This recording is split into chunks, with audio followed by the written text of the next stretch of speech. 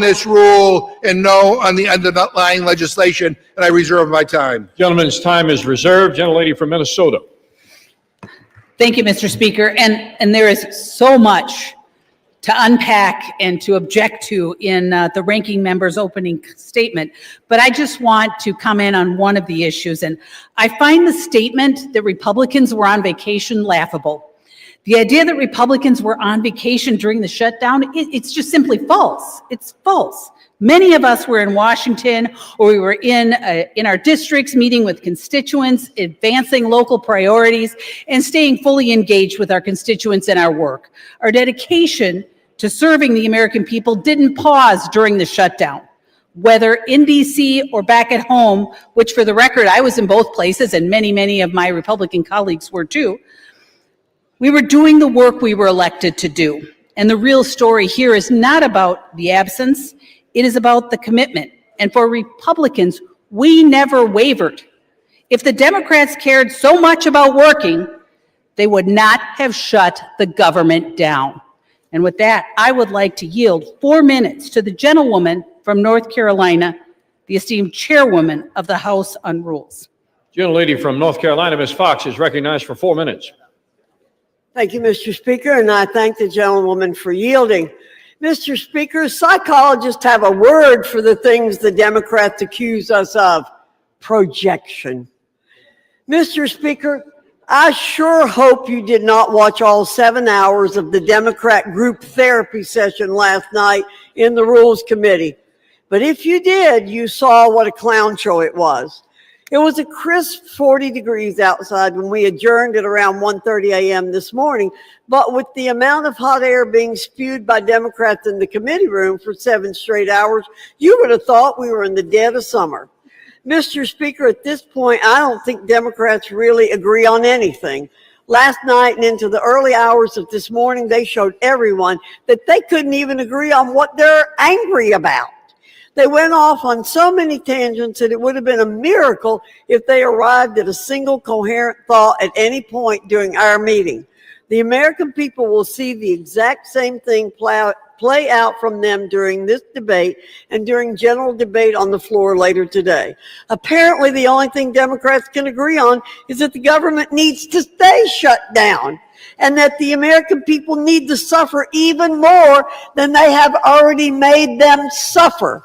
We heard from Democrats repeatedly about the millions of people they believe are going to be affected when their own temporary COVID credits sunset at the end of this year. Their own temporary COVID credits. Did we hear anything about the millions of Americans who got walloped by Democrats when they shut the government down? Did we hear an apology from Democrats to the American people for deliberately misleading them over 40 days? Did we hear an admission that the only reason they shut down the government is to cover up for a catastrophic policy failure that they concocted and set an end date on? No, we didn't hear one of those things. Not one. Mr. Speaker, I'm not surprised. This is the kind of behavior that Americans have come to expect from Democrats. Has anyone ever noticed how Democrats have developed such a visceral reaction when confronted about their abdication of responsibility? They shut the government down, and the moment you call attention to their own actions, all they do is obfuscate and start shrieking about unrelated things. Scientists should study this at length and try to come up with a cure. It's a serious affliction, as was evidenced numerous times over in our Rules Committee meeting. It's well past time to reopen the government and end the Democrat-concocted nightmare that Americans have been living through for over 40 straight days. The CR before us will end that nightmare. It will get this legislative body and the entire nation moving once more. Democrats should grow a spine and accept responsibility for their own failures. I urge a yes vote on the rule, and I yield back. Reserve. Gentlelady from Minnesota reserves her time remaining. Gentleman from Massachusetts is recognized. Mr. Speaker, you got to love these Republicans. The gentlelady from Minnesota says they weren't on vacation. I want to remind her, you haven't voted for 8 weeks. And most people define vacation as you don't have to show up to work and you get paid. That's exactly what Republicans did. They didn't show up to work and they got paid. It was a paid vacation. I now yield 1 minute to the gentlewoman from Texas, Ms. Johnson. Young lady from Texas is recognized for 1 minute. Thank you so much. I rise today in strong opposition to this bill. I'm a hell no on any legislation that strips health care away from millions of Texans. What the hell happened that everybody mad? What the hell is going on? I'm like, I stay away for a day or two, and these people losing their mind. What the hell is everybody mad for? All of them getting what they want. They getting all the money they want. They getting all the vacation they want. They getting everything they want. They don't give a damn what we get. They don't give a damn about us. Why y'all all mad?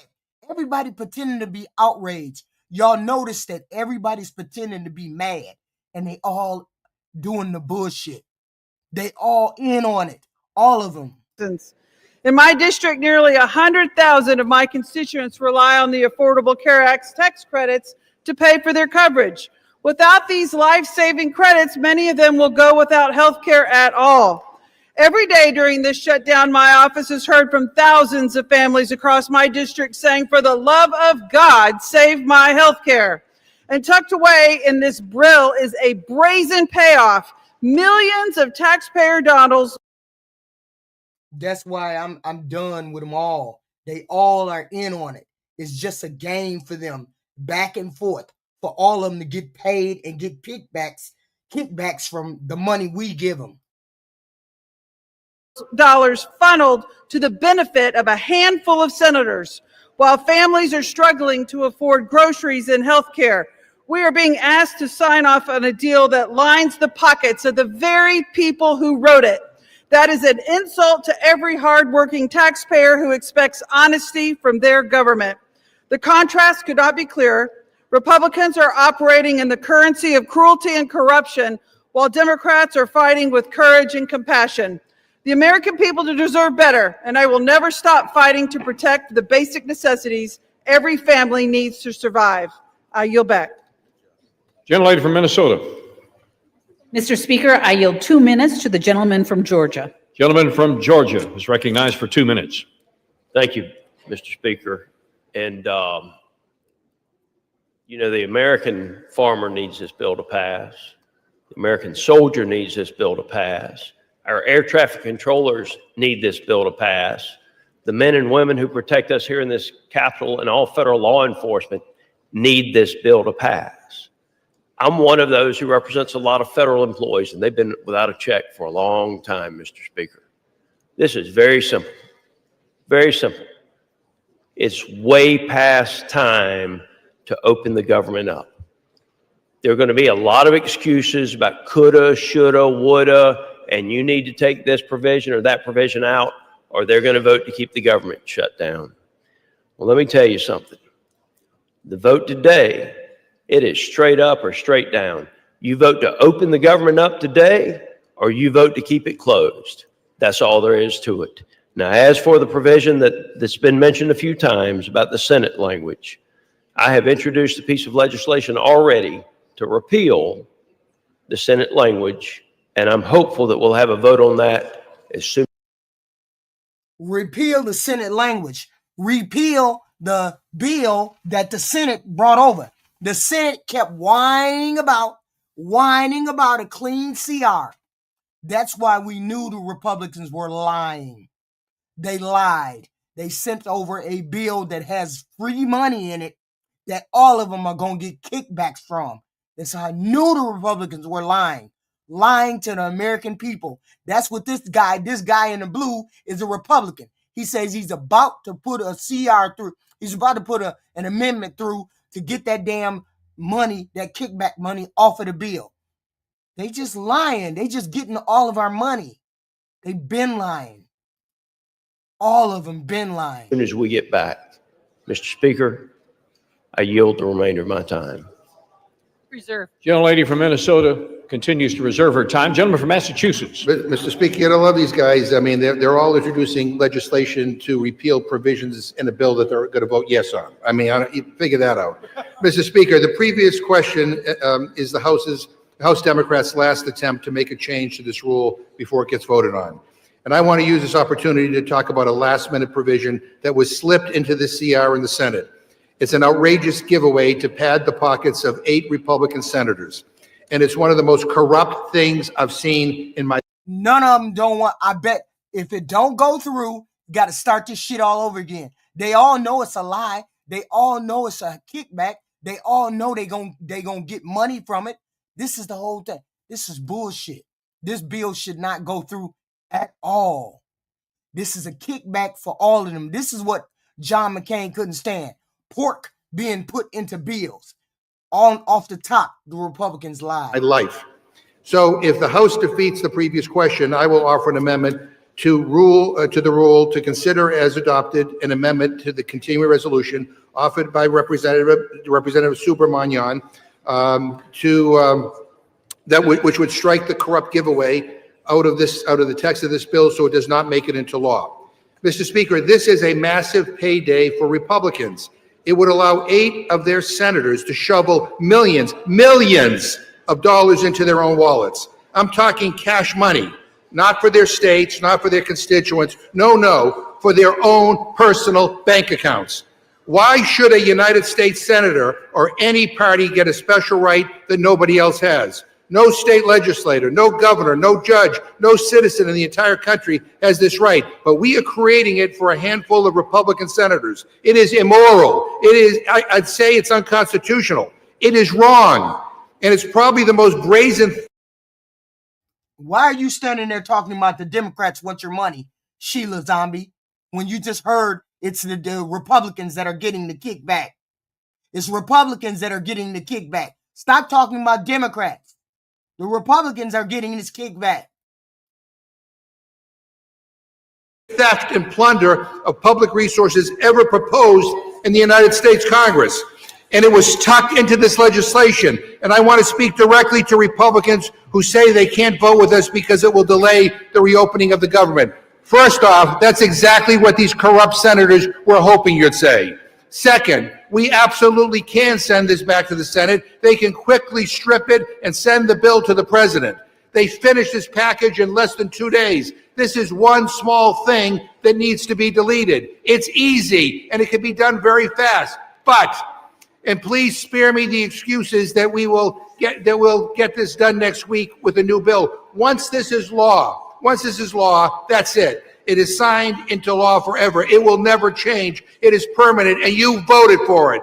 And Republicans you all know that. So don't say you're going to pass some new bill next week to address this. That's just an excuse to do nothing that will fix it. Republicans moved at the speed of light to give tax breaks to billionaires, and the least they can do is give the same urgency to stop this shamelessly corrupt fleecing of the American people.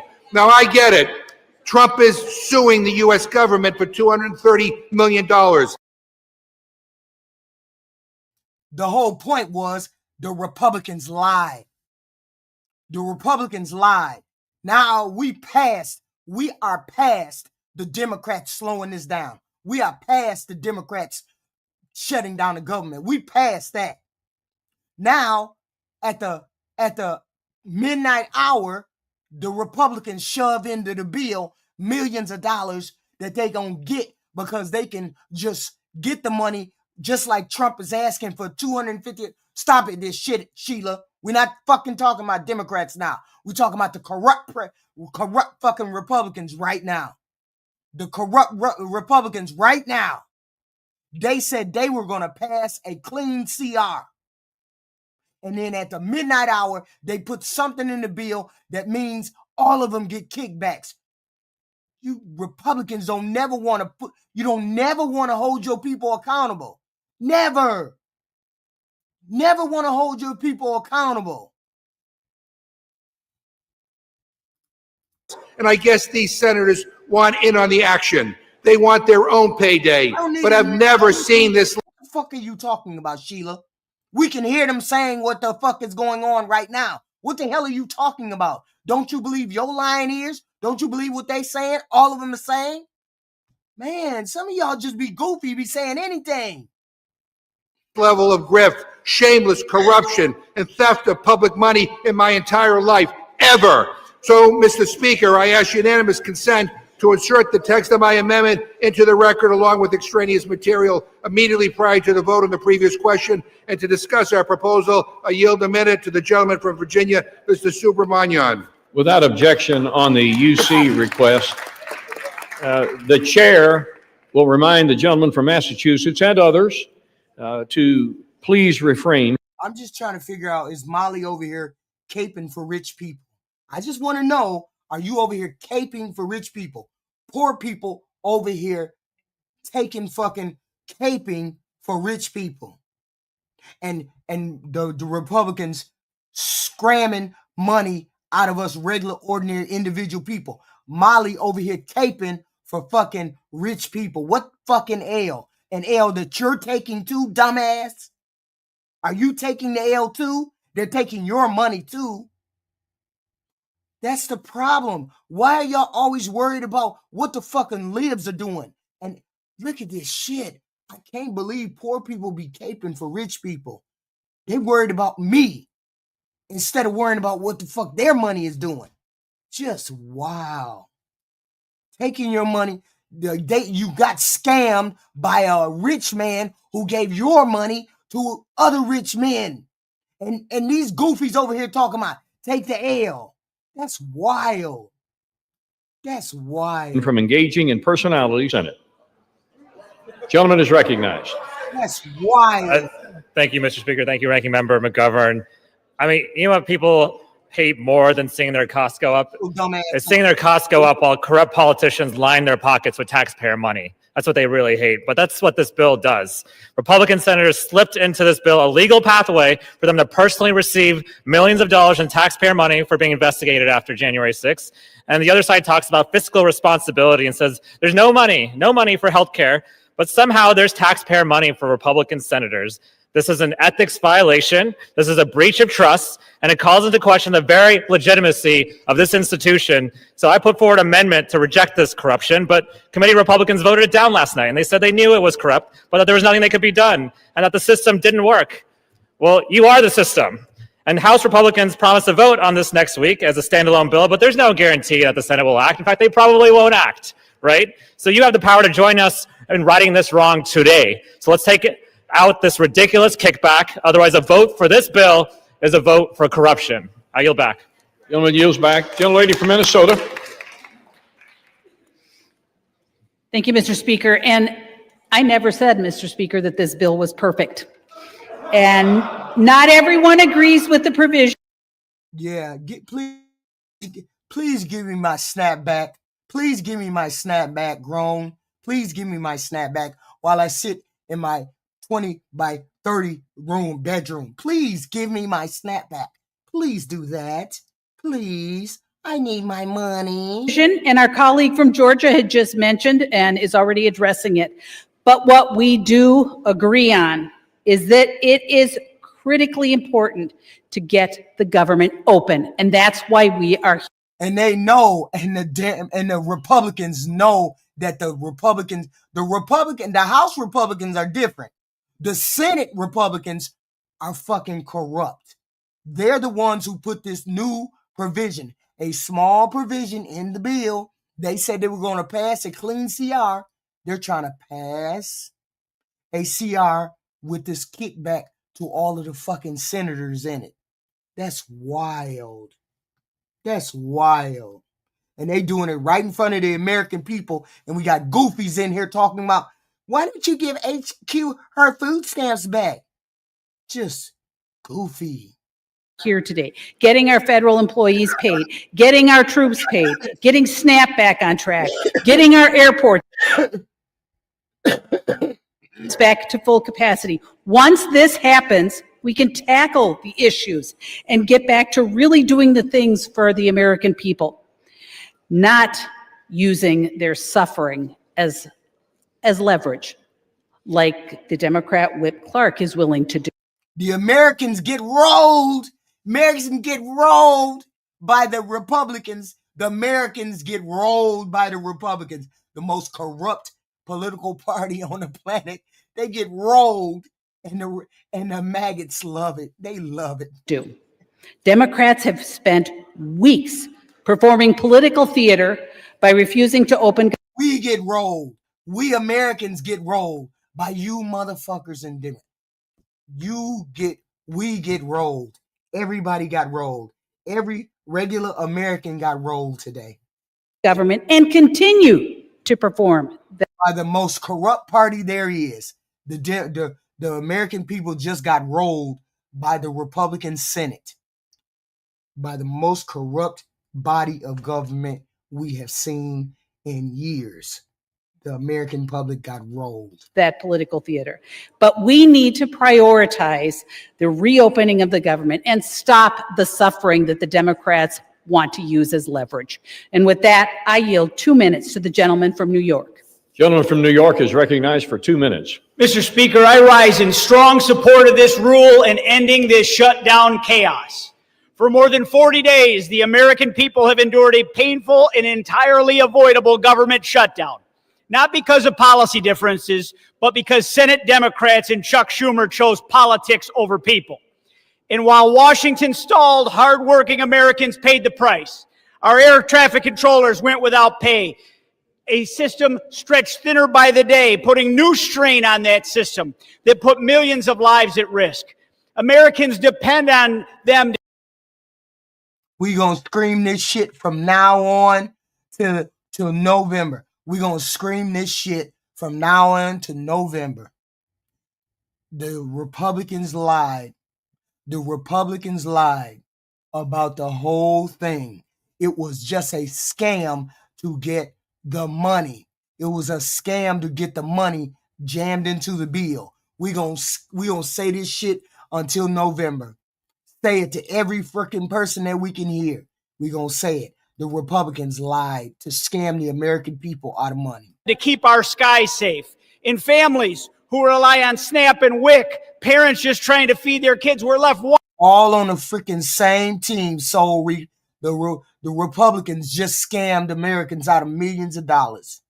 Just scammed them out of millions of dollars. wondering how they'd make it through another week. And at the same time, our border agents and our Coast Guard members, they continued to serve this country as their own families went without pay. And through it all, while everyday Americans carried the weight of the shutdown, Senate Democrats had chance after chance to end it. But instead, they chose to prolong the pain. That is not leadership. That's hypocrisy.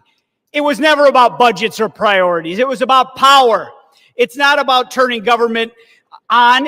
For them, it's about turning government into performance, where the people paying the highest price are the ones furthest from Washington.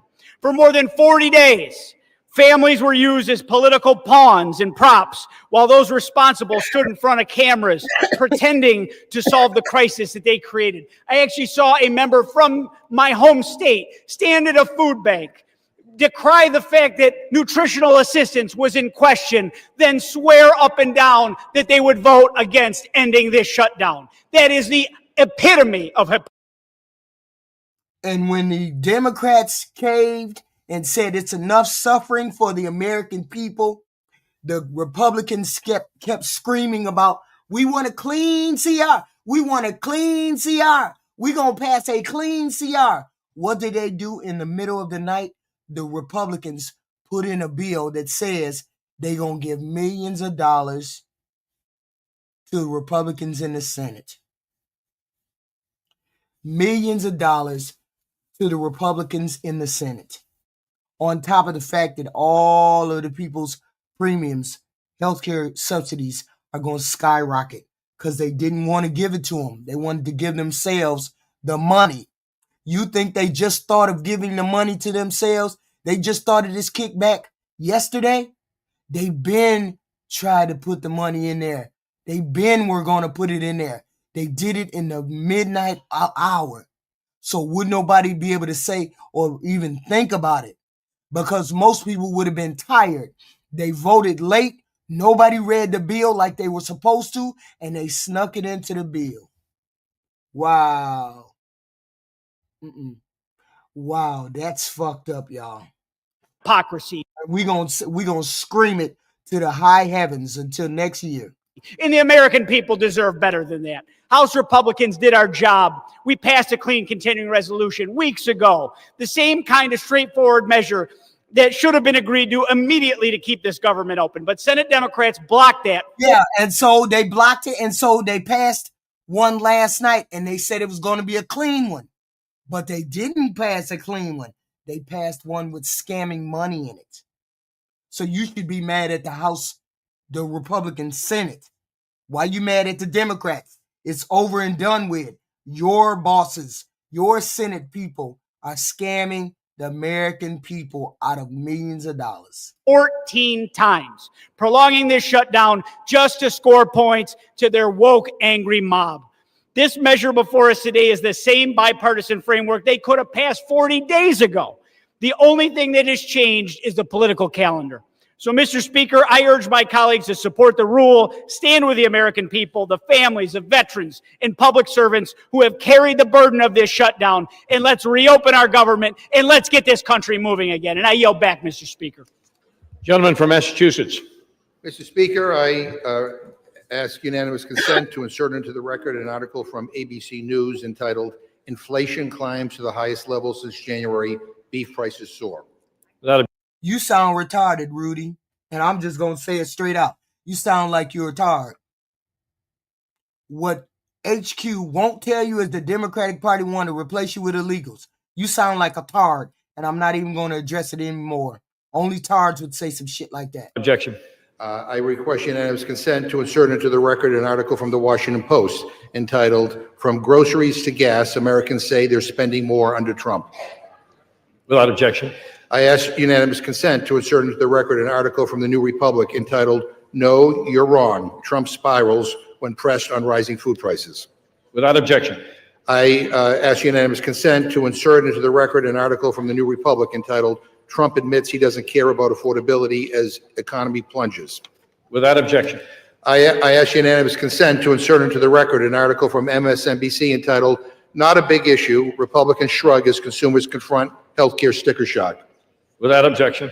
I ask unanimous consent to insert into the record an opinion article published in MSNBC entitled "Trump's Argentina Bailout Once Again Puts America Last." Without objection. I ask unanimous consent to insert into the record an article from PBS.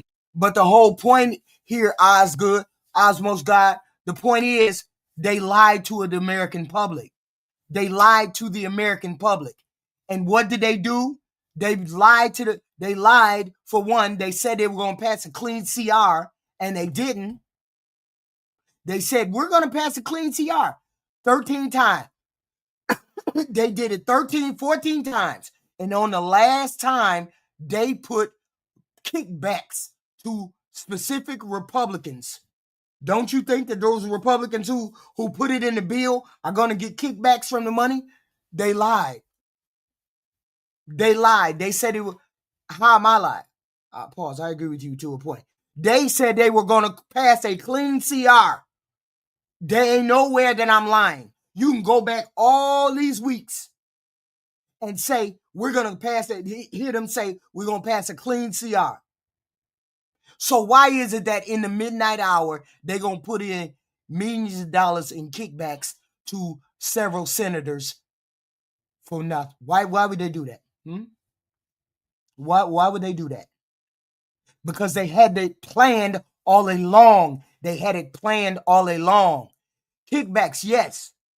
Because they're saying it right now. They're saying it on the floor. The bill that the Senate sent over to the House, they passed the bill last night through the Senate. In the bill is in the bill, there's a provision, a pork spending saying, or a bill or something in there, something saying that these 8 senators can get $500,000 if they want to sue the government. Like you see how the president wants to get $230 million from the government. These 8 senators can get $500,000 minimum from the government if they want to sue the government. if the government does X, Y, and Z. This they can do because this bill will be law, so they can get the money. So it basically means they're going to get the money. $500,000 minimum, 8 senators. So they can sue for 3, 4, 5, 10 million, and they can get the money. That's the whole point. The point was the Republicans said that they were going to pass a clean CR. That's why the Democrats caved. So the Democrats caved, and then you stick this into the bill before when everybody's done, they're signing it. Yes, yes, yes, we go for this bill. And then all of a sudden, this provision, this little caveat is in the bill, and the House Republicans find out that it's in the bill, and now the House Republicans are mad. All of them are mad, but they saying, damn, if we say no to this bill, then we got to start this clock all over again. So we ain't saying no to the bill. They know the Senate lied. They didn't get no money. The Republicans didn't, House of Republicans didn't get no money. Only the Senate Republicans got money. They all mad because these motherfuckers got they own selves a big payday on the backs of the American people. And Yes, entitled. we got people in this chat caping for these motherfuckers scamming us out of money. They scam the American public out of money. The fuck wrong with y'all? Trump administration working on doubling Argentina financing to $40 billion. Without objection. I ask unanimous consent to insert into the record an article from Forbes entitled Presidency Boosts Trump's Net Worth by $3 billion in a Year. Without objection. I ask unanimous consent to insert into the record an article from People.com entitled Donald Trump hosts Great Gatsby themed Halloween party as 42 million Americans brace for SNAP benefits to expire. Without objection. I ask unanimous consent to insert into the record an article from the New York Times entitled Trump. The whole point was MAGA was saying we wanna upset the system. We want somebody not to be corrupt. We want somebody to come in and shake everything up. They ain't shaking nothing up. They're scamming us out of money. What do you mean? This is why I don't like y'all MAGAs, because y'all don't know why I push back on y'all party. This is something you should push back on. You should tell them to pass a clean CR instead of giving them Do you understand what I'm saying? The minimum these senators can get is $500,000. That means they can ask for whatever amount of money they want, and we gotta pay it as the taxpayer. We gotta pay it. Trump's latest White House makeover, the Lincoln bathroom in marble and gold. Without objection. I ask unanimous consent to insert into the record an article from The Nation entitled The Bill to End the Shutdown is. We ain't talking about Obama, Goofy, Peter. We talking about them scamming us out of money right now. Get into the fucking game. Full of giveaways to Republicans. Without objection. Mr. Speaker, I yield Not right now, Goofy. Not right now. myself 15 seconds. Gentleman is recognized for 15 seconds. I'm sorry that the gentlelady thinks that trying to stop people's health care premiums from doubling and tripling and quadrupling is political theater, but we don't. And I don't have time to address all the. I bet you we don't get that $2,000. I bet you we won't get that $2,000 they've been bitching about. You heard that in the news. We supposed to get $2,000. I bet you we won't get that $2,000. I bet you we won't. I bet you we won't. Because that money should go to us American people. I bet you we won't. They just scammed us out of millions of dollars right then. BS coming from my colleagues across the chamber, but it's clear that this Republican leadership is not only failing to. No, we not. Because I ain't blind to no Democrat if a Democrat gonna scam me out of my money. If they gonna scam me out of my money like this, I would have said that. But I ain't seen not one time that a Democrat said, oh, let's put billions of dollars in there so we can scam them out of the money. Be blatant with it. Deliver on their promises. They're selling out at the expense of the basic needs of the American people. I reserve. Time is reserved. Gentlelady from Minnesota. I know everybody heard that. I know everybody heard that they supposed to give us $2,000. That dude who's in charge of the Fed, that Fed dude said, we ain't getting no $2,000. He said we ain't getting no $2,000. Ain't no $2,000 to get, according to the dude, the Fed dude, and he the one in charge of the money. Get into the game. Soto. Mr. Speaker, I yield 2 minutes to the gentleman from Texas. Gentleman from Texas, Mr. Roy, is recognized for 2 minutes. Thank the gentleman from Arkansas. I thank the gentlelady from Minnesota. And here we are on September 19th. House Republicans passed legislation which would have funded government through November 20th. Here we are on November 12th, and This man right here said, I know what the Senate Republicans did was wrong. I know them putting this money in the bill, this last minute money grab in the bill is wrong, but I got to vote for it. Otherwise, we got to start all over again. Let's see if he admitted to the American public right now. we are basically where we would have been had we just passed the bill that we passed in September. We ain't getting none of that. See, the thing is, y'all ain't listening. This is just like Republicans. Don't nobody give a fuck about what happened 7 weeks ago. We're talking about what happened last night. What happened last night was the Democrats caved with their weak motherfucking asses. They caved. That's it. That's all. They caved. And then the Republicans put a provision in the bill that says us Republicans can get minimum $500,000 from the government, just like goddamn Donald Trump is getting $230 million. They getting minimum $500,000 from the government. They put that provision in there last night. Get into the goddamn game. We passed them shutting the fucking government down. They're trying to scam us out of money. And you all talking about some damn government will shut down. They're scamming us out of the fucking money. Listen to the damn, what they saying. And what did we get for all of that? What happened over all these days? Well, my colleagues on the other side of the aisle were searching for a reason for voters to support them next November. They were searching for a cause. And we know this because there was intervening elections and a lot of rhetoric, but everything you're going to hear is about what the Democrats tried to do.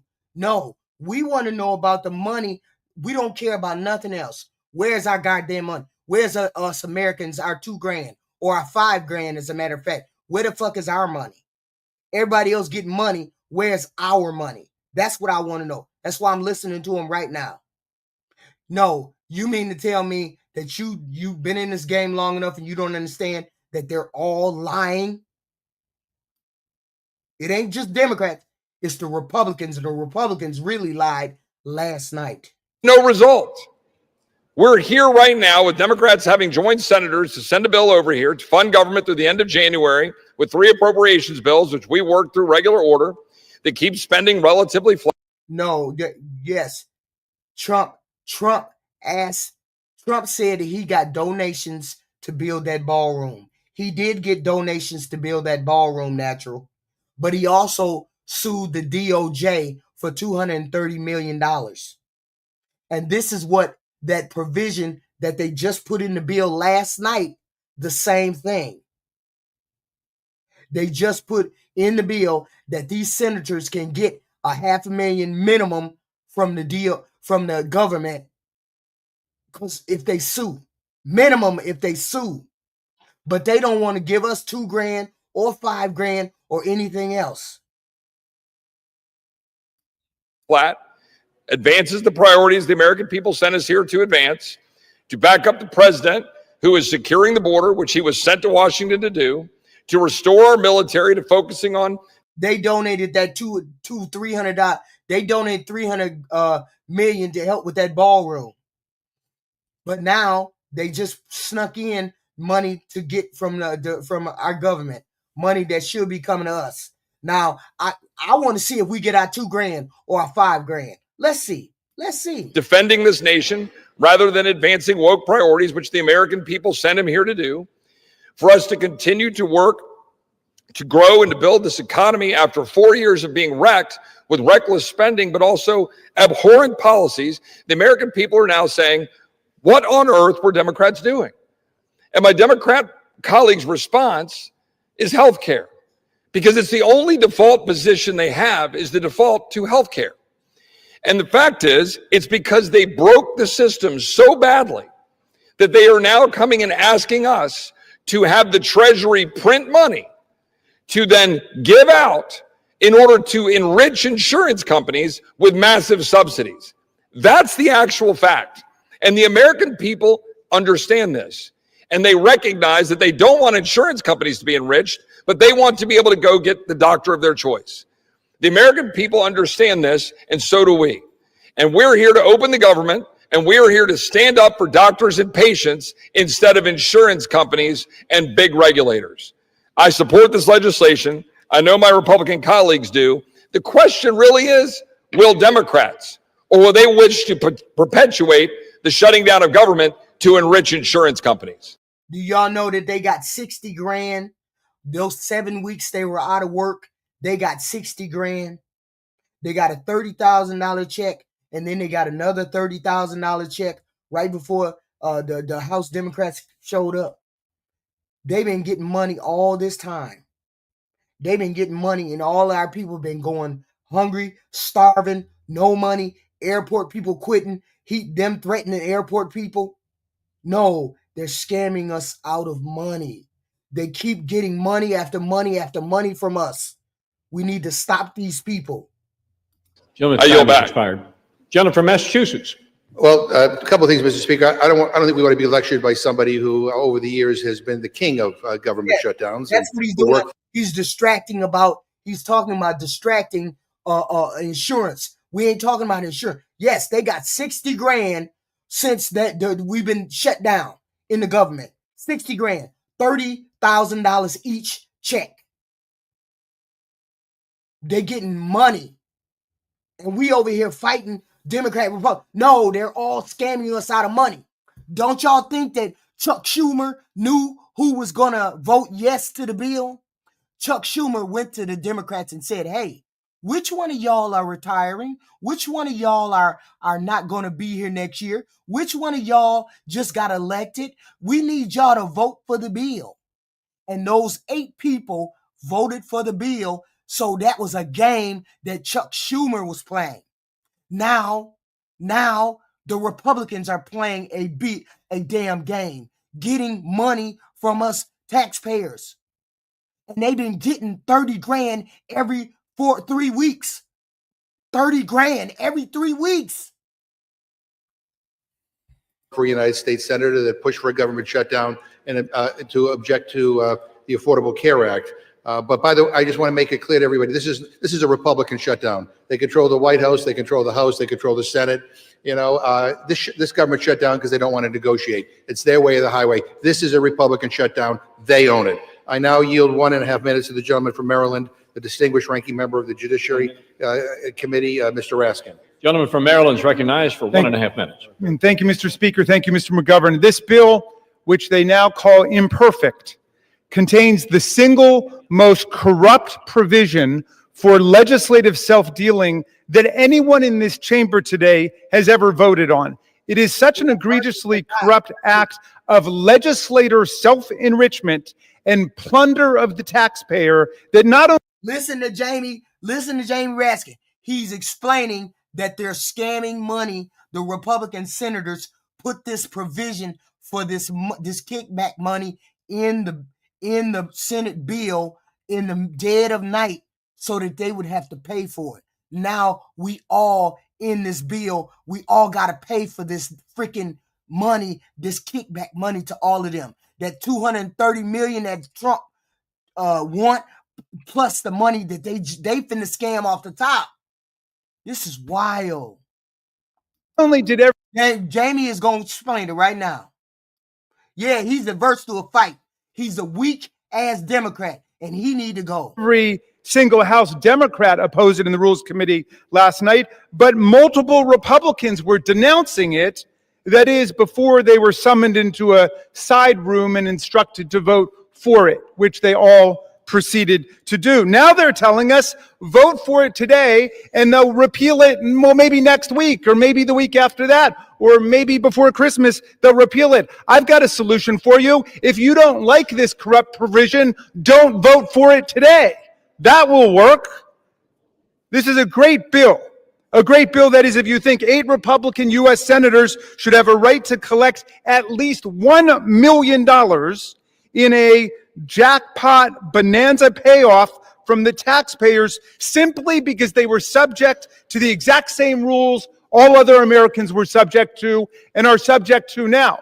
And they don't propose to change those rules for anybody else, not for more than 300 million Americans, not for the members of the House of Representatives, not for governors and mayors, but for themselves. They want to deal themselves a special legal privilege in this Republican class war, great Gatsby economy.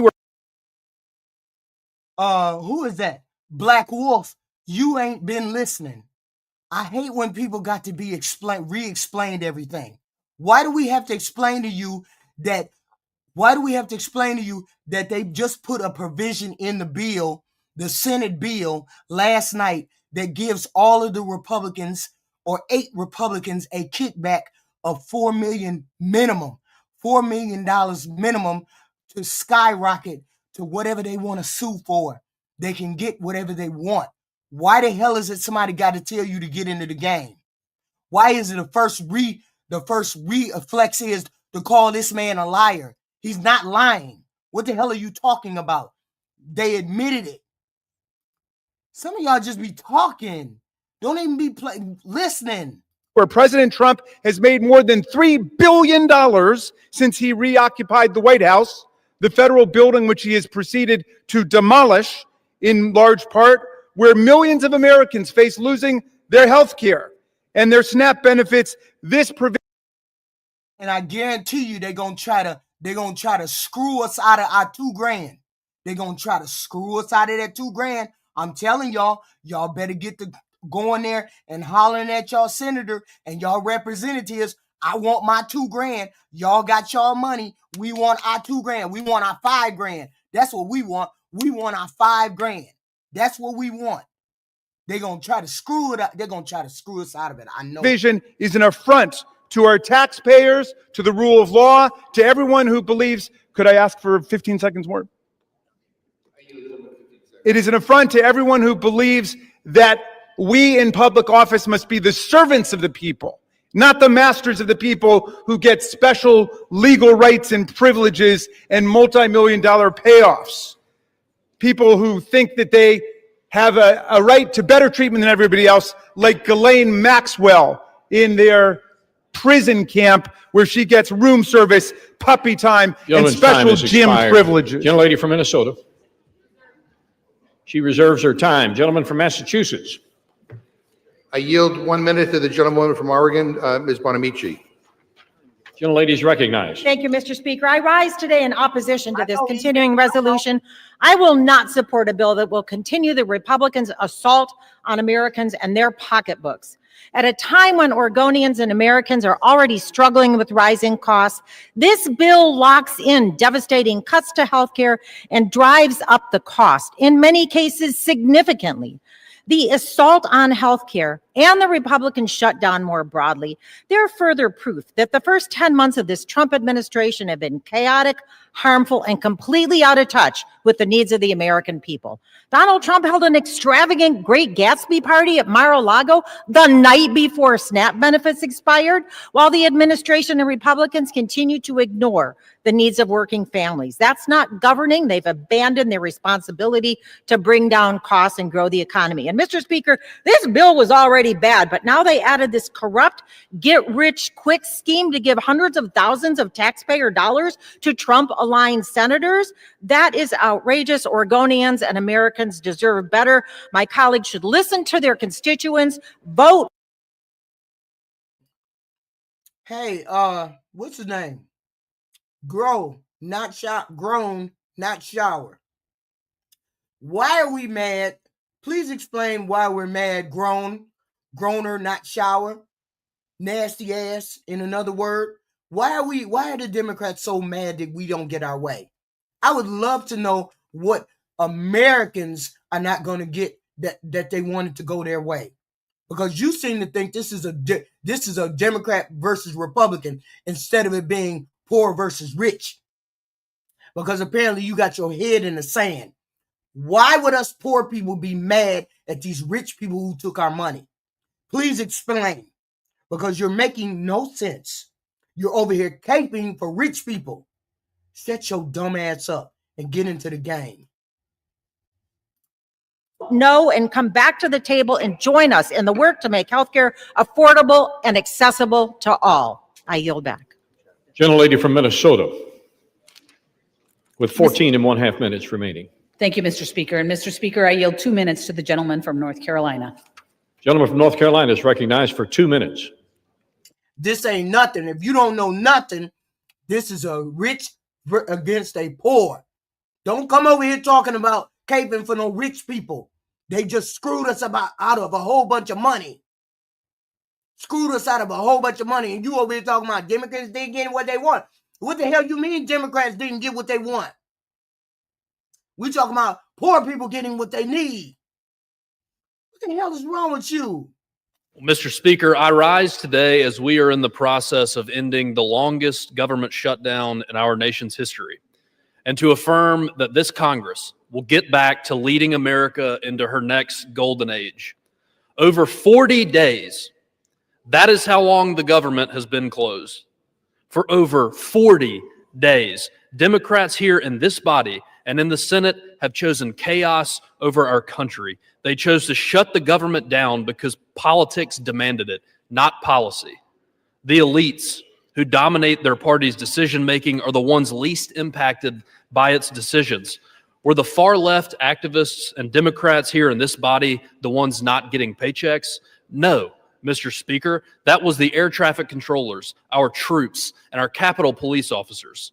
When these same people passed Obamacare, were they the ones impacted by the law, or was it the middle-class teacher in North Carolina who could no longer keep their doctor? We all know the answer to that, Mr. Speaker. And across the nation, federal workers are working 2 and 3 jobs just to stay afloat. People are working 2 and 3. The people who are working 2 and 3 jobs are the ones who need that health care. They need that health care. It has nothing to do with what we Dems win or lose. It's the poor people that are losing. The poor people are losing. These people need to go. All of these people need to go because they're too corrupt. They're too entrenched in Washington, and they're taking our money. Also, Democrats could champion illegal aliens who exploit our compassion as they poison our communities with deadly fentanyl. That is not governing.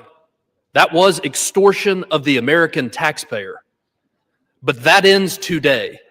Today, we are in the process of finally reopening the government, returning to the business of the people, and further implementing the mandate our constituents sent us here to deliver on. Democrats chose to have a month of political theater, but political shows don't do one thing to help make the cost of everyday items more affordable. It is time to govern and to focus on making America more affordable for the middle class. Mr. Speaker, I urge a yes vote on this rule, and with that, I'll yield back. Gentleman from Massachusetts. Mr. Speaker, we're getting lectured on governance by a guy who is just coming off an 8-week paid vacation. Give me a break. At this time, I'd like to yield 1.5 minutes to the woman from New Jersey, the next governor of New Jersey, Ms. Sherrill.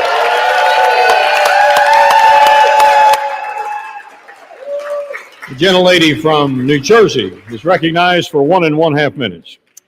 Mr. Speaker, I rise in opposition to a rule for a bill that does nothing to protect over 450,000 New Jerseyans who will see their health care premiums skyrocket. I took my first oath to the Constitution when I was 18 and went to the Naval Academy. It's an oath to serve, to run toward the fight. And so I ran for Congress after I saw Washington Republicans attacking the Affordable Care Act. I promised I would take on the status quo. I would fight the big fights because that's what people expect of their leaders. That's what people deserve from their leaders. And I'm proud of the wins that I've delivered as your representative for New Jersey's 11th district. capping the cost of insulin and prescription drugs for seniors, funding the Gateway Tunnel, the PACT Act for veterans, flood mitigation projects, delivering for Picatinny Arsenal. You have trusted me, New Jersey, and last week you placed your trust in me again, electing me your 57th governor. So I ran on a similar promise to take on anyone and stop at nothing to lower cost and build opportunity for everyone. This will be my last speech in this chamber. I intend to submit my resignation next week and turn to protecting all of New Jersey. So my parting message to Jersey is thank you. To my staff, thank you for your dedication to serving the 11th District of New Jersey.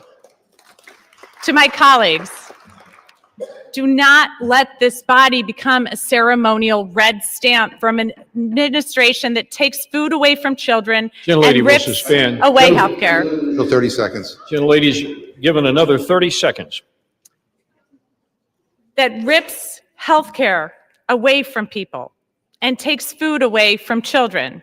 To the country, stand strong. As we say in the Navy, don't give up the ship. Thank you, and I yield back.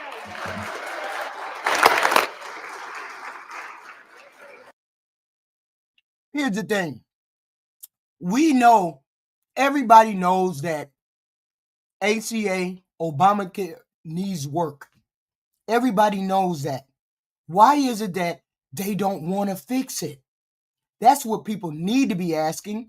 Why is it that the Republicans don't want to fix it? Why? Because they don't want to give people health care.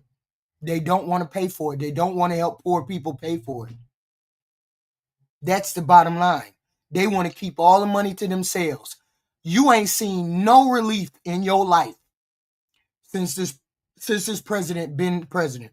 You ain't seen no relief. No relief on gas, no relief on food, no relief on insurance, no relief on rent, no relief on nothing.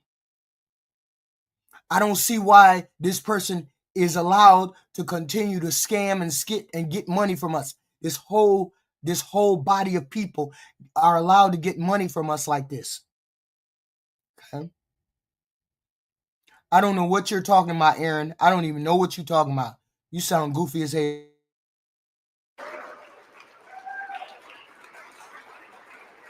Gentlelady from Minnesota reserves. Yes. Gentleman from Massachusetts. Mr. Speaker, I yield 1 minute to the gentleman from Rhode Island, Mr. Magazzino.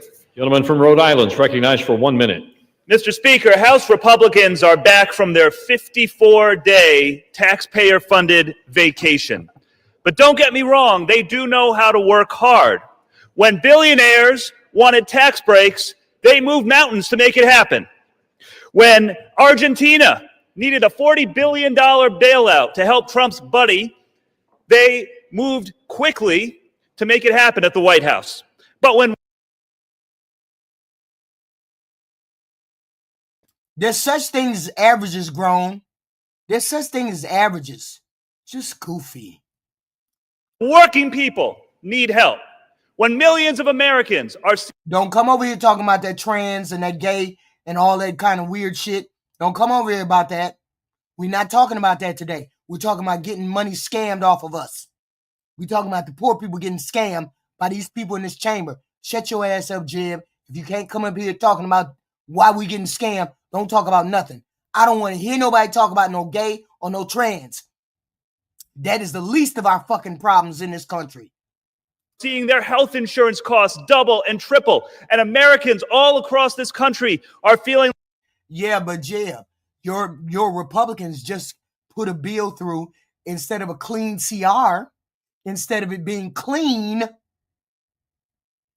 they jammed money in it that we the American taxpayer, have to pay $500,000 to 8 senators or less, or at the least scammed by our Republican Senate. Like they're going to have to go without health insurance for the first time in their lives because they can't afford it anymore and have to make that terrible decision about which of their family members they're going to cut off of their insurance. House Republicans are nowhere to be found. When Donald Trump's... What the hell is that in that pink jacket back there? What the hell? stupid tariffs are raising the price of groceries. The cost of coffee is up 40% over the last year. House Republicans are silent. When working people need help, they are absent. Hey, Tism, you're just a little bit better. You know, I still topsy-turvy here and there. And you see my voice is still deep. Shameful. So they will work when billionaires need tax cuts, when Argentina needs a bailout, but when working people need relief, they go on a taxpayer-funded vacation. Shameful, Mr. Speaker. Vote no on this budget. Do not cut the health care of the American people, and I yield back. Gentlelady from Minnesota. Thank you, Mr. Speaker, and I yield 1 minute to the gentleman from New York. When I have a cold, my voice is always deep like this. It's like my body it's like a virus takes over. And then my voice is like really, really deeper. And I know when I'm better, when my voice gets normal. So it's sort of coming back to normal, but it's not there already. It's not there yet. I still lose breath. From New York is recognized for 1 minute. The reason we know this is a Democratic shutdown is because of how angry they are that we're about to reopen the government, period. That's all you need to know. In 2023, Jerry Nadler said shutdown is really an extremist policy designed to appeal to an extremist. Yeah, but here's the thing. That new lady just got sworn in the office. Did any of those Republicans back down from signing that petition to get the Epstein files? Because the Epstein files should be released, because that lady came in to the house and she said she's signing them paperwork. So did anybody back down from signing the paperwork? That's the question. Space and hold the whole country hostage. That is exactly what the Democrats have done over the last 43 days. They have held the American people hostage, trying to extract insane things like free health care for illegal immigrants. If they were serious about tackling the healthcare affordability crisis in this country, then they would address the fundamental problem with Obamacare. Since Obamacare took effect, healthcare premiums have risen by... Y'all need to grow up. You really need to grow up. And better still, why don't you throw yourself down some stairs with your hands tied behind your back? Shut your ass up. By 96%, and on the open market by 114%. When I asked Leader Jeffries to sign on to the 1-year extension of the premium tax credit, he refused. He stuttered, he stammered, he couldn't answer a single question, because this shutdown was never about health care. It was always about appeasing a far-left radical base. Chuck Schumer said, every day gets better for us. Catherine Clark said, of course people will suffer. We want to use this as leverage. It is an embarrassment to this country. You should all be ashamed of yourselves for inflicting this pain on the American people, taking away food stamps from 42 million Americans, defunding WIC, not paying our troops, our federal employees, our air traffic controllers. It's a disgrace, and you should all hang your heads in shame. Vote yes to pass the bill and reopen the government. All right. Let me remind my colleagues. Yeah. I fully recognize that there's a lot of pent-up anxiety and emotions have been elevated somewhat, but please, in the interest of the decorum of this House, to direct your comments to the chair and do not engage in personalities toward the Senate, toward the president, and others. Gentleman from Massachusetts with 14½ minutes remaining. Yeah, well, Mr. Speaker, let me just say the gentleman from New York sounds as extreme as his voting record. And I'd like to say to the gentleman who just spoke, by supporting this bill, he's betraying 7,000 constituents in his district who rely on the ACA to afford their health care. Boy, I'm glad he's not my representative. At this time, I'd like to yield 1 minute to the gentleman from New York, Mr. Kennedy. Gentleman from New York is recognized for 1 minute. Mr. Speaker, as the representative of Western New York, where so many people in my community, like others across the country, are already struggling to afford health care, I urge my colleagues to reject this disgraceful bill. As an occupational therapist, I know exactly who these cuts will hurt. I've heard from so many who are desperate for a lifeline, like Iris, a mom in Buffalo. Y'all don't understand. It's a lot of people on ACA. There's a lot of people on that health care. Right? And there's a lot of people who need that health care. That's wild. That's a lot of people on health care that need it. Those people between the salary of 15 and 30,000, like the Walmart people, IHOP people, gas station people, BP people, Quick Mart people, all those people, they need that, or they need that Obamacare. People keep whining and laughing about people losing their health care. Those people need that health care. What the hell is wrong with y'all? Who's worried about how she'll keep her kids' health insurance. Or Andy, a nursing home resident in Tonawanda who relies on Medicaid to get the services he needs.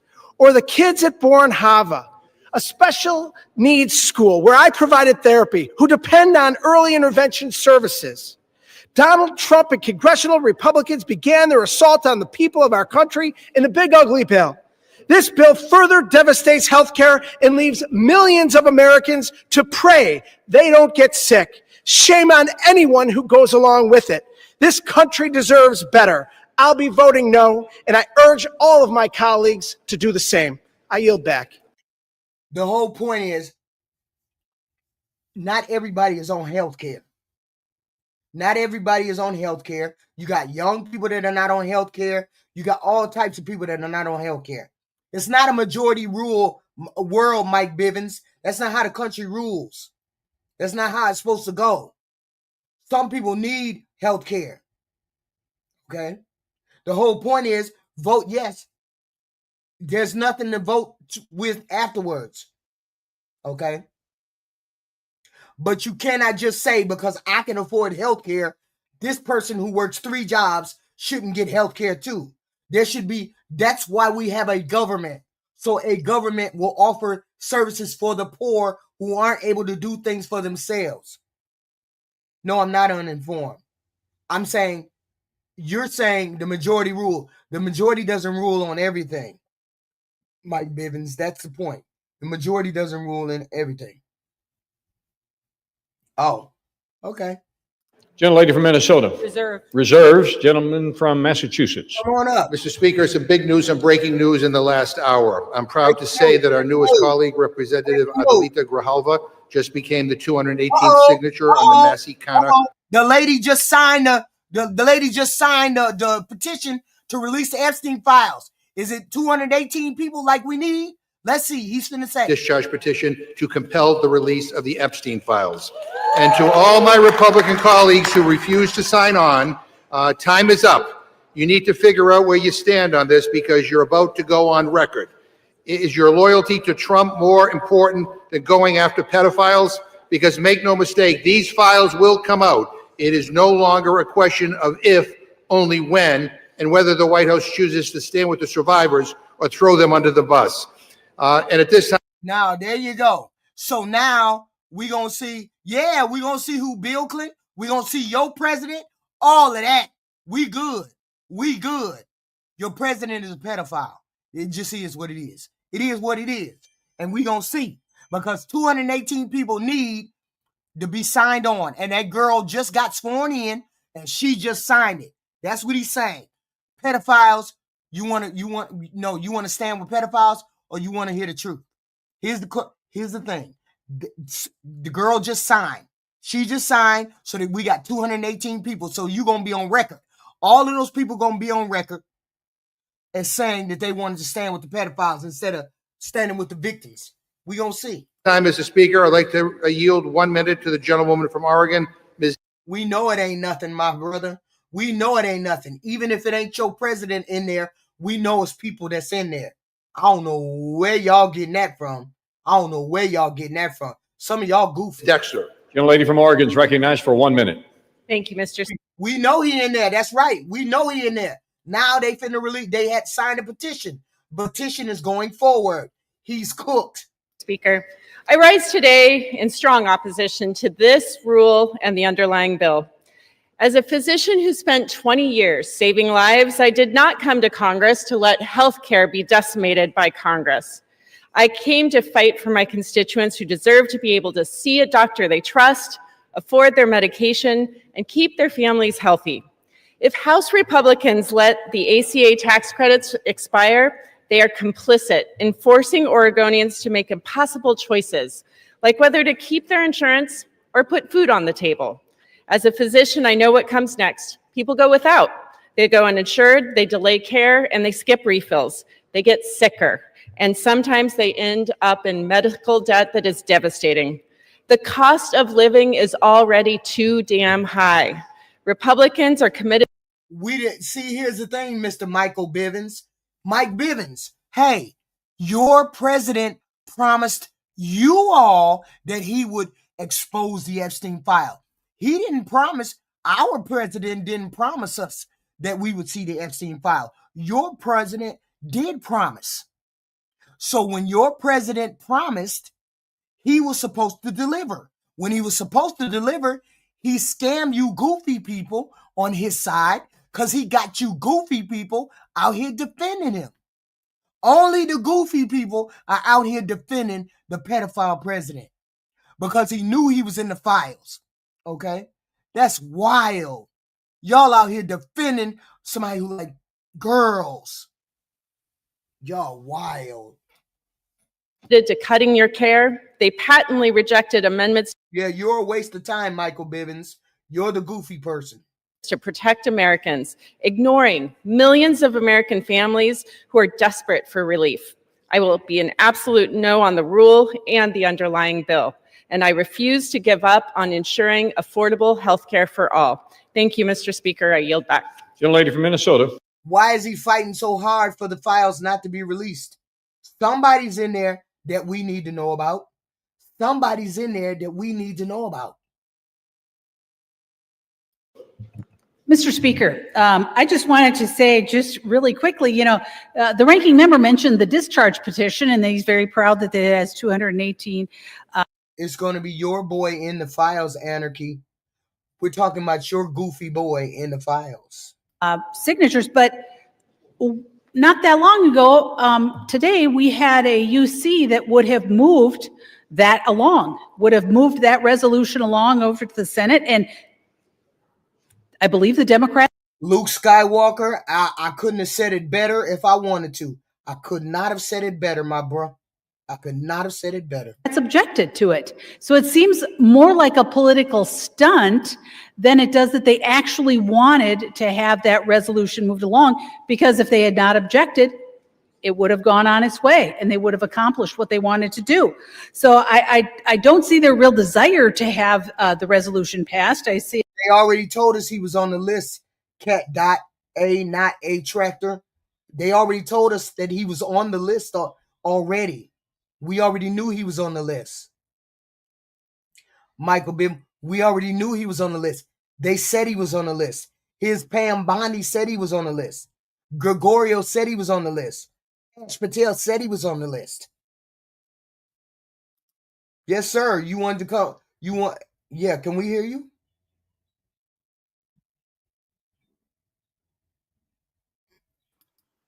There we go. Mm-hmm. How y'all doing? I'm Tajay Murray. I'm Hello, a political activist and data center technician in Atlanta, Georgia.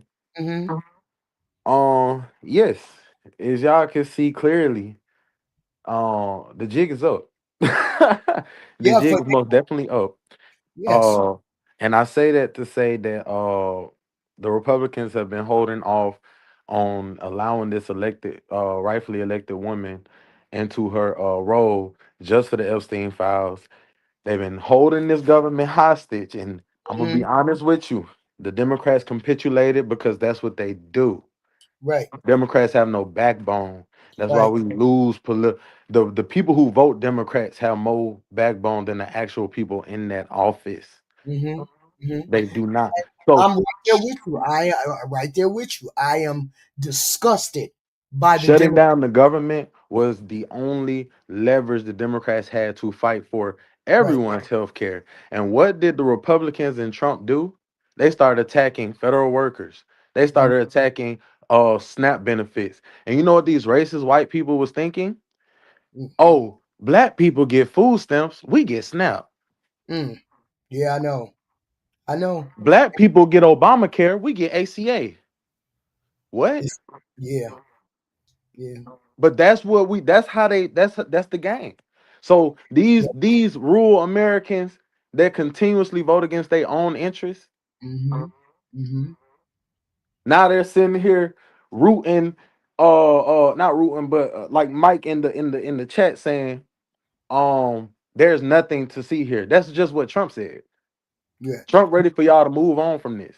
Right. So what do you think about? The fact that the Republicans just stuck that $500,000 bill or provision into the bill in the dead of night, so that the senators voted for it, that says that eight Republican senators can get at least $500,000 from the American public if they sue the DOJ or they sue the United States government. They gonna get that money. That's the And they called that repercussions from quote unquote Biden weaponizing the Justice Department, and that's not what happened. I'm gonna be 100% honest with you. Do I feel like Merrick Garland was how can I put it?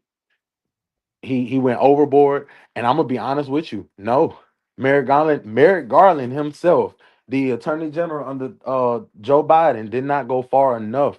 These folks quite literally tried, and y'all, it is crazy to me how we all sat here on January 6th and watched what happened, and then they turn around and tell us that's not what happened. No, gaslighting. Try to gaslight the whole country. The whole entire country. Like, we just did not just watch this on. I was watching Trump's speech. And the only reason I was watching it is because he drew so much attention to it.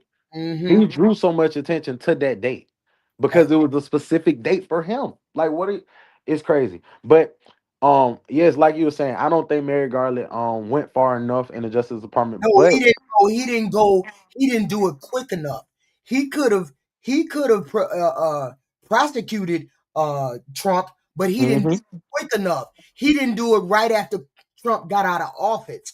He did it years later, and then it took too long because Trump kept doing continuances, so we couldn't get him into court quick enough. That's exactly it. Just for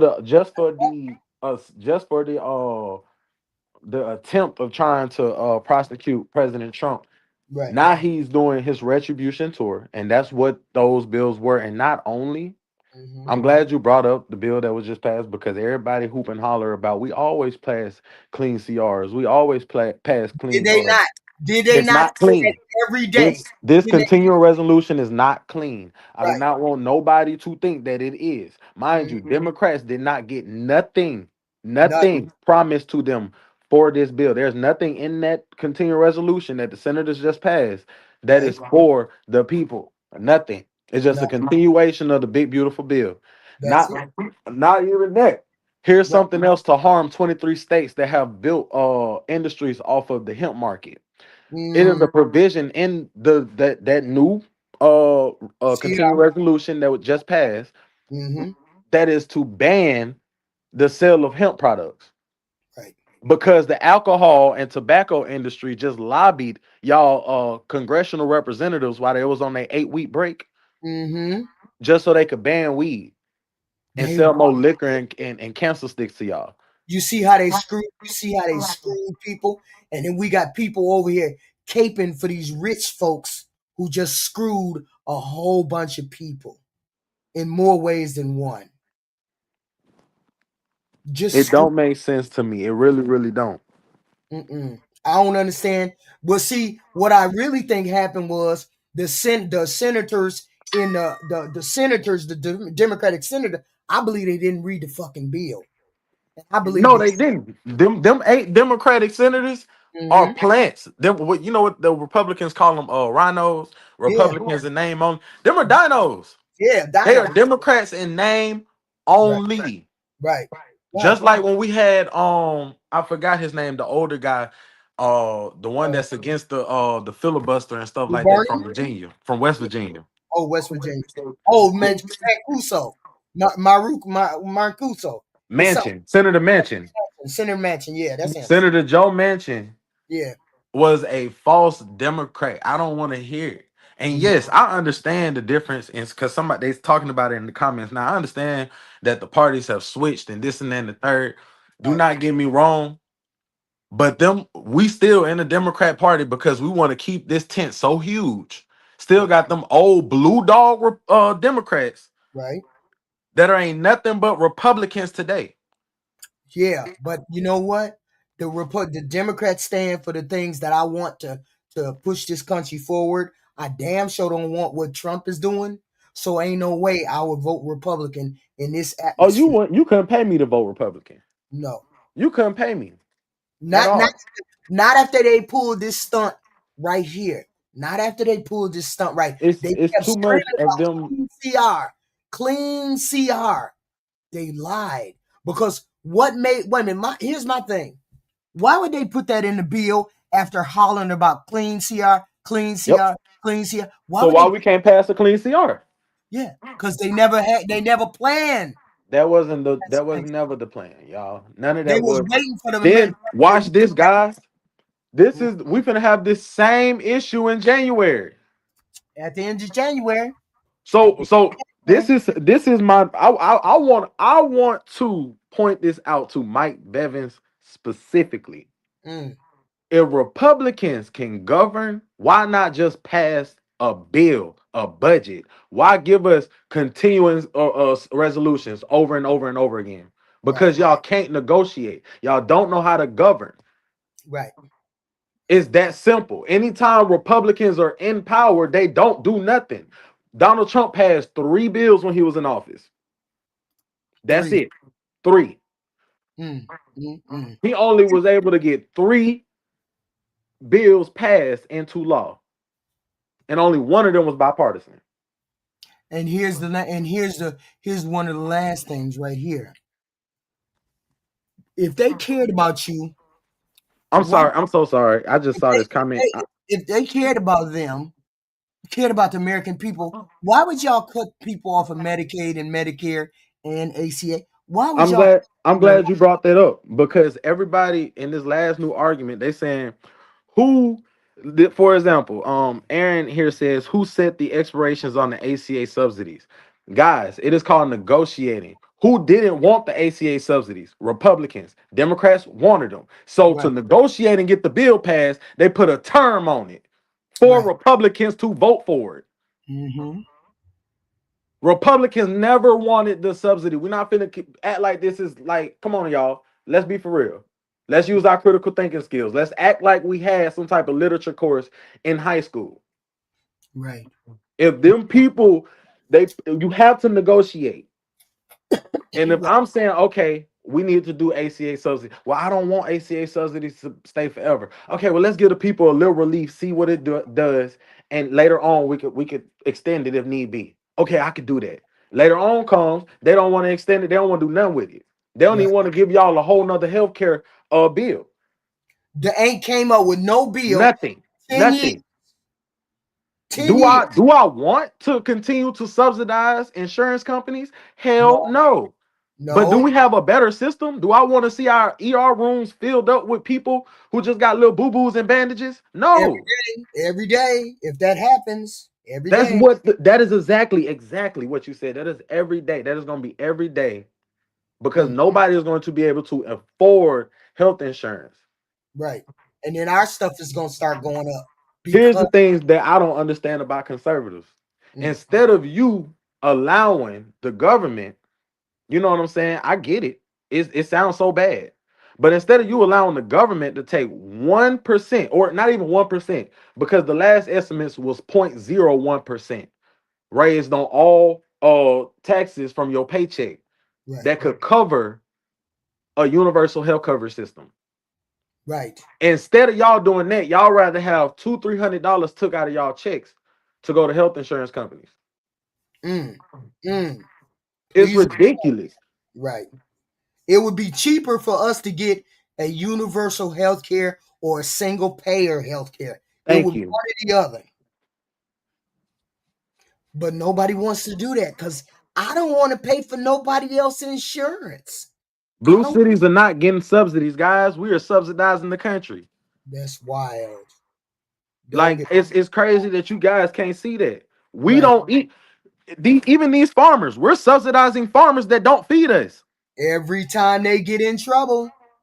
Like, let's be for real. Let's really talk about it. We didn't capitalize our system so much that you can't recognize it from just a normal corporation to an actual country with real culture and value. Right. This doesn't make sense, guys, and y'all are used to it. And then instead of, because Democrats are not saying, I want to take your right, I want to take your rights. They're saying, I want to give you what you deserve. And instead of us banding together against these large corporations and billionaires who outweigh us for money 10,000 to 1, instead of us banding together, we're turned against each other for what? For what?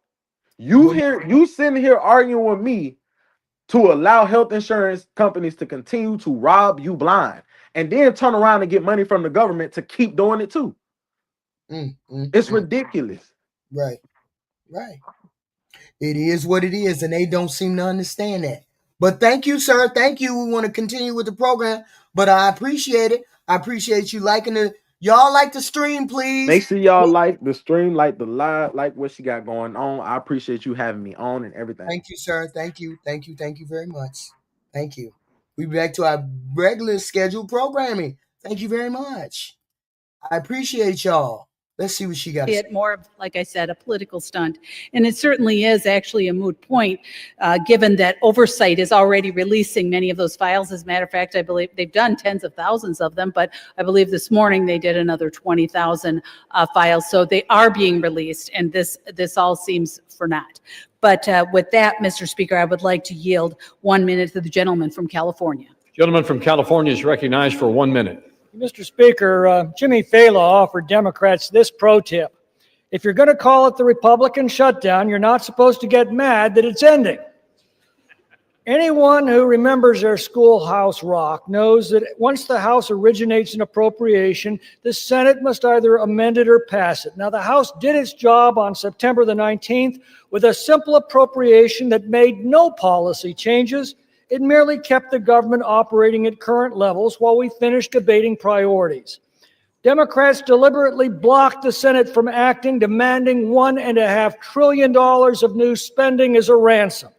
Finally, thank God, 8 of them put country ahead of party and voted to end this madness. Now, hearing the bitter recriminations from our leftist colleagues, it seems unlikely we'll see much bipartisanship today. But with or without them, we will reopen the government tonight and get back to addressing the challenges that confront our country. I yield back. Gentleman from Massachusetts with 11 minutes remaining on his side, 9 minutes on the majority side. Yeah, Mr. Speaker, I'm surprised that the gentlelady brought up the UC request, but I'm glad she did, because I want the record to be clear. I didn't hear any objection on the floor. The Republican chair basically ruled it as an improper UC request, and so that is why it didn't move forward. And but I do know this, because I'm on the Rules Committee, and I do know the gentlelady time and time again voted against releasing the Epstein files. And I know my Republican friends are hoping that they don't have to go on record because they don't want to get Trump upset at them. But the bottom line is every single Republican will go on record, and you will have to make clear whether you're on the side of a pedophile or whether you're on the side of the victims. Gentleman from Massachusetts is reminded to direct his comments to the chair, please. Oh, sorry, y'all. Sorry. You now yield 1 minute to the gentlewoman from Washington, Ms. Jayapal. Gentlelady from Washington is recognized for 1 minute. Mr. Speaker, I rise to oppose this bill that allows health insurance premiums for 22 million American families to skyrocket and raises healthcare costs for everyone. Trump and his Republican cult of followers in Congress have unleashed shameful crisis of cruelty and corruption on the American people. First, they slashed Medicaid by $1 trillion, kicked 15 million Americans off of health care, set up the playboard for rural hospitals to shutter, all so that you could give $7 trillion in permanent tax breaks to their billionaire buddies. Then they refused to negotiate with Democrats to extend the Affordable Care Act tax credits so that 22 million Americans wouldn't have to choose between health care and rent. And when we refused to go along with that, they caused this 45-day Republican shutdown, illegally refused to pay SNAP benefits for the hungry, and illegally canceled flights, throwing the country into chaos. Trump and Republicans want to make you poorer and sicker. While Trump builds his gilded ballrooms, protects pedophiles, pardons those who buy his meme coins, and lets Americans starve. Shame on you. I'm a hell no on this bill. Gentlelady from Minnesota. Mr. Speaker, I yield 2 minutes to the gentleman from Tennessee. Gentleman from Tennessee is recognized for 2 minutes. Mr. Speaker, I rise today to oppose the Senate's provision that allows senators to make financial gain off illegal government surveillance. 3 things can be true at once. Listen to what he's saying. This is what they have in this bill. It's not a clean CR. This is what they got in the bill, what the Republicans put in the bill. Once, Mr. Speaker. The first truth is this: the shutdown has to end. The American people and countless Tennesseans I represent are suffering and experiencing real pain. This record-breaking Schumer Democratic shutdown was completely avoidable, and it was completely carried out for political purposes. The second truth is that the last administration, led by Joe Biden and his auto pen, unfairly surveilled conservatives and conservative members of Congress.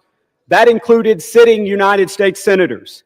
Yet, Mr. Speaker, the third thing I would note is that the American taxpayer has suffered enough because of the last administration. No one in this body should support allowing senators to sue and collect from taxpayers because the FBI went rogue under President Biden. But don't get me wrong, the overreach is more than troubling. It's unfathomable that the Department of Justice was weaponized in this way.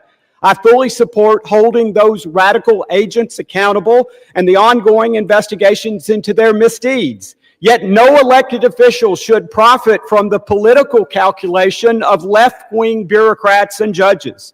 Mr. Speaker, the folks I represent are still reeling from historic Bidenflation, the effects of the border crisis, and the regulatory agenda of the last administration. It is shameful to ask them to shoulder the burden of paying U.S. senators $500,000 or more for those misdeeds. With that, I yield back, Mr. Speaker. Gentleman from Massachusetts. Mr. Speaker, I yield 1 minute to the gentleman from Texas, Mr. Green. Gentleman from Texas is recognized for 1 minute. And still I rise, Mr. Speaker. I rise to call to my colleagues' attention that they are no longer claiming that this is a clean CR. The truth is that it is a dirty, filthy, stealthy CR that has been contaminated with millions of dollars for people who have not earned it, but rather who want to take it from the taxpayers of this country because they have concluded somehow that they have been harmed when no harm has been proven or brought to our attention. That's what he said. He's not saying, he's saying they say no clean CR. This is what I've been saying. It's not a clean CR. They lied. The Republicans lied. I believe that health care for all is important because we in the Congress have the best health care in the world. Yet people with the best health care in the world do not see fit for persons who need it, who are among the least, the last, and the lost, to acquire health care, something that they have. Health care is becoming wealth care for too many people in this country. We need to extend the subsidies. We need to make sure that everybody who can get to a doctor gets care. Jim, Michael Bivens, I think you're a tard. I just think you're a tard. You act like you don't understand what the Republican said, the last Republican. You act like you're a tard. I think you are a tard. I think you're special on the spectrum, on the low end of the spectrum where people throw rocks and where you eat grass. Just stupid for no reason. This is not a poor country. I refuse to take a poison pill and have you tell me that I'll regurgitate it next week. The poison pill. Gentleman's time has expired. Gentlelady from Minnesota reserves. Gentleman from Massachusetts. I inquire how many more speakers the gentlelady has. She doesn't seem to have very many. I believe we have one more, Mr. Speaker. All right, we have several. Mr. That's Speaker, great. I yield 1 minute to the gentlewoman from New York, Mr. Ocasio-Cortez. Gentlelady from New York. Instead of the MAGAs who come over here and say something about Democrats or Republicans, instead of coming over here and saying, okay, that's kind of fucked up what the Republicans did, but you guys lost. That's kind of fucked up what the Republicans did, and they should have passed a clean CR. Instead of the Republicans or MAGAs or whoever coming over here and saying that, they come over here caping for the rich people. And these motherfuckers ain't even rich. You can't tell me the motherfuckers in this chat are rich and they over here caping for the rich people.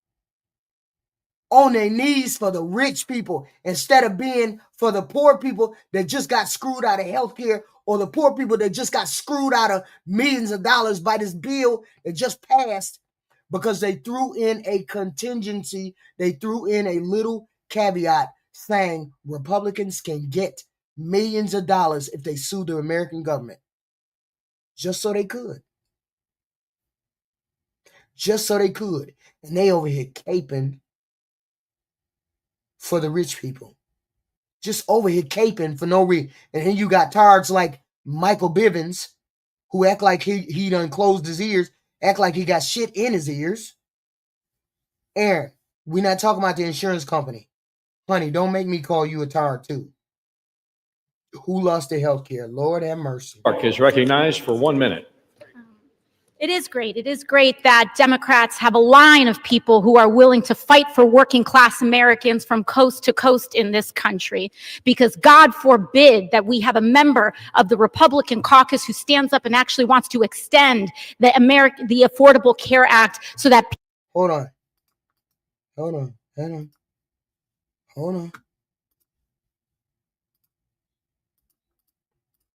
Conservative. Hold on. Lose the midterms and we lose 2028, some in this room are going to prison, myself included. Wait a minute. Let's play it again for the tards in the back. Michael Bivens. Lose the midterms and we lose 2028, some in this room are going to prison, myself included. They're not going to stop. Of course they ain't gonna stop. You know I gotta keep that. People with cancer, insulin, and issues across all sorts of healthcare issues across this country have their health insurance protected and extended throughout 2026. It is unconscionable that what we are debating right now is legislation that will give 8 members of the United States Senate over $1 million apiece. And we are robbing people of their food assistance and of their health care to pay for it. To pay for it. Yes. You said, what did he say? Did he say low IQ? Yeah, okay. Oh, okay. You're a zombie. How is this even on the floor? How can we, as members of Congress, Republican or Democrat, vote to enrich ourselves by stealing from the American people? That is what this legislation does. In fact, Senator Graham just went before the press earlier today saying he was going to seek well over $1 million from the American people from this. We cannot support it and we cannot stand for it. Thank you. One of the people that are in the bill, that they just passed, he is one of the 8 senators that can sue the American government. He just went on record in the halls of Congress saying he's going to sue for a couple $1 million. He's already about to weaponize the government and get our money. I don't understand what's going on. I'm trying to get you maggots to stand up and hold your people accountable. I'm trying to get you maggots to stand up and hold your Republicans accountable. What the hell? Yeah, you're a zombie. Don't be mad. If your feelings hurt, I don't care. His time expired. Gentlelady from Minnesota. Your feelings should be hurt. You should have hurt feelings all around. Seeing as how you got scammed, a scammer took your money by the name of Trump. A scammer took your money and then gave your money to other scammers, other rich people. A rich scammer gave your money, you poor dumb toaster. A rich scammer took your money and gave it to other rich people. You should have hard feelings. Thank you, Mr. Speaker. And I just wanted to point out to some of my colleagues that, you know, the Democrat government shutdown stopped the SNAP benefit. So if they were very concerned about those, about making sure that people had their nutritional assistance, they wouldn't have shut down the government, because that is what caused it. And with that, Mr. Speaker, I yield. I don't know. He looked wild as hell to me, Peter. Every time I look at him, he looked wild as hell. 1 minute to the gentleman from Texas. Gentleman is recognized for 1 minute. Thank you, Mr. Speaker. It was great to hear from the new leader of the Democrat Party, Mrs. Alexandria Ocasio-Cortez. Unfortunately, we didn't also get to hear from their other leader, Mr. Zoran Mamdani. Mr. Speaker, I'm going to be proud this evening to vote to reopen the federal government. House will be in order. Mr. Speaker, for 40 days, the Democrats shut our government down to pursue unrealistic policy proposals that they know the American people do not want. Mr. Speaker, the American people do not want health care for illegal aliens. They do not want our tax dollars funding left-wing media outlets, and they do not want to drive up our debt $1.5 trillion as part of a short-term continuing resolution. Mr. Speaker, I don't understand it, Luke Skywalker. I don't understand it. The Republicans have no pushback. That's why they cannot govern us.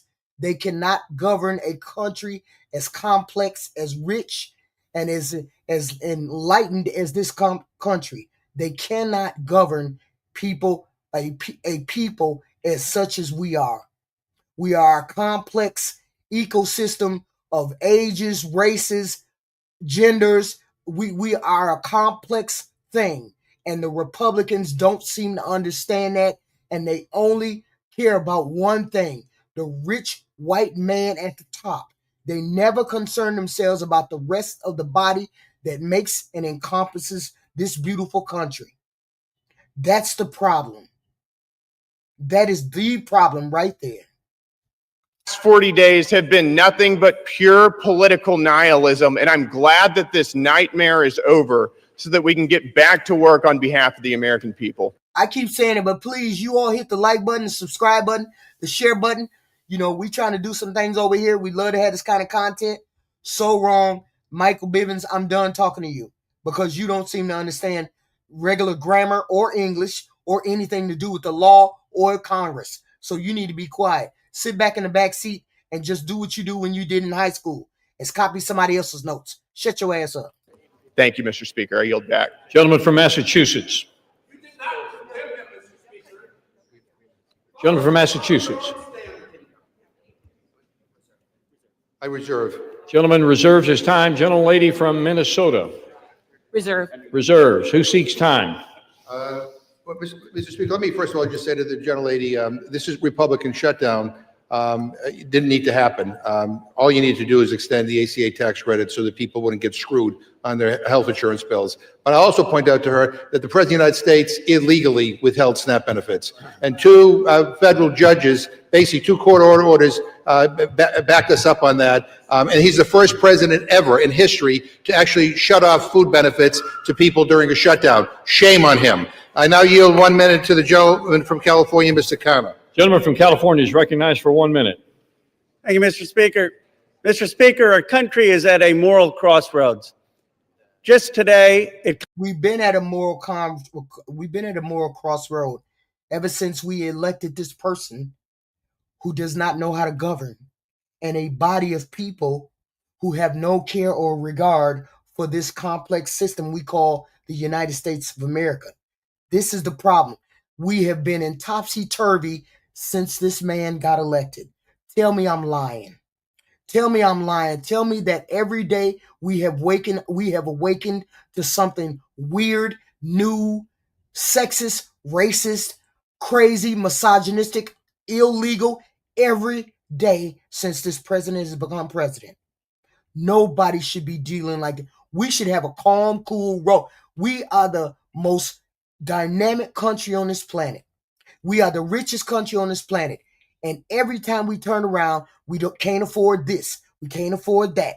We always running into trouble. We always talking about the president. The president is always in the news. I'd be glad when we don't have to look at no president. Ever, every day. I'd be glad when we ain't got to look at a president every day. Comes out that worth $8 trillion, more than 50% of Americans combined. And what does the president do? He decides he doesn't have the money for the American people. He's going to starve the American people to give $40 billion to the corrupt libertarian leader in Argentina. $9 billion would have fed the American people. How is that America first? And then he says, I don't care about the cab driver who's paying $2,600 now per month in health insurance, as opposed to $44, because I don't want to save the 20 million Americans who are going to face high premium increases. How is that America first? We need national health insurance in this country. We need to tax billionaires in this country. We need to fund SNAP in this country, and we need to stop funding Argentina and corrupt foreign leaders. Gentlelady from Minnesota.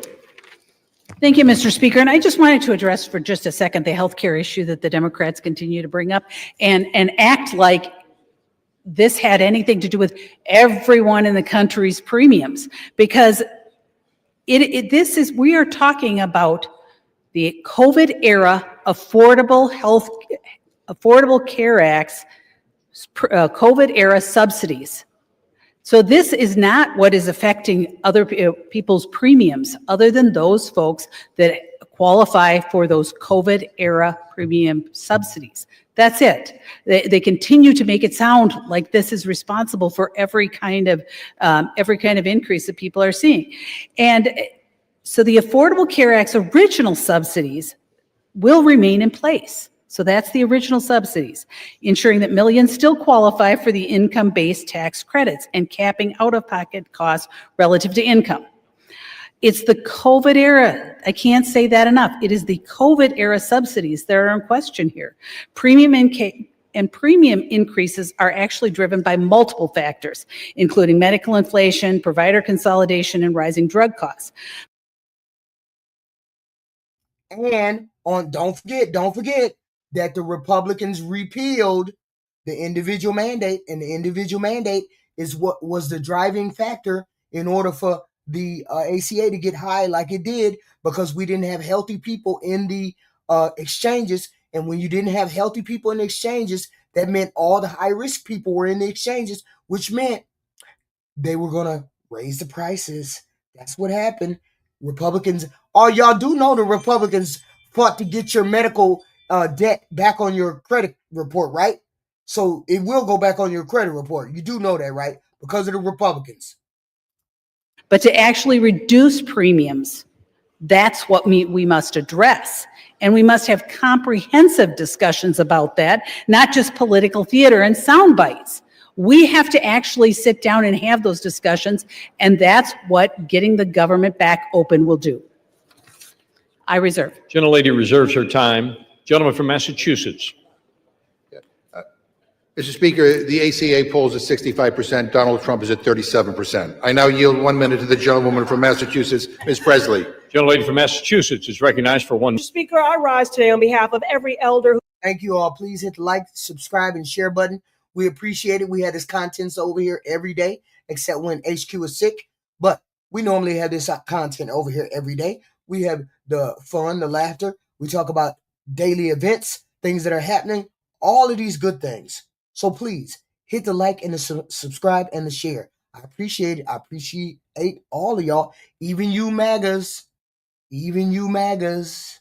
who can't afford their prescription, every parent who went to work hungry so their child could eat. In the United States of America, there is no lack of resource, only a deficit of empathy, political will, and courage. At its best, government is a backstop, a compassionate steward of the public good. At its best, government catches people when they stumble in a moment of hardship. At its best, government does right by the people, all the people. Struggle does not discriminate, Mr. Speaker. Hardship is not a character flaw. It has zero to do with work ethic. Every single person is one diagnosis, one layoff away from hardship. Life can change at an instant. What we are bearing witness to is not only a lack of political courage, but it is a fundamental betrayal of the people. Incompetence and indifference to the suffering of our constituents and our neighbors. The shame and the sham of it all.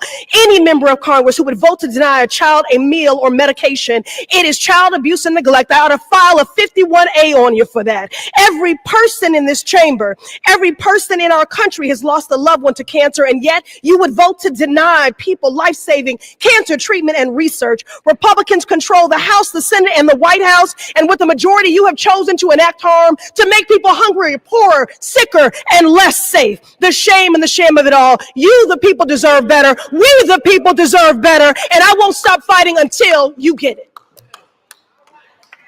Gentlelady from Minnesota.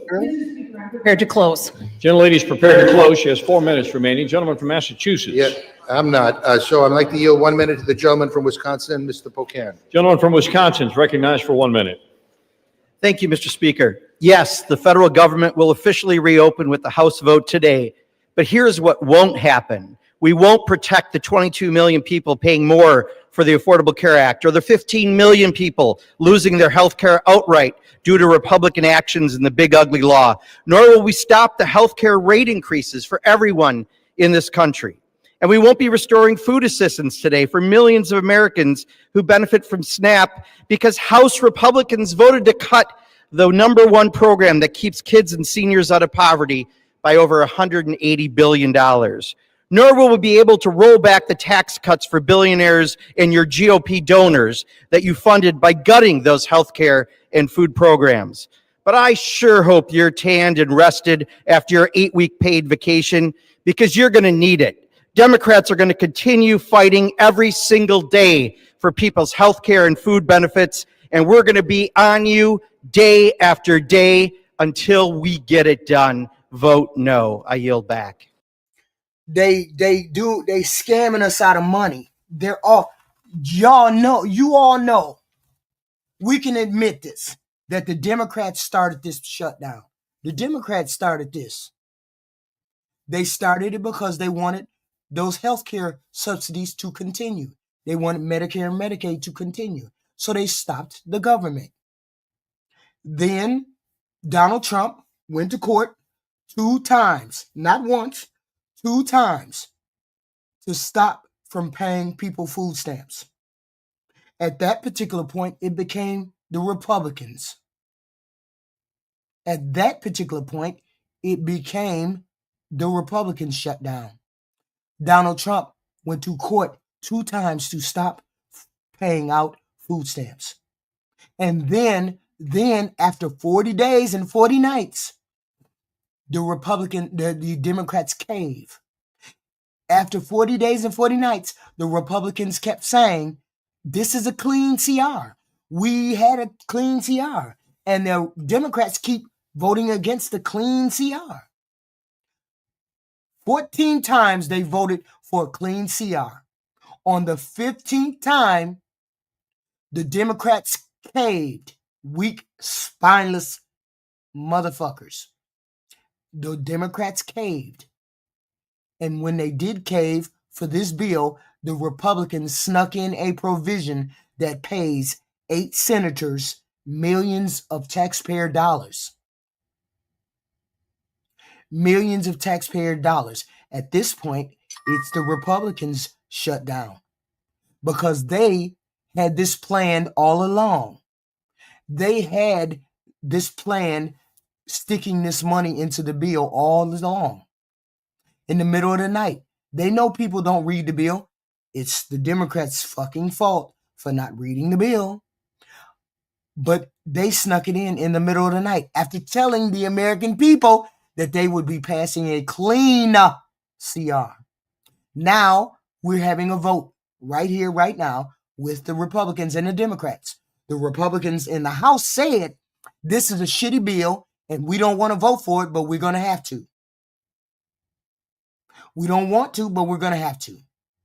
In closed session, Democrats are fighting against this bill because it has the 8 senators who are going to get millions of dollars from the U.S. government.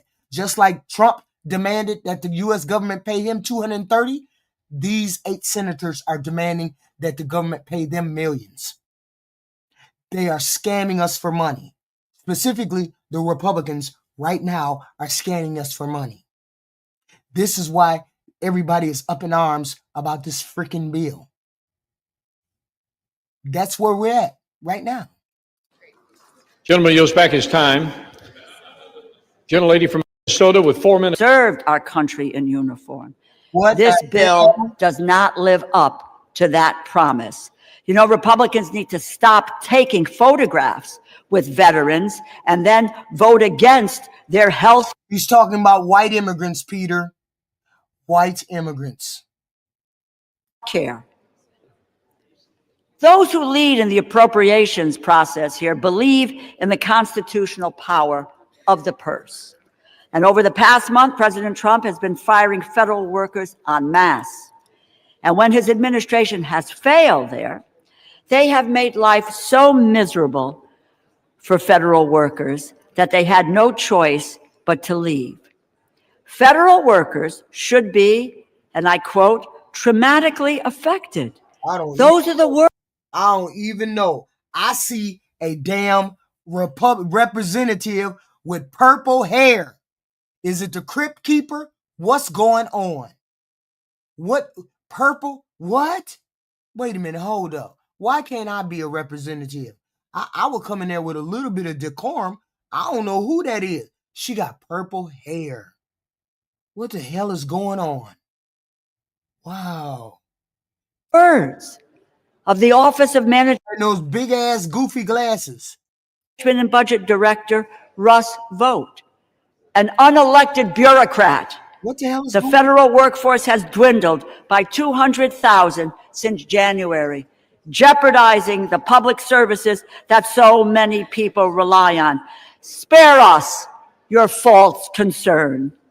And since January, this administration has been stealing from our community. I'm not judging. I just turned it back on here and a lady with purple hair was on the screen. How she got purple hair in the freaking in the chamber, in the House of Representatives? Well, I didn't know they could do that. I didn't know they could do that. Well, okay. Communities withholding as much as $410 billion in funding. I mean, it's kind of it's kind of weird. I mean, sort of cute, sort of. Approved by Democrats and Republicans, House, Senate, signed into law, and they are illegally blocking authorized funds from being distributed. Even now, as we debate this bill, the Trump administration is arguing to the Supreme Court that they should be allowed to withhold food stamp funding. Whoa. I thought that the food stamps got released. So the food stamps didn't get released? The bulk of the food stamps getting released? They back in court saying they don't want to pay food stamps? Wow. That Congress lawfully approved. They were ordered by 3 separate courts to distribute food assistance and are still fighting to withhold it. It is not connected to opening this government. They have the money. They have it now for food stamps. They just refuse to use it. Imagine using food as a political weapon, unspeakable and immoral. It seems like their only plan is to strip children of food assistance while kicking their parents off their health insurance. They have demonstrated that that is who they are. These are their true colors. You cannot expect Democrats to go along with any bipartisan funding deal if that agreement can be undone. Then why did the goddamn Democrats cave in the Senate?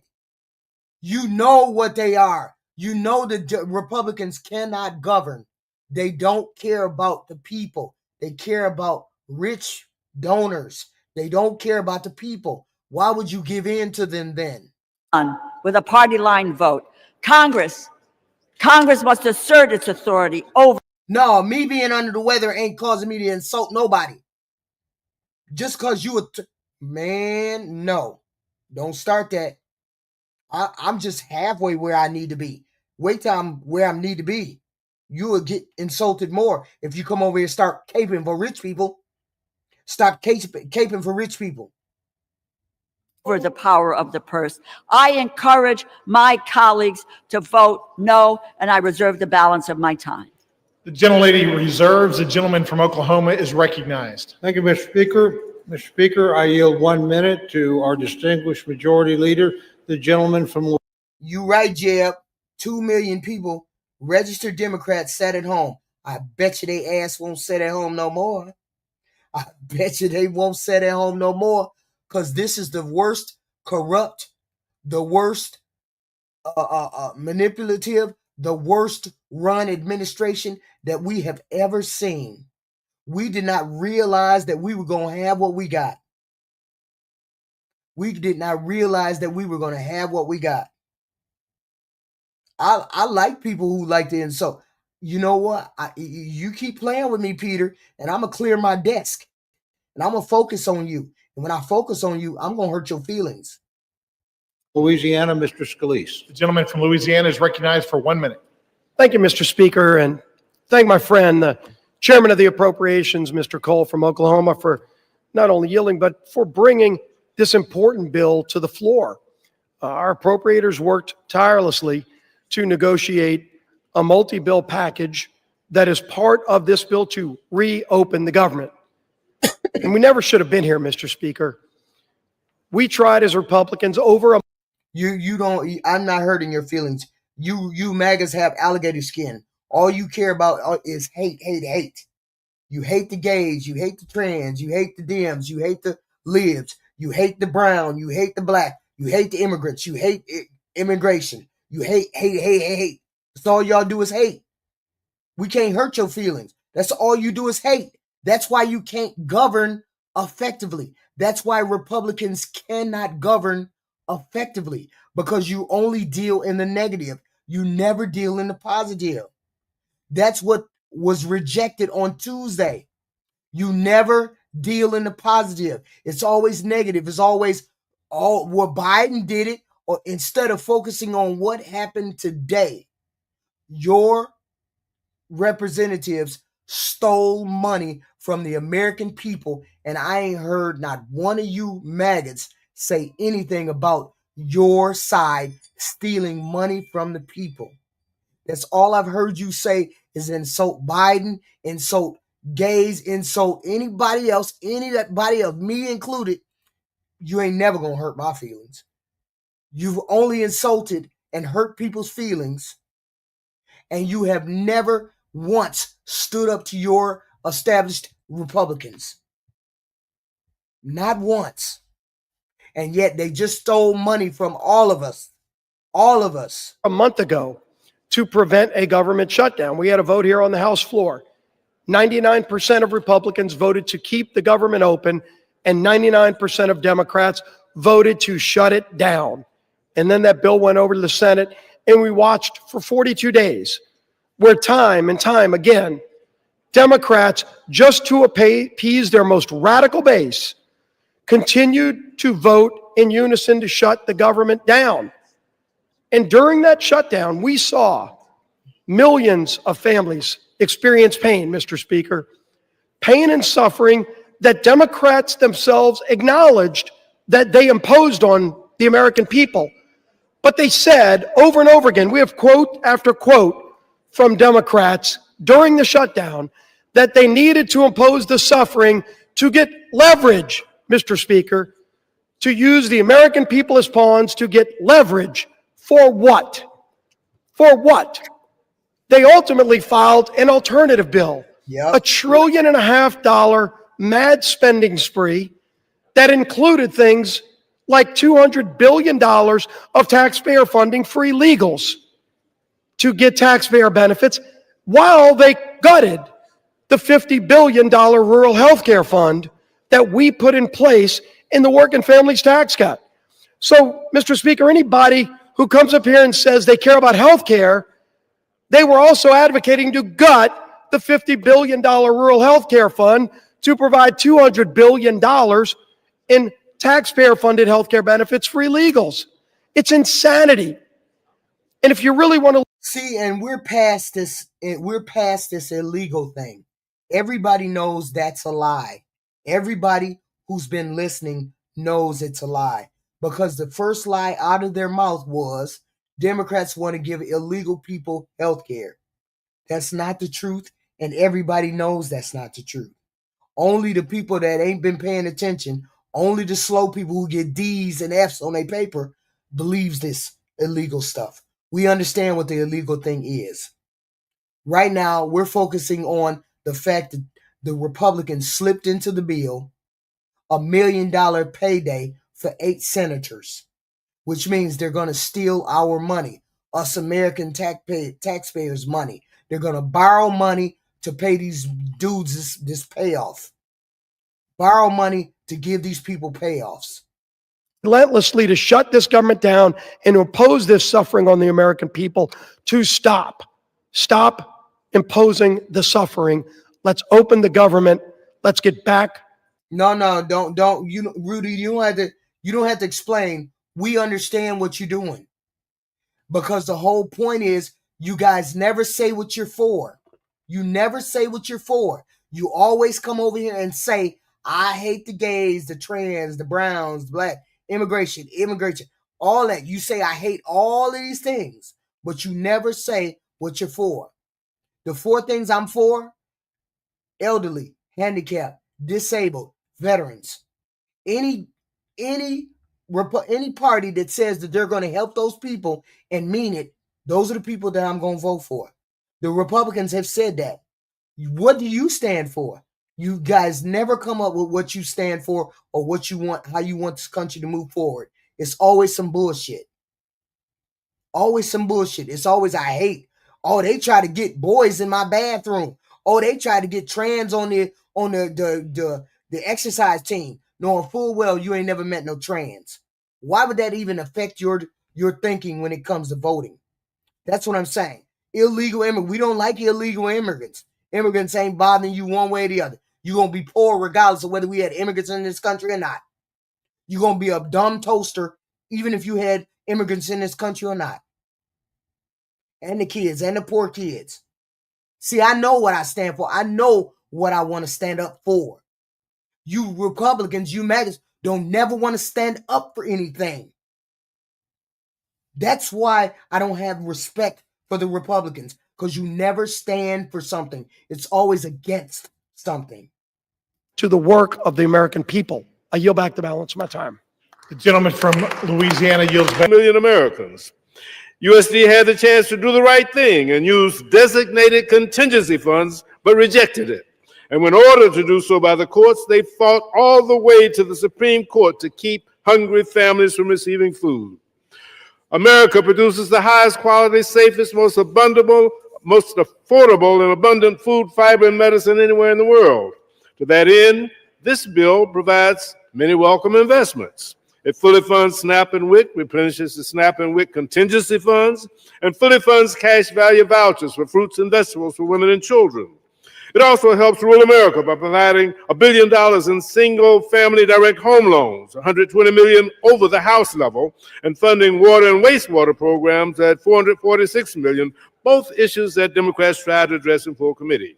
The bill provides $1.8 billion for the Agricultural Research Service, $1.6 billion for NIFA, protecting farmers, small businesses, and families against President Trump's budget request to eliminate land-grant university research and extension activities across the country.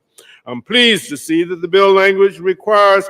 You would think that would be the case, Natural. You would think that would be the case.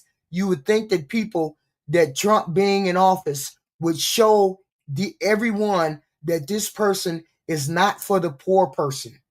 This person is for the rich person. There's nothing wrong with Trump. There's nothing wrong with him. He's just doing what he's been doing. People are just letting him do this stuff. He's always been for the rich. He just convinced the goofies out there that he was for them. Anybody put in the chat for me, please, what the big beautiful bill did for people who make between 30 and 150K. Please put in the chat what that big beautiful bill did for anybody between those income ranges. I would be more than curious to find out. And please don't say tax on tips, tax on overtime. Please don't say that. USDA to notify Congress before canceling grants over $1 million. The agricultural portion of this bill does make positive steps in the right direction. The bill discards many of the harmful policy riders, which in the House bill, yet it does not go far enough to negate House language falsely questioning the safety of mifepristone and encouraging FDA to explore liability protections for certain infant formula manufacturers.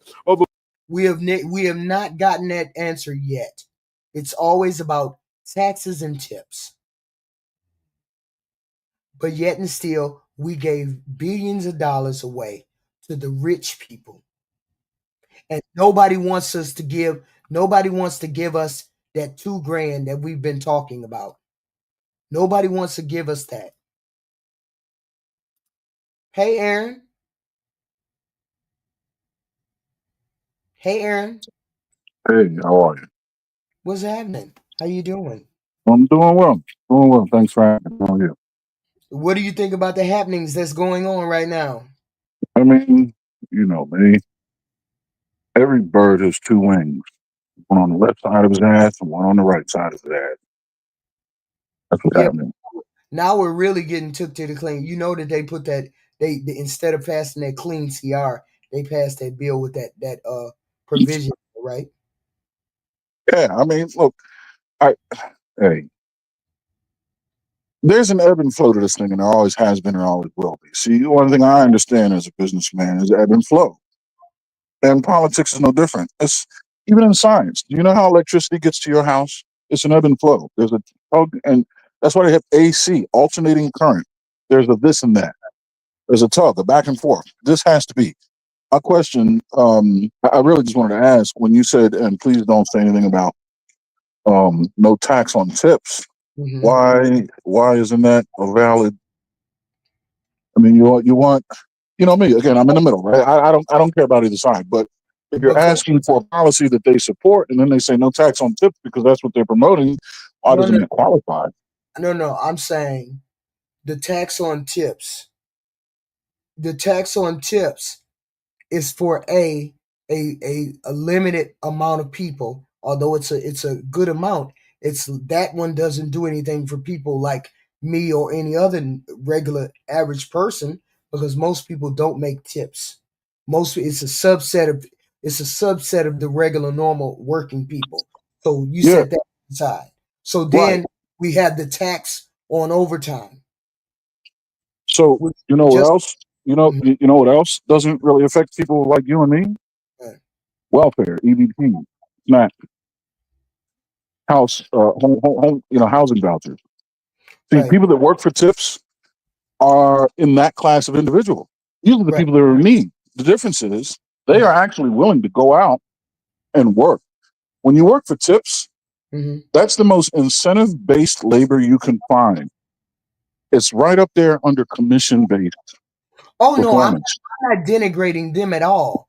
I know you're not. I know you're not denigrating. What I'm saying is that is an extremely viable policy to want to support, because these are people, unlike those who are getting welfare. These are people who actually are earning money by doing work, and we're alleviating their tax burden because the money that they're getting, the ratio of the money that they're getting as compared to the labor that they're doing, puts them in a class of those who need welfare, whom many of which aren't even contributing to society. SNAP benefits don't necessarily, you don't have to qualify by earning money, you have to qualify by not earning a certain amount of money.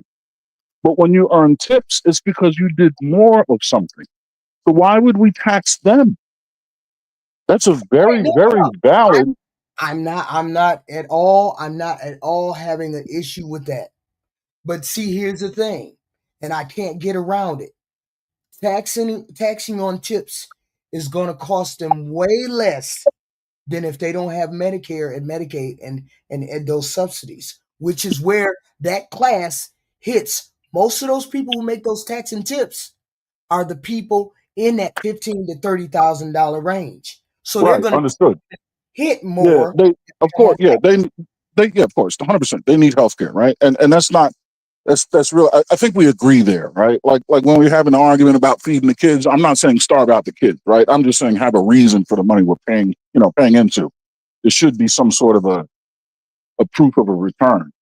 What I'm saying is, why isn't no tax on tips a valid policy to want to champion from the other side? If you're saying you want Republicans to come up, instead of saying, I hate this, I hate that, you want them to say, I'm pro something. But then when they go, I'm pro no tax on tips, you just admitted how noble of a policy that is. Why can't they use that? That's the question I'm asking. No, I'm not saying that they can't. That's not what I'm saying. I'm saying, it benefits only it benefits a group of people. That's great. In need. It's that group of people. So In therefore, need. the rest of the people.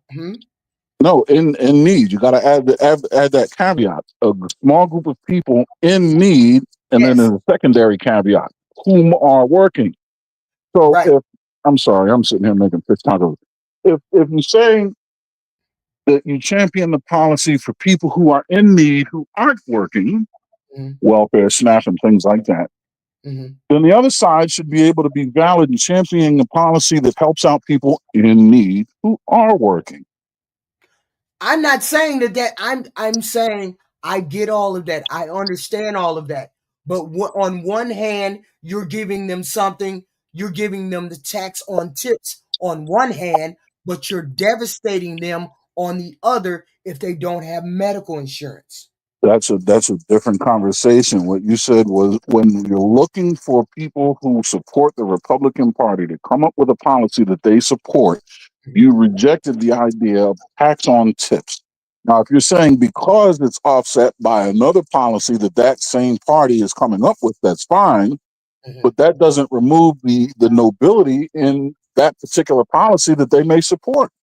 That's essentially, that's up to them and their party to get that other thing that you're talking about, to offset the nobility and what they want. That's up to them to get that together, right? Just like there's people in the Democratic Party who support the Democratic Party but aren't happy with all of their policies. There's people who are pissed with the Democratic Party, but they're Democrats, and it's up to them to say, "Hey, man, you're fucking up the game," right? But at the same time, if that's what's attaching them to their party, that's still a valid argument. That's all I'm saying.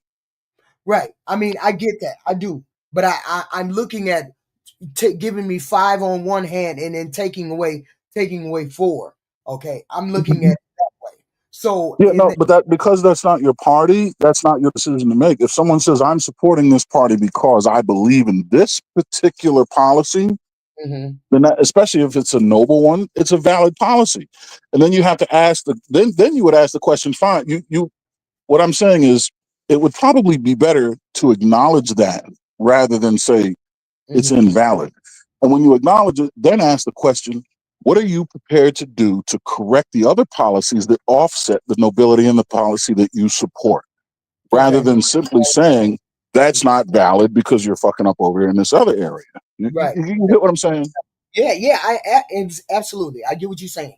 And maybe it should be phrased a different way. I just see it as I get that it's a positive in that way, but it's a small set of people when we have a bigger policy for the people like us, or bigger because I don't see a benefit for me.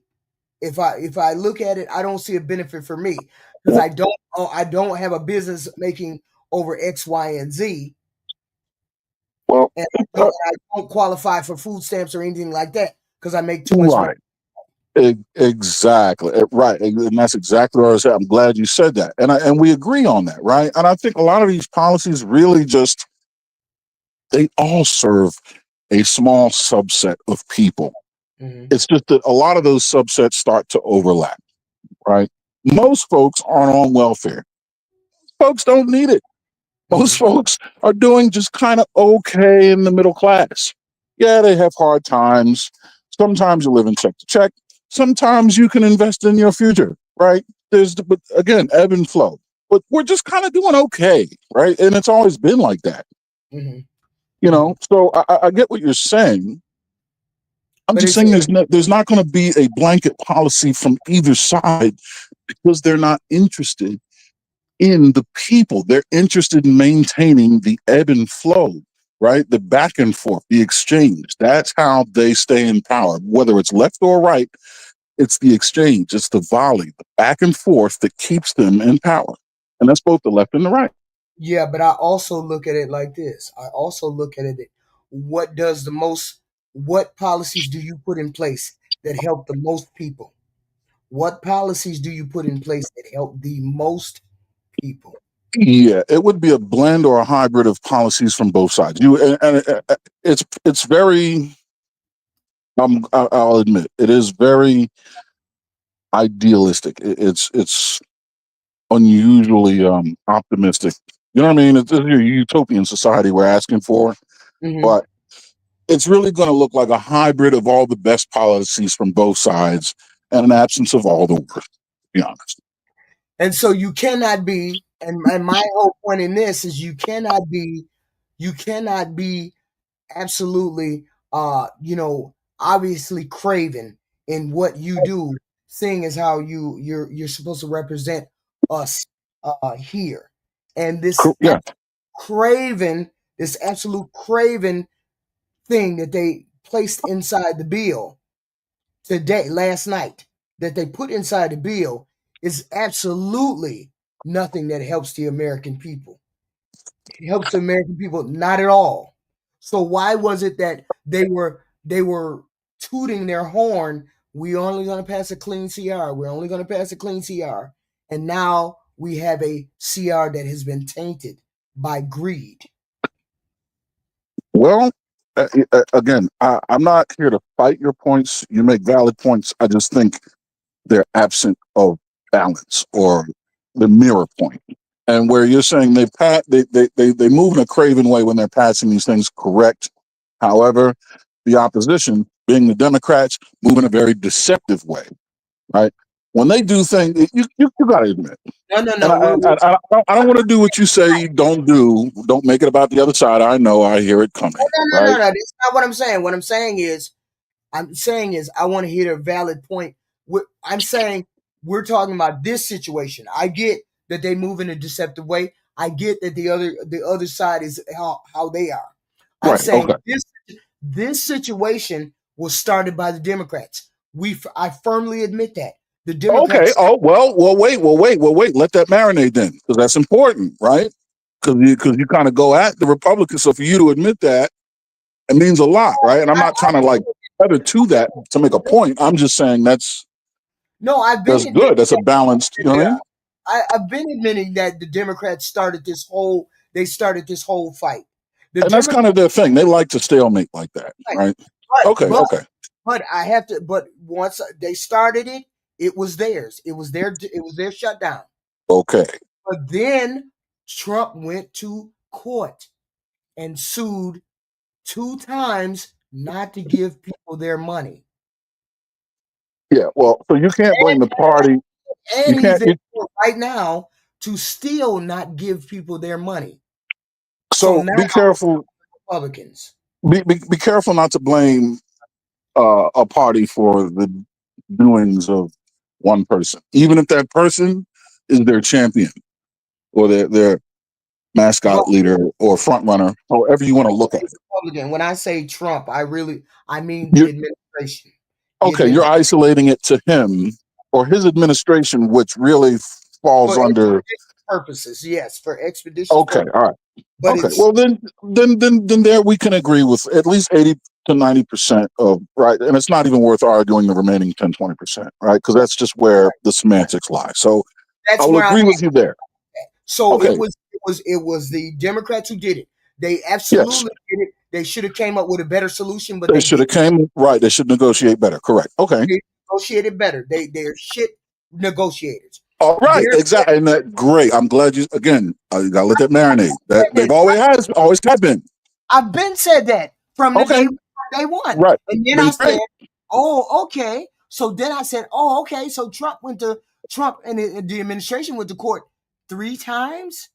Yeah. 3 times not to pay people food stamps? So Yeah. now it's back on the Republicans because you're actually going out there and saying, we're not giving people their money. We're not giving people their food stamps. You're actually saying that. You're actually going to court to say that. So yeah, you're right. Unfortunately, I think you just have a situation where it's up to the Republicans to go against their champion, right? Which is Trump. Because when you say it's back on the Republicans, technically it is, but they got to clean up the shit that their dog left on the carpet, essentially. You get what I mean? Yes. And so I say, okay, fine. It happened. It was this. It was, you started it. The Republicans grabbed a hold of the mantle and started running. Okay, fine. You're saying it's a lost opportunity? No, I'm saying they took the mantle and ran with it like they could have just let the Democrats own it, but they didn't. So you're saying it's a lost opportunity? They could have let the Democrats hang themselves. Yes, they could have, but they Right. didn't. Okay. Okay. Because they didn't, because everybody kept saying they went to court. They went to court to not give people food stamps. So then it went against them. Then yesterday, everybody was looking at the Democrats like, you weak, you did this for 40 days and 40 nights, you paid for nothing. Sure. And then what did the Republicans do today? In the middle of the night, they snuck in the bill, millions of dollars that the taxpayer got to pay to 8 senators when they had been hooping and hollering for the past 7 weeks. We passed a clean CR 14 times. We passed a clean CR. What happened to the clean CR? So, just for the record, we agree up to this point, right? Like, I think your thinking is balanced now. Your judgment seems to be pretty balanced. I'm not opposing you. I'm just kind of offering an answer. Mm-hmm. And it may seem kind of like a cop-out. But one thing we know, historically speaking, and up to this day, both sides are good for sneaking things into bill. That's why they never can come to a decision. They want to sneak their own agenda in on behind shit that they can kind of sort of get past, right? That's part of the negotiation. So I think you just have a moment where you caught the Republicans trying to sneak some shit in. The Dems are next. They do the same thing. Can we agree on this? Those people need that insurance. So why? Whoa. People need care. So People don't need insurance. Insurance is fundamentally a vacuum or a black hole into which money goes in exchange for the idea of care. So what should they do? So what should they have? Nothing? Revamp that whole shit and snatch the insurance. That's what I said. I said they need to revamp all of that. Yeah, but right, and that is really the responsibility of both sides, and I think they're refusing to do that. They're refusing to come right. So, but again, to that end, we agree. There you go. Because I say both parties need to sit down and straighten out ACA, throw it away, do something. Throw it out, right? Those people need to do something. You need to do something for those people. And the reason why it's really terrible is because, and you need to do something about pre-existing conditions. You need to do something. We cannot be giving kickbacks to the insurance companies. We need to actually give care to the people who actually. 50% of the kickbacks are going right to the insurance companies, and then another 40% of what's left is going to big pharma. Yes, and that's right. So we can agree to that. They're the ones that are making money, right? And you have. We need to do something. We need to do. You got to do something about it because you got the Democrats are in big pharma's pocket, and the insurance companies are in Republicans, or maybe I have it the other way around. But right, that is the ebb and flow, and that's 90% of the cost that's coming out of our pockets, whether we're sick or not. And that's why I started this stream saying we're getting screwed by both parties. Either way, okay. Well, you know what? Then HQ, my dear, then Fight the good fight. You know what I mean? Like now that is balance. I can get on board with that for sure. I'm mad at both parties because you're screwing the American people. 100%. We're paying too much for insurance. Do you know 100%. Trump made his own prescription website? You know that, right? Yeah, right. And see, that's getting too close to monopolization, and privatization is something that should not be in his hands, right? I don't like the way that smells already. Going on. What in the heck is going on? Yeah, that should not be. Not a president anyway. I mean, especially a president. You're making it obvious now that you're Right. trying to profit off of X, Y, and Z. Right. I expect that from him as a tycoon. Right. But as a president, yeah, no, you're right. That's wild. When I heard that, I said, that's no, something is wrong. So no, that's how I started the live stream, Aaron. That's where I'm at. Yeah. Okay. Well, yeah, no, I'm with you. Like I said, I just wanted to get in when you said with that, just that one piece. I'm like, wait a minute, these are the people, these are the salt of the earth people in need. You know what I mean? Like, it's a valid argument. But everything else you said today, 90%, 99%, I'm on board. You know, and what's left isn't worth arguing. So Yes. There you go. yeah. All right, my dear, we'll continue to stream. I'm gonna jump back in the cloud and keep listening. All right, the good fight. Thank you, sir. I want to All see right. what the vote is like. Thank you, All sir. right. Thank you very Yep. Take care. Here we are. Where we at? Gentleman from Oklahoma reserves.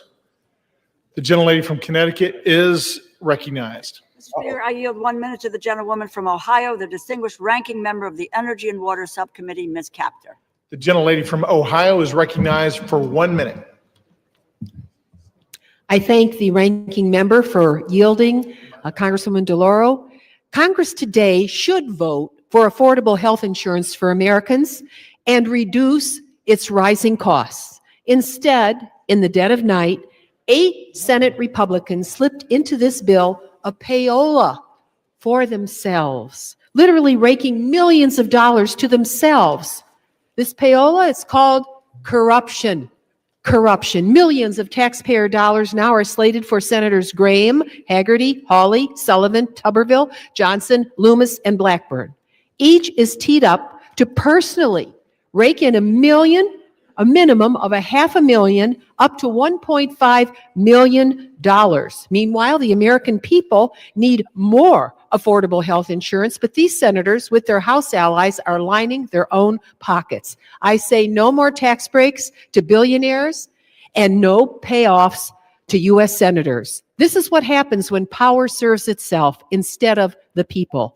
This isn't leadership, it's corruption disguised as legislation. Will the gentleman yield me 10 seconds? The gentlewoman's time has expired. No? Let's cleanse America of gentleman's time has disgusting expired. corruption. Power corrupts, absolute power corrupts, absolutely. Wow. The gentleman from Connecticut reserves. The gentleman from Oklahoma is recognized. Thank you very much, Mr. Speaker. Mr. Speaker, I yield 2 minutes to my very good friend, distinguished member from Washington and distinguished member of the Appropriations Committee, Mr. Newhouse. The gentleman is recognized. Thank you, Mr. Cole, for yielding the time. Mr. Speaker, over 40 days after the Senate Democrats shut down the federal government, we are finally reopening.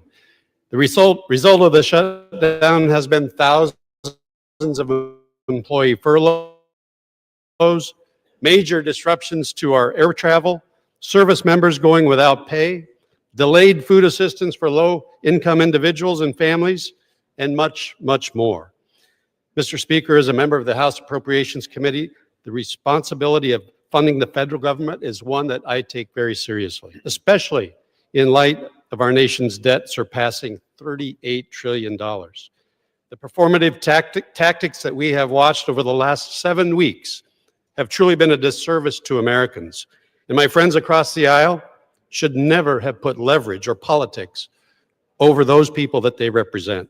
But the most important thing right now is that we get back to work, making sure the federal government can provide the essential services that people depend on, and that Congress can continue working to pass full-year funding legislation, providing responsible federal spending and fund those essential services. Mr. Speaker, we are making significant progress with the inclusion of these 3 appropriation bills, but our work is far from over. I encourage all my colleagues on both sides of the aisle to support this deal, vote to end this unnecessary shutdown, and help us get back to the business of hardworking Americans across this country. Thank you, and I yield back. Gentleman yields. Gentleman from Oklahoma reserves. The gentlewoman from Connecticut is recognized. Speaker, I yield 1 minute to the gentlewoman from Minnesota, the distinguished ranking member of the Defense Subcommittee, Ms. McCollum. The gentlewoman is recognized. Mr. Speaker, Donald Trump and Republicans control the entire government. For 42 days, Republicans shut it down.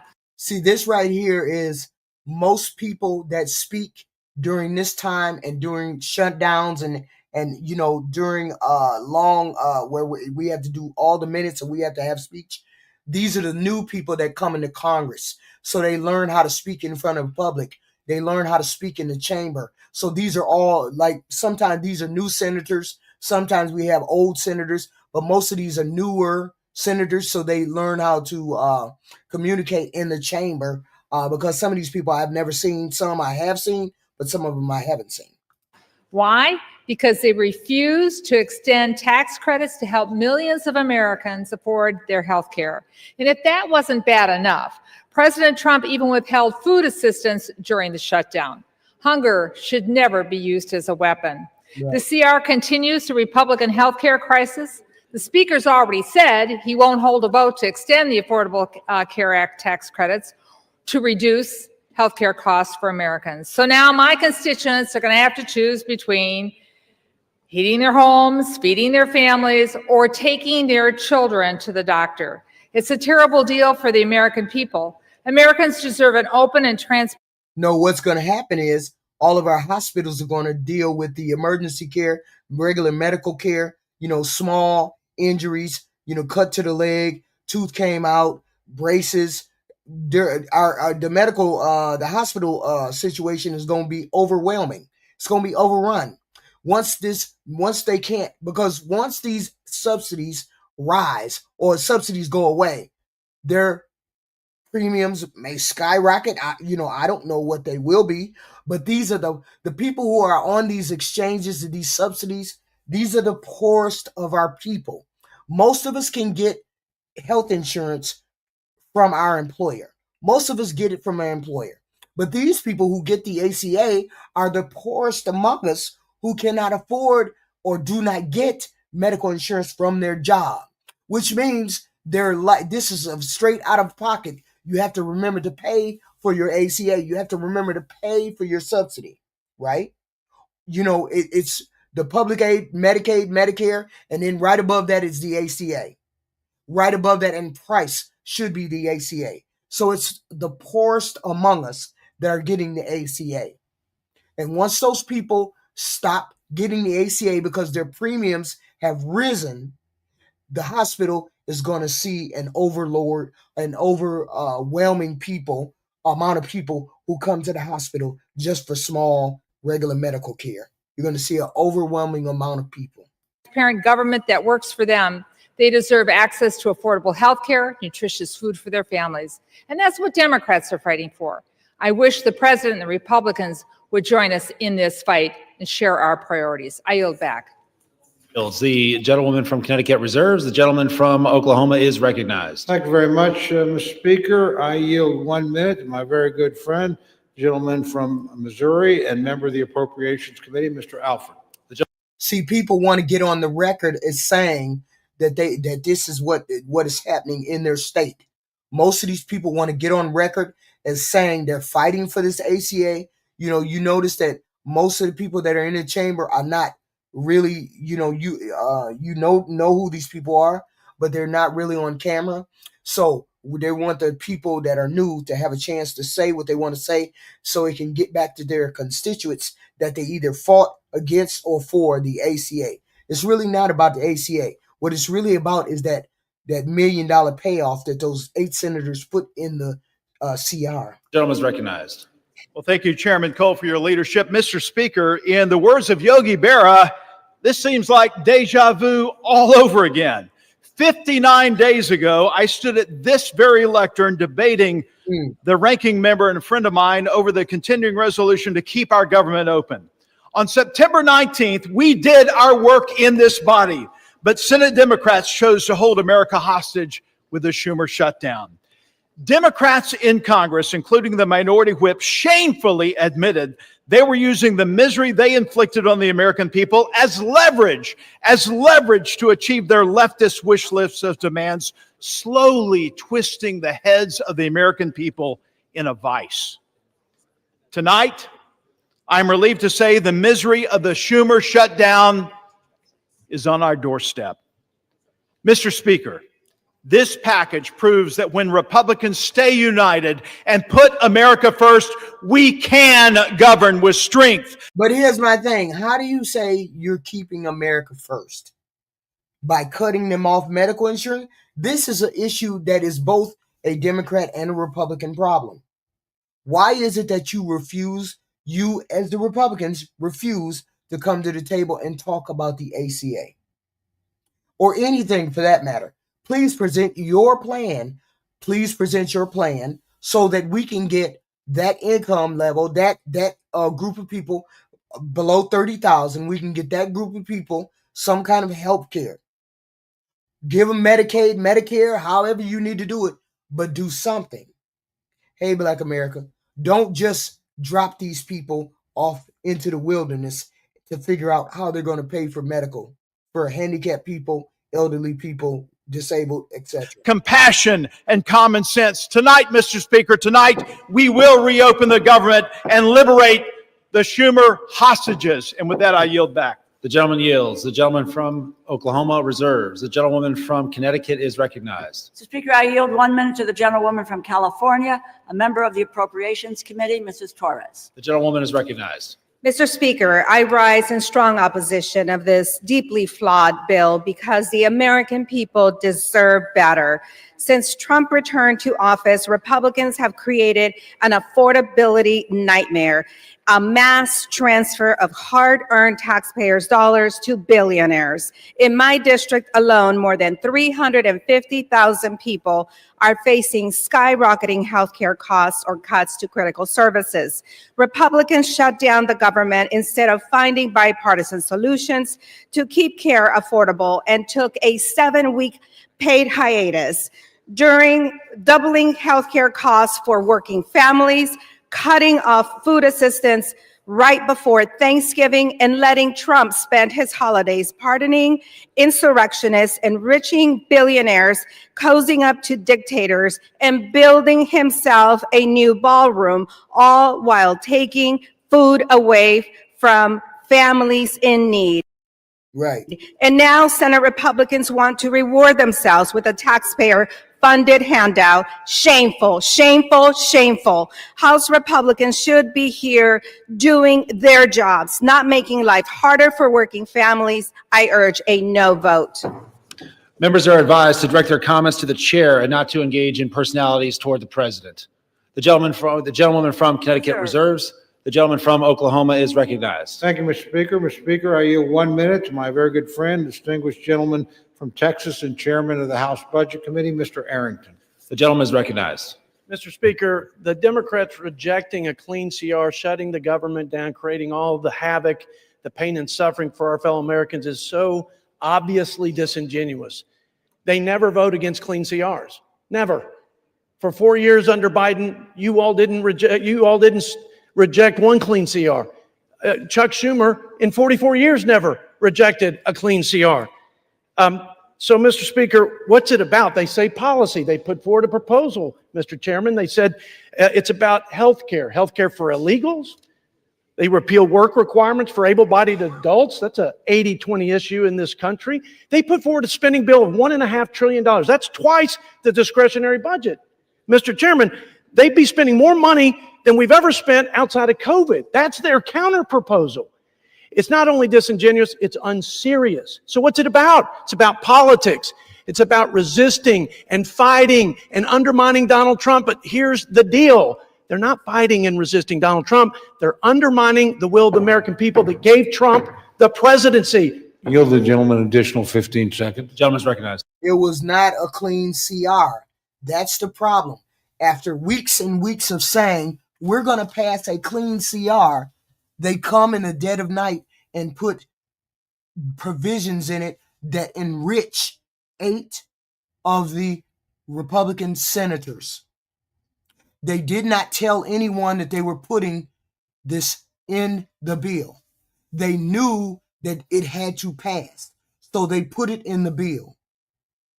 It was not a clean CR, which meant the Republicans lied about the bill. This back and forth garbage all the time. Why couldn't they just pass the clean CR? Why couldn't they take the win from the Democrats? They had to screw the Democrats out the back door. No, not the Democrats. I'm sorry. Who gives a shit about those Democrats? They had to screw the American people out the back door. They had to screw the American people. Typical liberal. Typical liberal. I hope you're not talking to me, Robert. They undermine the will of the people who overwhelmingly. Nothing else matters, Black America. They lied. What they did was they enriched themselves with a provision that gives them millions of dollars. Nothing else matters because that is a clear, blatant attempt to extort the American people. Don't nobody care who started when, what, or where. Elected President Trump and gave him the mandate of the America First. No, he didn't have a mandate. Shut your ass up. Agenda. So you're not resisting us. You're posturing. Yes, that's what I was about to say, Angelic. Please, please, let's get some people that actually want to run for office and get some of these people up out of there. Get some of these people up out of there. That's what we need. People who want to do the right thing for the American people. And placating the radical left. And you are holding back what the American people wanted, and that was a new direction for this country. Black America, look, don't come over here caping for the Republicans about lying about medical for the illegals. And let's put your theory to the test, shall we? Even if, and I'll grant you, there's 100 people in the room, and 3 of those people are illegals. We give health care to everybody, including the illegals. Because if we take the health care away, then that means all 100 people don't get medical. That's the difference between a Democrat and a Republican. The Republican would rather nobody get health care just so they could stop 3 people from getting health care. And the Democrats would rather all 100 of us get health care instead of stopping it because 3 people are getting health care. Illegals. We care more about the 97 and you care more about the 3. Make that make sense. I yield back. Members are reminded to please direct their comments only. That's the problem I have with Republicans. You care more about those 3 getting health care than you do about the 97 that are getting health care. To the chair. The gentleman from Oklahoma reserves. The gentlewoman from Connecticut is recognized. Speaker, I yield 1 minute to the gentleman from New Jersey, the distinguished ranking member of the Energy and Commerce Committee, Mr. Pallone. The gentleman is recognized. Thank you, Mr. Speaker. I want my colleagues to understand that when the Affordable Care Act was adopted, it was adopted for middle-class people who could not afford health insurance. They had no other option. They had nowhere to go. You just would end up without health insurance. I have constituents coming to me now crying because their insurance is going from $500 a month to $1,500 a month. That's an increase of $1,000 a month. Who can afford that? No one in the middle class. At the end of 2024, last year, during a Democratic administration, the number of insured Americans was at a record high of about 95%. Democrats worked for that. Then Trump comes in, the Republicans in. Wait a minute, hold on. And they make. Hold on, back up. How is it that if ACA was so bad, how is it that all those people had health insurance? How is it that that many people had, wait a minute, hold on. He said, that man just said Hold on. Hold on. What did he say? Health insurance. I have constituents coming to me now crying because their insurance is going from $500 a month to $1,500 a month. That's an increase of $1,000 a month. Who can afford that? No one in the middle class. At the end of 2024, last year, during a Democratic administration, the number of insured Americans was at a record high of about 95%. So 95% of people, 95% of the people had health insurance. So I'm still trying to figure out why ACA was a bad thing, seeing as how 98%, 95% of people had health insurance. How is that a bad thing that the bulk of the people had health insurance? And why was ACA so bad? And then nobody can explain to me why ACA was so bad. The first thing they want to hop on the train and say, oh, you had to pay so much. What the fuck you mean? These people didn't have no health insurance? So y'all think it's better for them not to have no insurance? Just say, to hell with it, don't give them nothing?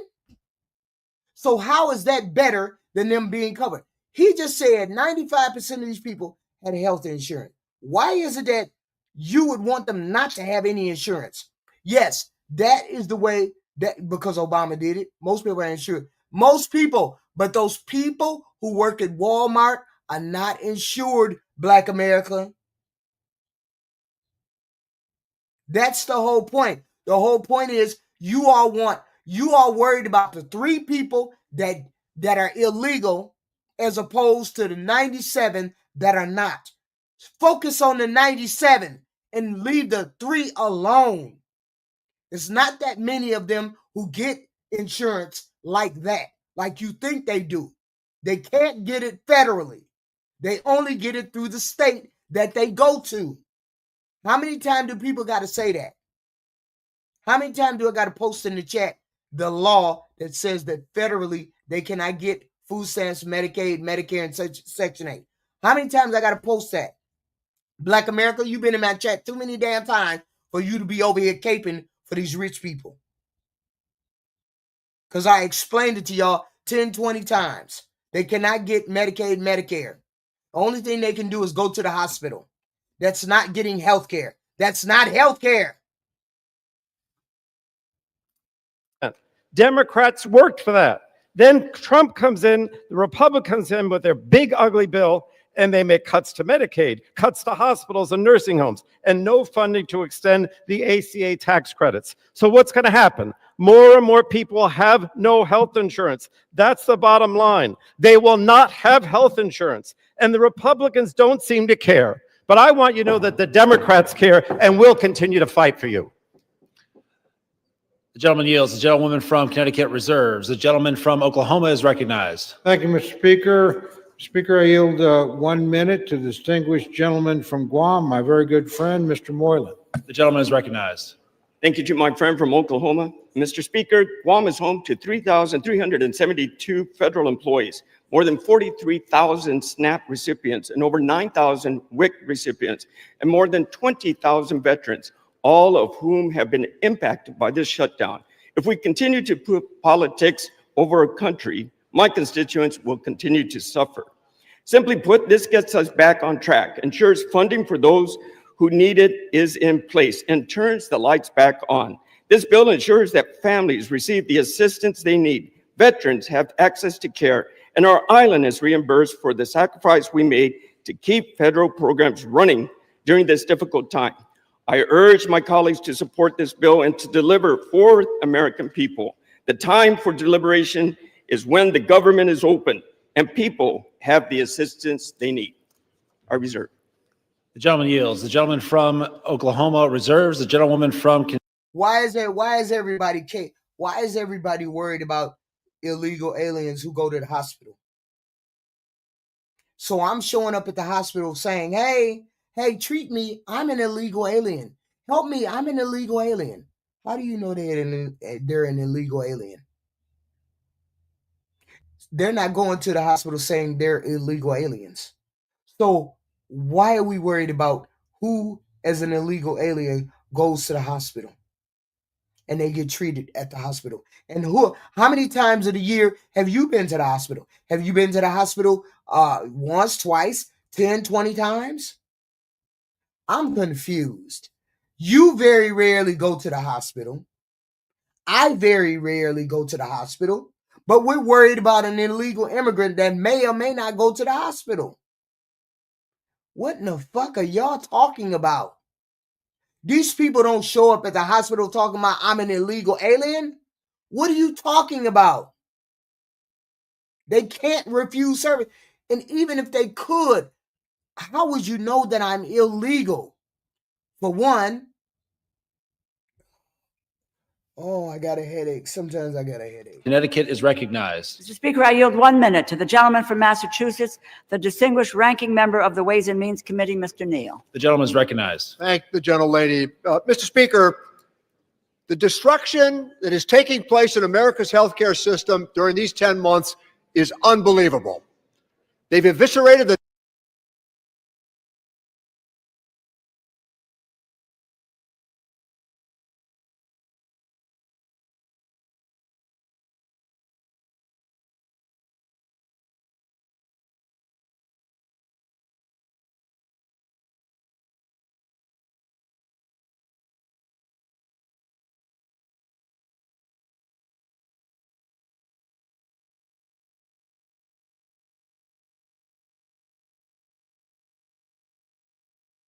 I love arguing. What do you mean? I love arguing because it makes no sense that you got to knock a few heads against the wall for some people to hear. This is weird. The National Institutes of Health, they've cut back on the Centers for Disease Control, billions of dollars from Medicaid for a tax cut for the wealthy. Wait till you see what's coming to America's hospitals after the next election. It's so contrived they waited until after the election to implement it. 24 million people are likely to lose health insurance if we don't implement these tax credits as suggested. The emergency room is going to be back in full force now because this is where people will go. He said the emergency room is going to be back in full force. Yes, it is. It's going to be back in. They're going to go back to the hospital. Okay. Where's those people paperwork when they get accepted into the hospital? Why is ICE agent not calling on them? For their health care. Hospitals are not going to call ICE agents. Hospitals are not going to say anything. And most people don't go into the hospital and say that they're illegal, so you don't know if they're illegal. You don't know. These people, maybe they got fake IDs. I don't know. All I'm saying is they're not going into the hospital talking about I'm illegal and let's use the taxpayer money. All of this is taking place to justify a tax cut for people at the very top. And here's the real kicker. Why would I go to the hospital and say I'm illegal? Nobody's doing that. So it's not a large amount of people that go to the hospital being undocumented or being illegal. It's not a lot of people. Just think, how many times have you been to the hospital during the year? You, as a person who may not be insured, you don't go to the hospital. If nothing happen to you, you don't go to the hospital. Same with an illegal person. It's not a lot of them that go to. All I'm saying is the amount is negligible. It makes no sense to be arguing with people about illegal immigrants going to the hospital and get Medicare and Medicaid. Our Republican colleagues of fiscal probity borrowed the money for the tax cuts. In 2017, it's $2.4 trillion. I'm just saying, walk yourself through. When these people when people talk about, oh, illegals get medical, they get doctor insurance. They don't get insurance. They cannot get insurance. They go to the hospital just like any other person who doesn't have medical insurance. They go to the hospital. And they very rarely go, just like you very rarely go, because most people don't go to the hospital every day. I haven't seen the inside of a hospital for a year and a half. So I don't go to the hospital every year, just like an illegal immigrant would not go to the hospital every year. It's immaterial to talk about illegal people getting Medicaid. That shouldn't even be a talking point. It makes no difference. Right? 1%. It makes no difference. So why are we having so why do people come in here and instantly they say Democrats want illegal aliens that have medical? In the last tax bill, almost $4 trillion is borrowed for a tax cut for wealthy people.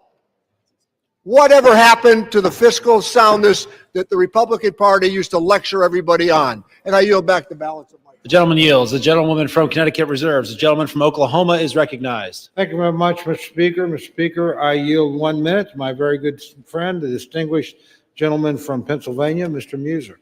The gentleman is recognized. Thank Chairman Cole for his leadership. Mr. Speaker, if this were a library, we would have the fiction side over there and the nonfiction side over here. The only thing that's not fiction, however, is their consistent criticism of the healthcare system known as Obamacare that they created. That's what this fight seems to be about. And that's the one end of things that is truthful. Today, Mr. Speaker, after 6 weeks of no pain, or excuse me, lots of pain and no gain, they're going to vote again to keep the government closed. They're going to vote again. They're whipping their votes so they would not be paying federal workers. They won't be funding essential programs like SNAP and undo the chaos at our airports. Okay, I spent the last 43 days in my district talking with these groups, talking with SNAP, talking with Head Start, seeing their pain, realizing it, understanding it. Some of my colleagues did the same, but shockingly, they're still going to vote to keep the government closed and keep this funding from being delivered. It's time to fix the damage the Democrats have caused. With this vote tonight, Republicans will restore SNAP payments. We'll get TSA and air traffic control. Yield the gentleman an additional 15 seconds. And you know what, thank you, Chairman. And you know what, Mr. Speaker? Yesterday was Veterans Day. Veterans didn't fight for the red. They didn't fight for the blue. They fought for the red, white, and blue. Maybe tonight we can follow their example. I yield back. The gentleman yields. The gentleman from Oklahoma reserves. The gentlewoman from Connecticut is recognized. Mr. Speaker, I yield 1 minute to the gentlewoman from Washington, Ms. Del Bene. The gentlewoman is recognized. Thank you, Mr. Speaker. This bill fails to address the fundamental needs of families across our country. Americans have made it crystal clear that affordability is their #1 concern. President Trump and Republicans promised to lower costs on day one, and that's been one big broken promise. Healthcare premiums are skyrocketing because Republicans refuse to extend the ACA tax credits, causing healthcare costs to go up for everyone. Over 4 million people will be forced off their coverage next year because it's too expensive. This is on top of soaring prices for food, energy, and housing. It's unacceptable for the wealthiest nation in the world. Republicans who say they support affordable health care should be standing up for their constituents rather than following in line behind President Trump. I'm going to keep fighting for affordable health care and lower costs. The American people deserve better. I yield back. Gentlewoman yields. The gentlewoman from Connecticut reserves. The gentleman from Oklahoma is recognized. Thank you very much, Mr. Speaker. Mr. Speaker, I yield 90 seconds to my very good friend, the distinguished gentleman from Texas, Mr. Gooden. The gentleman is recognized. Thank you, Mr. Speaker. Throughout this sham and shame of a shutdown, we've heard so many lies from the Democrats. And over the last 45 days, and especially the last 45 minutes, I've heard them say this is an evil bill. Republicans don't care about the disabled. Trump is the worst president in history for children. They've said that Republicans are to blame for the fentanyl crisis. Republicans shouldn't take photos with veterans. January 6th, of course they mentioned that. Republicans are corrupt, and they've said that Republicans are starving kids. What they haven't said is the one thing that this bill does, which is open up the government. Not one Democrat is getting up here saying this bill opens the government. So let me remind them and my colleagues and the American people, this bill opens the government tonight. And the American people have Republicans to thank for ending this shutdown and opening the government. I urge a yes vote. I am proud to vote yes. And I am so disappointed in my Democratic colleagues because for the life of me, throughout my time in the House, I've heard them talk about how wonderful it is to keep the government open and that a shutdown is so bad and can never happen. And tonight they won't even admit that this bill opens the government and this is what we need for this country tonight. So I urge a yes vote and I yield back. The gentleman yields. The gentleman from Oklahoma reserve. Yes, the bill, the government was not open. The bill has to go to the Senate No, the bill originates in the House. Then it goes to the Senate. If the Senate does any changes, it has to go back to the House. So this is where we are at. The Republicans put that windfall of money into the bill last night. And so now that's why we're back at the House, so the House can re-vote on the bill. Okay? Re-vote on the new amended bill with the windfall to the rich people in it. They have to re-vote on it. So this is where we're at.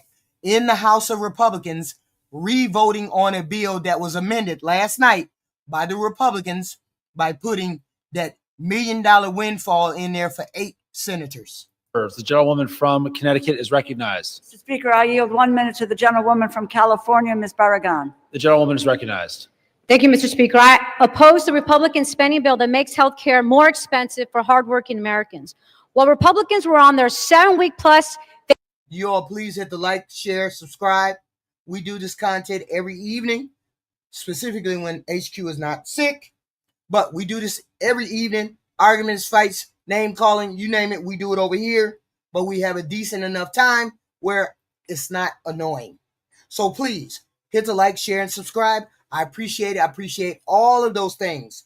I do. HQ does. Vacation, all our constituents were receiving notices of premium increases. A constituent of mine, a lifelong educator, has been told that her premiums will jump from $383 to nearly $1,000. Meanwhile, Trump and Republicans can find money for a fancy ballroom. They can give tax breaks to billionaires.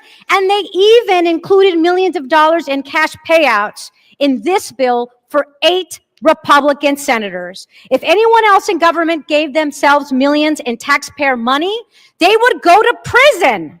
But for Americans trying to afford health care, not $1 in tax credits. House Democrats are united against this corrupt bill and will keep fighting to protect America's health care. I urge my colleagues to reject this bill. I yield back. Rudy, you've been twerking in the chat for the rich people all day. Why you twerking in the chat? For one thing, why you over here talking about this female garbage? Why you over here talking about this female garbage? What did I tell you all? I told you that the Republican MAGAs, and I don't know whether this is all you MAGAs or not, but you will come over here and say what you don't like.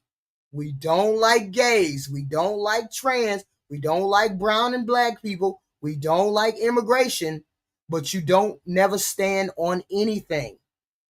Please don't tell me about what a woman is when you don't stand on anything. It's always something weird. Barack Obama's basketball court didn't cost that much money because he repurposed the tennis court that was already out there, and him and Michelle paid for it. What now, Rudy? Stop it. The gentlewoman yields. The gentlewoman from Connecticut reserves. The gentleman from Oklahoma is recognized. Thank you very much, Mr. Speaker. I yield myself such time as I may consume. Mr. Speaker, it's been an interesting debate. Frankly, as a couple of my colleagues have suggested, a lot of the rhetoric on the other side hasn't had much to do with the legislation in front of us. My friends chose all on their own to shut the government down 43 days ago. During that time, soldiers have had to worry about getting paid. The only reason they were paid is the President of the United States managed to pull a rabbit out of the hat twice, or we've had military families completely unpaid. We have our air traffic controllers. Most of us flew here today or yesterday or in recent days. They're keeping the skies as safe as they can, but they haven't gotten paid. We're in this Capitol building. We're under the protection of the Capitol Police. This man right here said, I know this bill is corrupt. I know this bill is wrong. I know this bill that the Republican Senate just sent over to us has pork in it, has a windfall for rich people in it. 8 Republicans. I know it has that in there, but I'm still going to vote for it. I had to play y'all to take y'all. You need to watch the video I just made here. The video I have up on the site Right now, it's a video that shows him talking and him saying, I know this bill is no good, but I'm still going to vote for it. They know this bill ain't no good. The Republicans know this bill is wrong, but if they don't vote for it, they got to redo it again. It's got to go back and forth, back and forth. The bill has to be the same from one house to the other. All the language has to be the same from one house to the other. Otherwise, it has to go back until it's the same. And they don't want to go back. They don't want to send it back to the Senate because they know if they send it back to the Senate, the Democrats are going to say, hell no, they not caving. See, the Democrats can say no in the House because they don't have a majority. But in the Senate, the Democrats can say no because they hold the keys to the majority of the vote, the rest of the vote, majority of the vote. They do a splendid job. They keep doing their job. They haven't been paid. We have people that are in desperate need of some of the services that this government has promised to give them. SNAP and WIC, that's at risk unless we pass this legislation tonight. So we can have all these debates about all these other issues. As a matter of fact, my friend, the Speaker, his counterpart in the United States Senate, the Majority Leader, and the President said, when you open the government, we'll be happy to talk to you about some of these issues. But you're not going to shut down the government, punish the American people, put people's lives at risk, and think we're going to sit down and negotiate with you under those circumstances. That is not going to happen. We told you 43 days ago, from bitter experience, government shutdowns don't work. They never achieve the objective that you announced. And guess what? You haven't achieved that objective yet, and you're not going to. We did the same thing twice, so I'm not saying that we've got clean hands over here. You guys did it on DACA, didn't work here, not going to work here. Only people that have suffered have been the American people, the people that we're all here to serve. So let's keep the focus on getting the government back open. It didn't cost that much money to do.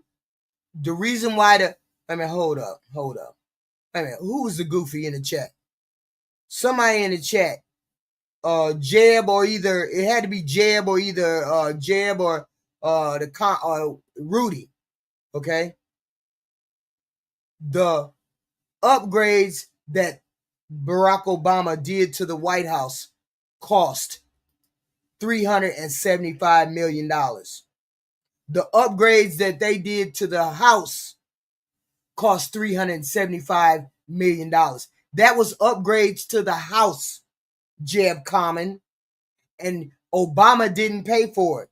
Obama requested that it be upgraded. Plumbing, electrical, wiring, that kind of thing. That was the House that cost $375 million to upgrade. The White House to upgrade. The basketball court, Obama and Michelle paid for out of their own pocket. Stop lying. I would also add, and I appreciate this very much, there have been robust discussions back and forth, and we have 3 appropriations bills attached to this. There are appropriations bills that do important things. The Ag bill will make sure that people that rely on WIC and SNAP don't have to worry about another government shutdown between now and September 30th of next year. The Ledge Branch bill will make sure that the Capitol Police and everybody else at staff that allow this chamber to function don't have to worry about not getting paid until September 30th of next year. And obviously, military construction and, more importantly, veterans rely on benefits commitments we have made. Passage of this bill makes sure that those commitments will be fulfilled between now and September 30th next year. And we buy the time to sit down and rationally and responsibly negotiate other appropriations bills that we can bring, I hope, in a bipartisan basis to this floor to keep the government open. So I would just ask my friends to reflect on that. I hope some of you feel the weight of that decision. I know you do. And I hope you can vote to keep the government open. There's no excuse to shut it down. United States Senate operated to keep it open. in a bipartisan fashion. Now, it took them a long time to do it, but they got there. Let's not follow that example.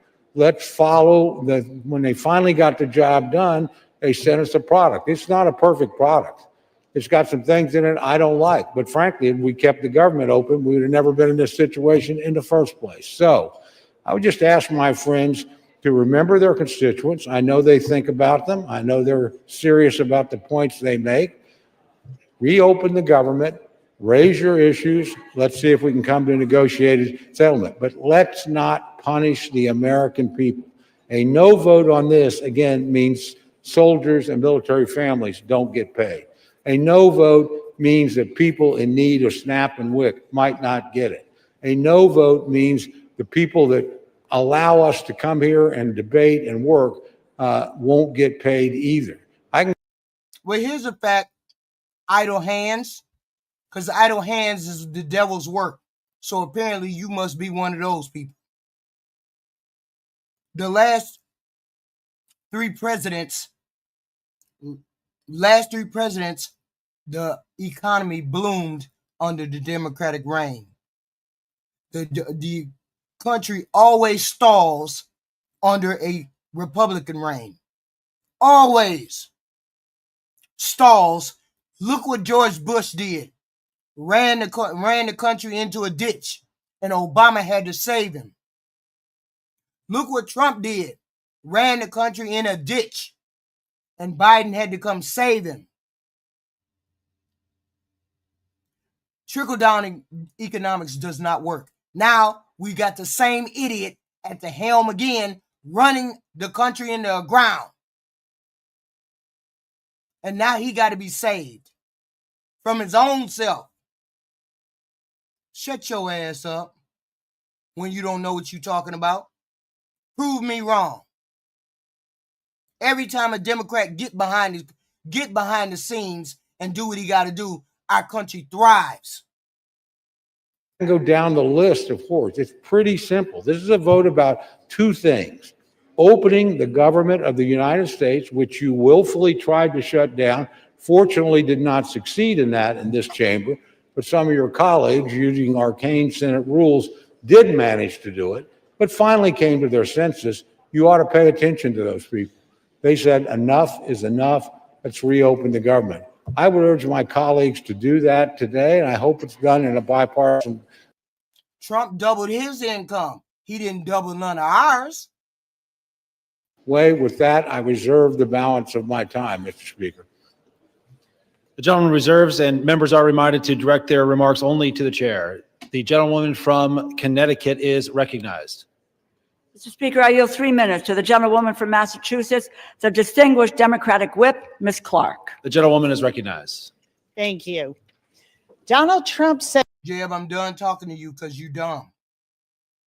I just have to flat out say it. When you dumb, you dumb. You disingenuous or you just dumb. I don't know which one. I can't tell. Because you know goddamn well when Biden left office and Trump took over just a minute ago, just a year ago, the inflation was at 2%. When Biden took over, his inflation was at 9%, got to 9%. So Trump is the one who made it get to 9%. Trump is the one who made it get to 9%. Biden got it down to 2.3% when Trump took office. You look it up, goofy. the cost of living crisis is fake news, a con job by the Democrats. Mr. Speaker, 60% of Americans can't afford a basic quality of life. 45% have had to skip a doctor's appointment or a prescription because they can't afford it. 41% are living with medical debt. The American people are simply not making it. Not only is that crisis real, it is a crisis that Republicans promised to solve. Voters believe them. And now, after a 54-day hiatus, what are Republicans doing? They're voting to raise the cost of living. They're voting to make it even harder to get by. not by some marginal amount. They are doubling, tripling, and quadrupling monthly premiums. And what's the defense? They are looking people in the eye and flat out gaslighting them. Costs aren't up, costs are down. Trump says, I don't want to hear about the affordability. Well, get used to hearing about it. You're going to hear about it a lot because people are feeling it every single day. People can't make rent. They can't afford their prescriptions. They can't afford to take their kid to a doctor. They can't find childcare, and when they find it, they can't afford that either. Grocery and utility bills are spiking. This is the crisis of our time, and it's about to get exponentially worse because the GOP's craven allegiance to billionaires over working people. The cost of living crisis is not fake news. It's not a perception issue. It is daily life for the people that we all represent. So let's do something about it. Let's reject this budget. Let's stop the healthcare cuts. Let's stop the premium hikes. Let's stop the hospital closures. And let's stop. The year-over-year inflation rate in the U.S. under Joe Biden hit 9.1% June 2002. A year and a half after he took office, right? Right or wrong? His starting inflation rate was 1.9. His ending inflation rate was 2.9. So shut your ass up. He went from 9.1 down to 2.9. I'm not going to let y'all denigrate Joe Biden. Joe Biden pulled us back from the brink. Now let's see what the inflation rate is for your orange thug. The billionaire giveaways. I yield back. The gentlewoman yields. The gentlewoman from Connecticut reserves. The gentleman from Oklahoma is recognized. Thank you, Mr. Speaker. I reserve. The gentleman reserves. The gentlewoman from Connecticut is recognized. Mr. Speaker, this bill fails to prevent healthcare costs from skyrocketing. It fails to address the crisis of affordability. It fails to keep our promise to veterans. It provides $1 million jackpot to 8 senators. It fails to protect Congress's power of the purse. I encourage my colleagues to vote no. So right now, the inflation rate under Trump is starting to tick upward. 3.0. Tick upward, which means the inflation rate is going up under your goofy president. So stop saying lies in the chat.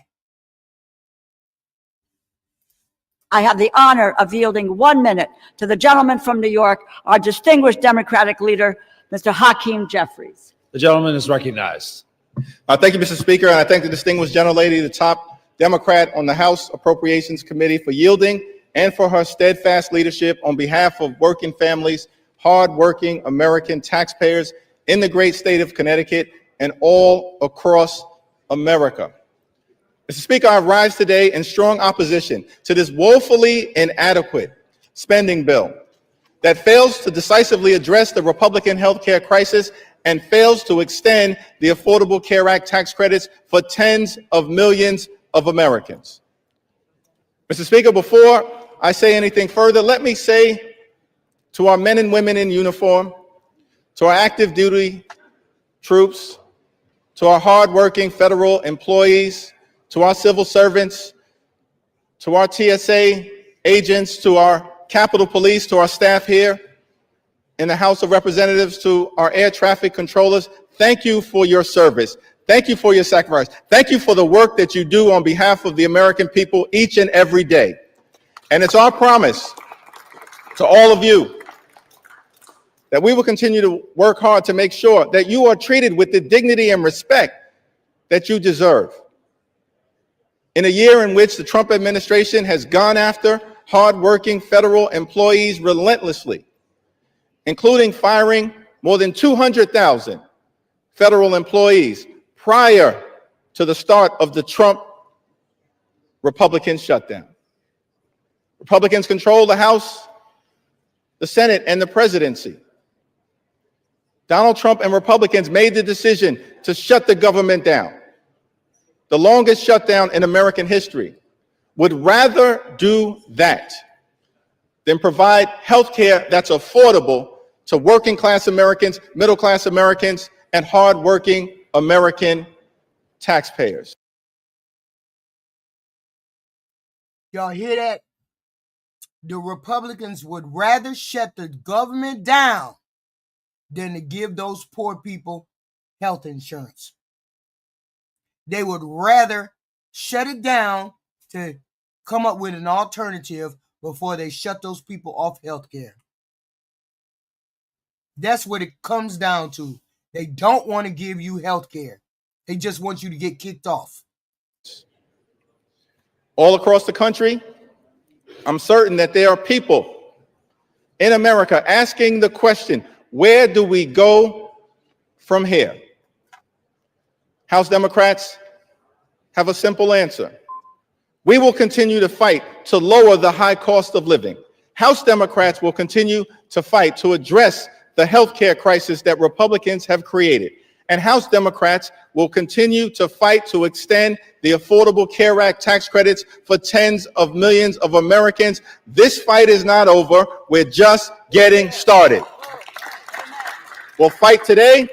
We'll fight tomorrow. We'll fight this week. We'll fight next week. We'll fight this month. We'll fight next month. We'll fight until we win this battle for the American people. That's our commitment. And y'all know what? This same battle is going to come up in January, at the end of January.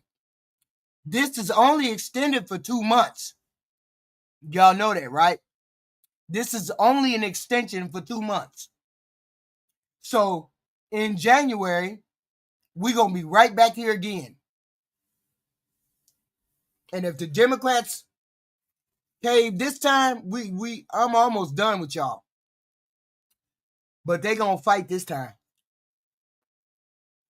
Shut your ass up, Curtis, about illegal aliens. Don't nobody care about no illegal aliens. And ain't nobody doing that for no illegal alien. We just went over that whole scenario about illegal aliens. Stop it. Commitment as House Democrats. Y'all don't even know how goofy y'all sound coming. And there's only 2 ways that this fight will end. Only 2 ways, Mr. Speaker, that this fight will end. Either Republicans finally decide to extend the Affordable Care Act tax credits this year, or the American people will throw Republicans out of their jobs next year and end the speakership of Donald J. Trump once and for all. That's how this fight ends. Mr. Speaker, during this painful Trump Republican shutdown, what we've seen is 2 different philosophies in terms of how to govern for the American people. The Democratic Party philosophy is clear. We are ready, willing, and able to find bipartisan common ground anytime, any place, to enact spending agreements that actually make life better for the American people. But in order to do that, we need to have partners on the other side of the aisle who are actually willing to find a bipartisan path forward. But what we've seen from Republicans from the very beginning of this presidency is a my way or the highway approach. That's been the Republican philosophy. Jam your extremism down the throats of the American people. That's what we've seen from day one of this presidency. That's the reason why the government has been shut down by Republicans and Donald Trump for the longest period of time in American history. What have we seen from Donald Trump and Republicans during this shutdown? A consistent unwillingness to actually find common ground in order to make life better for the American people. Donald Trump, during this shutdown, found the time to play golf. Melania Trump was a mail order bride. I got a video and a picture of her on the cover of a mail order bride advertisement. She was a mail order bride. Week after week after week, Donald Trump found the time to pardon serial fraudsters like George Santos and Rudolph Giuliani. Donald Trump found the time to meet with the Chinese Communist Party. Donald Trump found the time to destroy the East Wing of the White House. Donald Trump found the time to extort $230 million from the Department of Justice so he could line his pockets. Donald Trump found the time to bail out Argentina. That's why most of us don't care about the gays, the trans, the browns, the blacks. We don't care about that goofy shit that y'all care about. That's how y'all lost the election, talking about goofy shit. Nobody cares about somebody being gay or trans or somebody in the bathroom. We don't care about that. We're trying to move the American country forward. We care about these rich people taking our money and not giving us nothing. How many of y'all are writing to your senators, calling your senators saying you want that $2,000 that he promised? How many of y'all calling into the senators asking for that $2,000 right now? That's what we need to start doing. Call your senators and your representative and tell them we want that $2,000 that they promised us. That young girl who do the morning meetings, the morning presser, she said they working on that $2,000 now. Work on it harder. We want our $2,000. With $40 billion. Donald Trump found the time to rip away SNAP benefits from 42 million Americans. Mr. Speaker, these extreme... I'm just trying to figure out what's going on, Natural KIC. Why they care so much? For somebody they never really run into. They never gonna be in no bedroom with. Why y'all worried about what people do in their bedroom? I don't understand. I don't care whether Barack Obama is gay, straight, lesbian, or he a trans dressed in the drag. I don't care one way or the other. I care about these rich people scamming us poor people out of money and then looking us in the eyeball talking about we can't afford health care. Get your ass in the game, Rudy. I don't know why you keep bringing up these moot points. Oops, sorry. Out of control. Healthcare costs skyrocketing out of control. And in the midst of this affordability crisis, seeing this, Democrats said, we've got to fight to make sure that we extend the Affordable Care Act tax credits so that tens of millions of people, working class folks, middle class folks, people in rural America, working class America, small town America, the heartland of America. That's the way we gonna get our money. The only way we gonna get our money is everybody start calling they representative. I'm gonna have a list of them. I think I got a list of all people's representative. I got a list of it right now. I don't even know if I got the phone number. Let me check. Phone numbers of all the representatives. Black and brown communities all throughout America don't experience premium increases that in some cases will go up by $1,000 or $2,000 per year. In many cases, month after month after month, $1,000 or $2,000 per month, tens of thousands of dollars per year. Unacceptable in this country, the wealthiest country in the history of the world. And this is in the midst of a Republican healthcare crisis. Oh, yeah. Republicans enacted the largest cut to Medicaid in American history, ripped health insurance away from 14 million Americans. As a result of Republican policies, hospitals, nursing homes, and community-based health centers are closing all across America, including in rural parts of this great country of ours. And now, because of Republican refusal to extend the Affordable Care Act tax credits, tens of millions of Americans are at risk of being unable to afford to go see a doctor when they need one. In this country, the wealthiest country in the history of the world, it can't be the case that healthcare is simply a privilege for the wealthy, the well-off, and the well-connected. Mr. Speaker, that... Hold on, I just want to show y'all something. I just want to show y'all something. Hold on. Right here.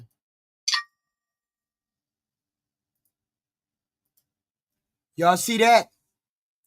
That's the list of all the senators, all the representatives, all the Democrats and the Republicans.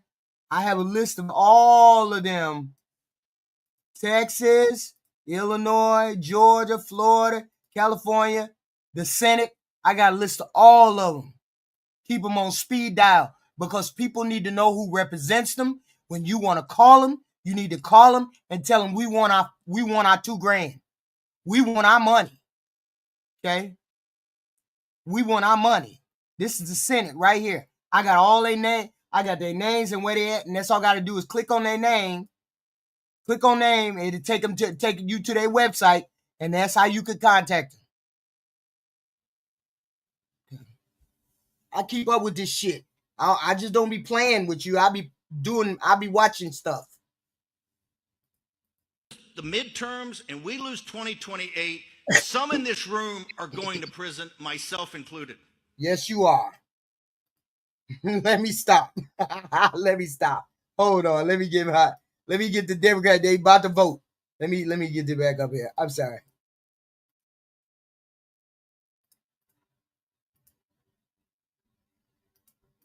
Hold on. And a right that's affordable and available to every single American in the United States. All I'm saying is we need to call our representative. Y'all gonna give them rich? You gonna get them rich people money? We want to see that $2,000 by the beginning of next year. We want to see that $2,000 by January 30th. That's what time we want. We show our Jeffrey. We show our. So don't bring your ass over here caping for rich people. If you come over here caping for rich people, you can get your ass the fuck up out of here. We don't do no caping for rich people. We talk about poor, and we talk about poor against the rich. Don't you come over here caping for no rich person and you ain't rich. Don't do that. That's what this fight is all about. And that's what the fight will continue to be about as we move forward. Many of my Republican colleagues have suggested that they want to deal with the healthcare affordability issue, that they want to address the Republican healthcare crisis that's devastating people all across this country. Well, we have an opportunity for you to do so.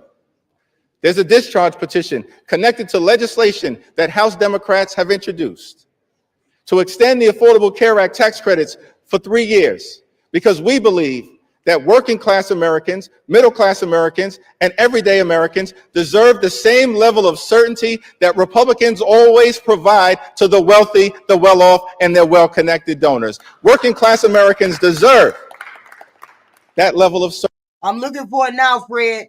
The tax credit expiration. I'm looking for it now. So join us in extending the Affordable Care Act tax credits. It's not too late.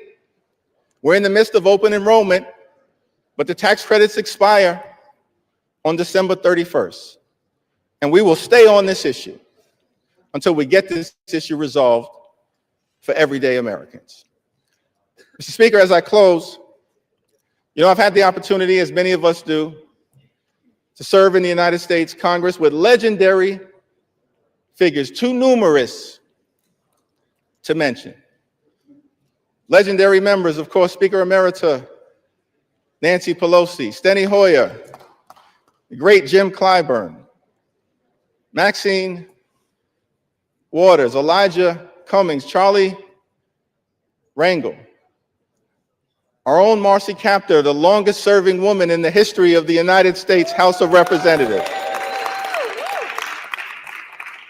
We've all had the opportunity to serve with legendary members, John Dingell, too numerous to mention. But one can't call that roll. But you also have to tell me, Fred, what tax expiration credits are you talking about? Which ones are you talking about? There's several of them. The child tax credit, there's several of those. Earned tax credit, all those kind of things. You need to tell me which one you're talking about. Without calling the name of the great John Lewis. I had the distinct honor of serving with John Lewis for several terms. Many of us, here in the House of Representatives did. I'll never forget, on my first day in the Congress, I had the opportunity to meet John Lewis for the first time in person. And he called me over to see him on the House floor, and he just asked me a simple question. He said, "Are you the new guy?" And I said, "Yes, sir, Mr. Lewis, I am." And he said, "Well, we're colleagues now. You don't have to call me Mr. Lewis, you can call me John."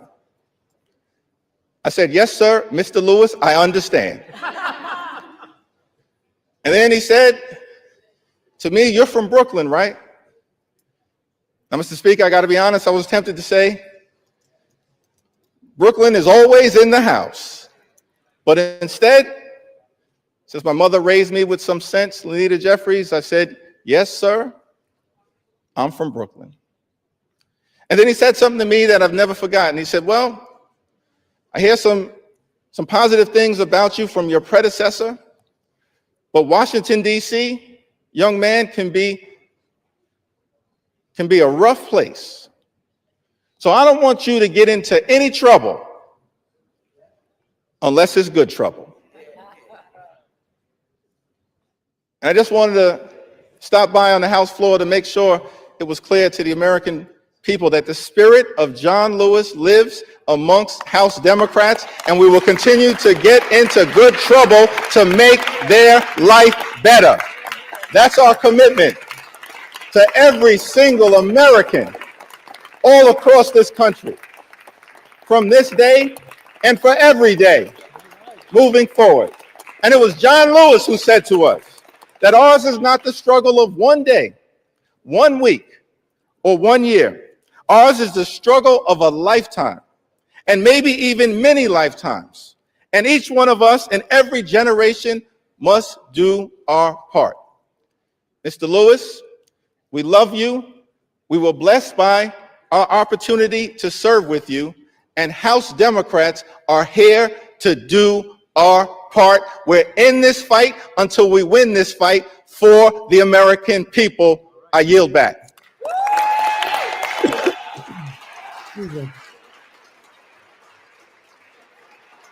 The gentleman yields. Members are reminded to refrain from engaging in personalities towards the president. The gentlewoman from Connecticut has 30 seconds remaining and is recognized. I yield back the balance of my time. The gentlewoman from Connecticut yields. The gentleman from Damn near all these people that's in here need to retire. If they can't do right by the American people, they all need to retire. They all need to do that. It just is what it is. They all need to do that. Because if you're not putting the American people first, you're not moving the country ahead first, you're not putting them ahead first, then you shouldn't be involved with making decisions for this country. We have some very smart, very, very smart human beings on this planet, in this country, that could come up with plans to make our country better. The question is, are we going to ever move these people out of the way so we can get smart people to move our country forward? For everybody, not just black people, not for just Hispanic people or immigrants, not for just white people, not for just Indian people, all people. We need people who are looking out for all of us, not just one, not just some, all of us. Not for the maggots, not just for y'all, not for the Republicans, not for the Democrats, all of us. Okay? We need smart people to take these people's place so that we can get people in there that will do what they need to do for the American people. I am for America first. America first. If you can't afford to do the things here in this country, you shouldn't be sending money overseas to no other country. That's the way I look at it. If you can't do what you got to do here. from Oklahoma is recognized. Thank you very much, Mr. Speaker. It's my distinct pleasure to yield the balance of our time to the Yeah, I say 10 years. You get 10 years to make the country better. If you can't make the country better, you got to get up out of here. You got to do something. Okay? You got to do something. Distinguished Speaker of the House, my very good friend and a person I admire greatly. I'm actually just going to hold you to 1 minute, Mr. Speaker. My good Now this dude right here, we know he be lying. So what is he saying? They better get them Epstein files up out of there. Hurry up. friend, the gentleman from Louisiana. You know they've been in the back room. They've been in the back room all day trying to convince Bobble, or whatever her name is, Bobble or Bobette. They've been trying to convince her to change her vote, right? Y'all know they've been in the back room all day trying to convince that girl to change her vote back, so she wouldn't let them open the Epstein files. I wonder what trick they came up in their sleeve to get that to happen. I don't know whether it's gonna open or not. Speaker Mike Johnson. The gentleman from Louisiana is recognized.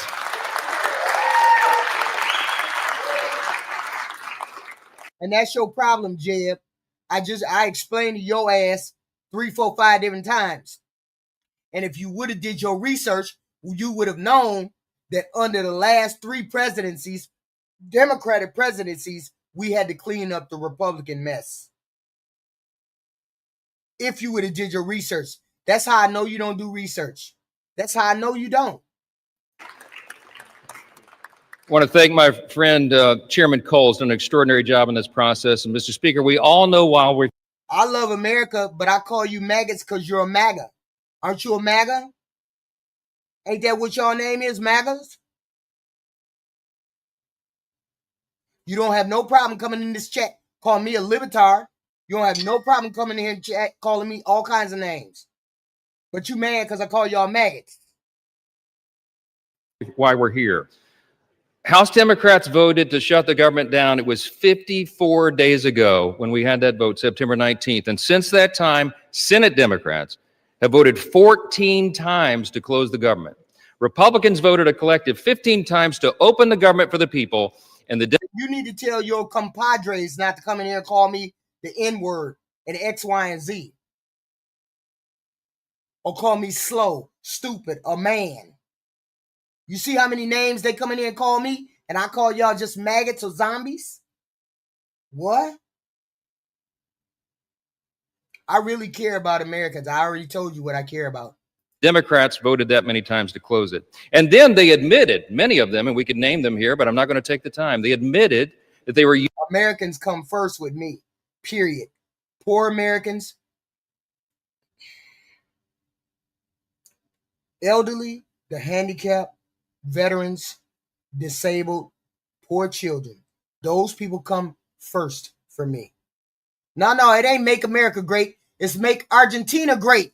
Hey, 40 billion strong. Using the American people as leverage in this political game. They knew that it would cause pain, and they did it anyway. The whole exercise was pointless. It was wrong, and it was cruel. In mere moments, I want you to watch the board. They're going to do it again. I'm going to guess for you that most of our he definitely better than Trump. Our Democrat colleagues are going to vote again to close the government. Even though Fred, even though you vote against your best interests, y'all vote against your best interests 90% of the time. I care about the veterans, the disabled, the handicapped, the poor. Yes. Again, to take food out of the mouths of families that need it, again, to deny pay to federal employees, again, to stall flights and cancel airlines and do all the rest that they've done.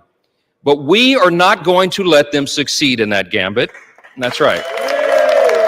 But you see what they saying, right? Y'all see what they saying. They saying they do not care whether you got medical or not. They do not care whether the poor people got medical or not. They not having no discussion on it. They not having any kind of hearings on it. They not doing anything. They're saying, we don't give a damn whether you poor people croak, stroke out, die on the street, on the curb, in the bushes, in a tent. They don't care. That's what they're saying. They stopped it. That's why they demonized healthcare from the beginning. They had to make it so that goofies like Fred and Fred and what's the name, and Jeb, they had to make it so Jeb and Goofy, like Fred, believed that we really wanted to give illegals health care. They had to make it seem as though that's what we wanted to do as Democrats. Because they come in here and they say that garbage every 5 minutes. Every 5 minutes. See, what do you call a person that don't never learn, even though you tell them 3, 4, 5 times? Don't you call them slow or a tard?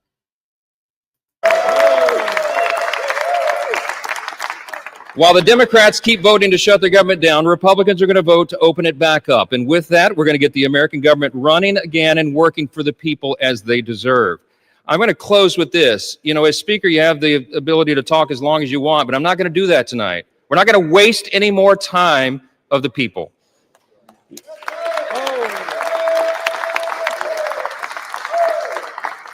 I'm just going to say this. I think that everybody needs to remember this one simple thing. From the very beginning of this whole ordeal, on the Republican side, we operated in good faith. We offered a clean, nonpartisan CR. We were honest and transparent with the American people from the very beginning, and every single day of the shutdown, we went out and looked right into the camera with a press conference and told the American people the simple truth. We have done for the people what has been right and just and truthful. And in the end, that is what God honors always. Don't forget it. We need to get this government open as soon as possible, and I'm going to yield back the remainder of my time so we can do that. The American people demand it and deserve it. My friends, let's get this done. Thank you. I yield back.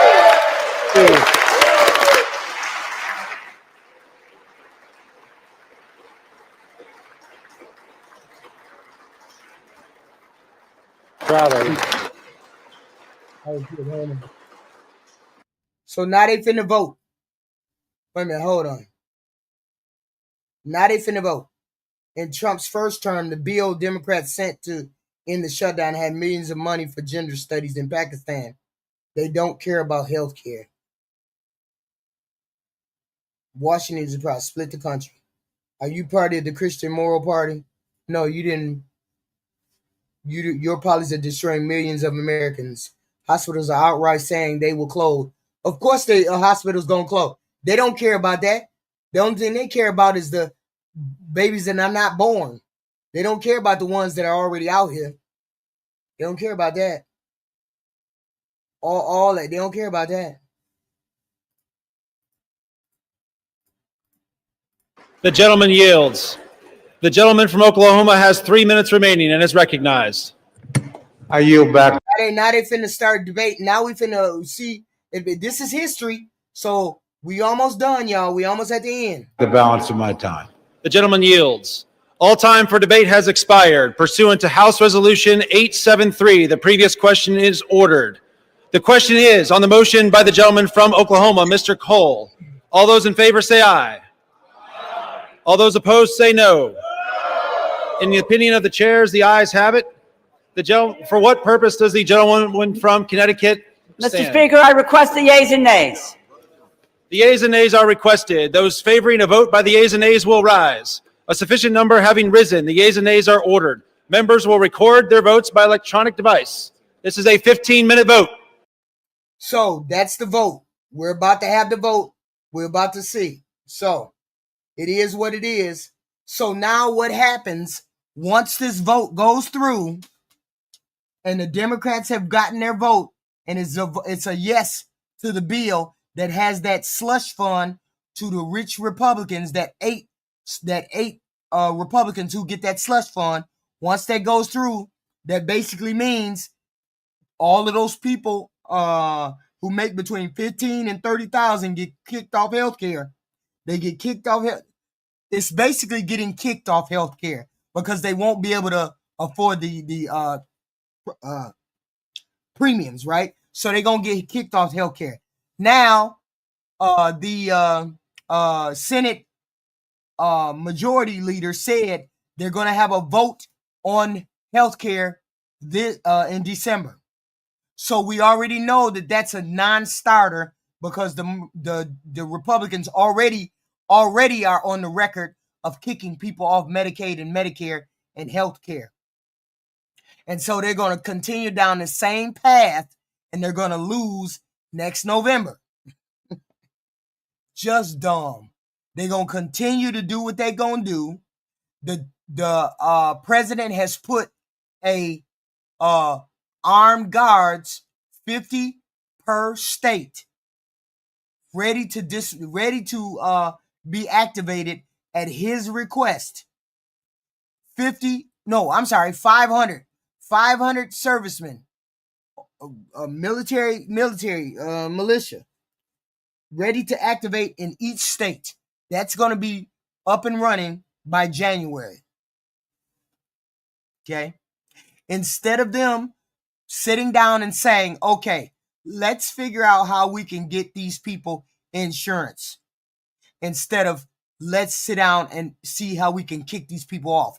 They decided that they were going to kick people off of insurance instead of helping that group that can't afford insurance, that can't even afford where they live, can't afford a car, can't afford to work, can't afford to do any of those things. Instead of them helping that person, those people, they kicked them off health care. This vote will kick them off health care. Whether I'll commit to putting any ACA extension on the floor. What I have said from the very beginning, and we were consistent about this, and you all know from day one, the first order of business was to get the government open and working for the people again. It's the most basic responsibility, and we finally got that done tonight. And I said, see, that's what you don't understand. As soon as the government, you didn't understand what I said. They're going to get off of health care because the premiums will cost them too much money. Then they will go straight to the hospital and get their health care or primary care or whatever from the hospitals. Them not wanting to help those people straighten out ACA, scrap ACA and come up with a plan, or fix ACA, however you needed to do it, the Republicans didn't want to do it. So therefore, this is on the Republicans for people losing their Medicaid, losing their ACA, losing their Obamacare. This is, and it's going to hang around the Republicans' neck because it's already there. Well, y'all already done lost the Hispanic vote. So y'all done burnt up the Hispanic vote, and then you lost the independent vote. The tax credit? First of all, these credits are extra subsidies that Biden put in place. Biden put extra subsidies in place. Why did he put extra subsidies in place? Biden put this in there because it was an extension of the law, and that's as far as the law would allow him to do it to the end of this year. Nobody extended it here. It was the law that put it to this date. Okay. 2, these are extra subsidies. The regular subsidies would have expired in 2020, I think. But Biden put extra subsidies on it. You know why Biden put extra subsidies on there? Because the Republicans appealed or repealed the individual mandate and made the payments for regular insurance go sky high. That's why, that's a part of why they went so high. They went out of control. It's because the Republicans appealed the individual mandate. That's what happened. If they wouldn't have appealed the mandate, people would still be affording their health care. But instead of fixing it, they just want to throw you off because they have never voted for any insurance ever on this planet for anybody, and they don't plan to. Okay? So all of those people that when they say 17 million get kicked off XY, all of those people are the people that are on ACA. So those are going to be our homeless. The hospitals are going to be overwhelmed. People are going to be sleeping on the street. People are going to be stealing from stores. It's just going to get worse. The economy is going to be worse. People won't be able to go to work, won't be able to afford their car, won't be able to do X, Y, and Z. That's why every time a Republican gets into office, they make the problem worse. They make it worse. That's why we need to get rid of them in November. This next November, all of those Republicans need to go. Okay? All of them need to go because they don't want to put the American regular, average day, ordinary people ahead of their own priorities. Okay? A bunch of poor people are going to lose their insurance. Okay? Instead of wanting to fix it, pick it up, make it better, they don't want to make it better. Okay? They don't want to make it better. They want to make it worse. That the Democrats were responsible for this. What happened? Millions of American families went without food on their table. You had millions of Americans stranded in airports, their flights canceled and delayed. You had troops and federal employees. Y'all do me a favor and hit the like button, hit the share button, hit the subscribe button. I'd appreciate it. We're trying to get to what is it? I don't know, 3,800. We're trying to get to 3,800. Please hit the like and the share and the subscribe. Yes, Black America, how can I help you? All right, so I've been listening to you, HQ. So Yeah. I have a couple of questions. Okay. So you think that them taking away the ACA is going to make more people homeless? Yes. And how is that? How is it going to make more people homeless? It's a trickle down effect. People get sick.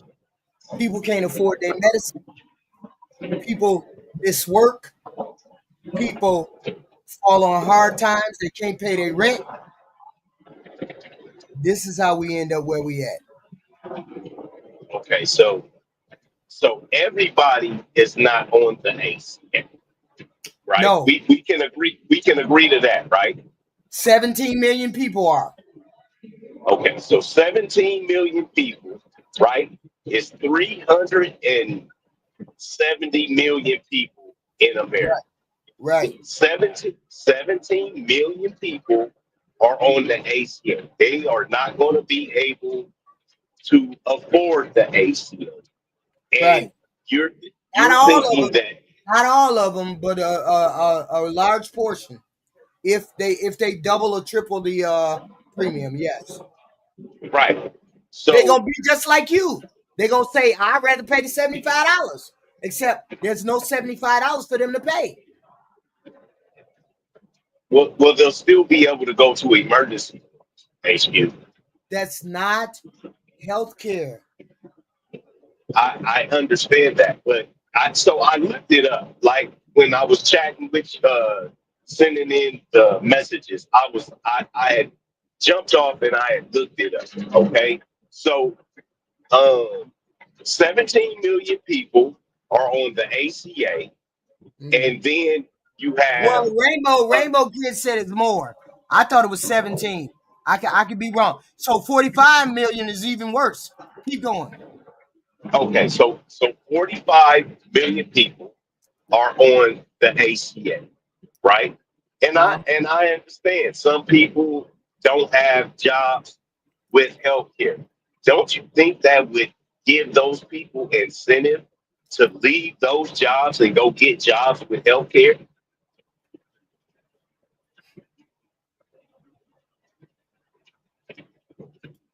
Okay. So what about the people that come right behind them and take their jobs? They're going to need insurance too, right? Well, so okay, so like our kids, right? My kids, your kids, they're of age now, right? I do have a minor child, but our kids are of age, and your kids, for the most part, can stay on your health insurance. I know here in Nevada, right? Your kids can stay on your health insurance until they're like 25 or 26 years old, Okay. right? So even though, let's say my niece, right? My niece, she's in college, she's on my health care, she's 19 years old, she's away at Virginia State in college. When she comes out of college in the next 2 or 3 years, she'll be 21, 22. She'll still be covered by me, and she'll start earning her own way, right? $20,000-$30,000 job. Hopefully, it's more than that. But Hello? Hello? Uh-oh. Black America? you can't hear me, HQ? Oh, no, that's what we just heard you right now. Oh, okay. I'm saying young people are supposed to have those bullshit jobs, and they're supposed to move up and graduate as they ascend through life. You're not supposed to stay at a 20 or 30,000 $1,000 job your entire life, HQ. But here's the thing. Supposed to, woulda, coulda, shoulda. Supposed to, woulda, coulda, shoulda. I can't find no other job. I can't find no other job. What do I do? HQ, that's not anybody's fault but your own. What if I can't find another job? It's no such thing as I can't. It's no such.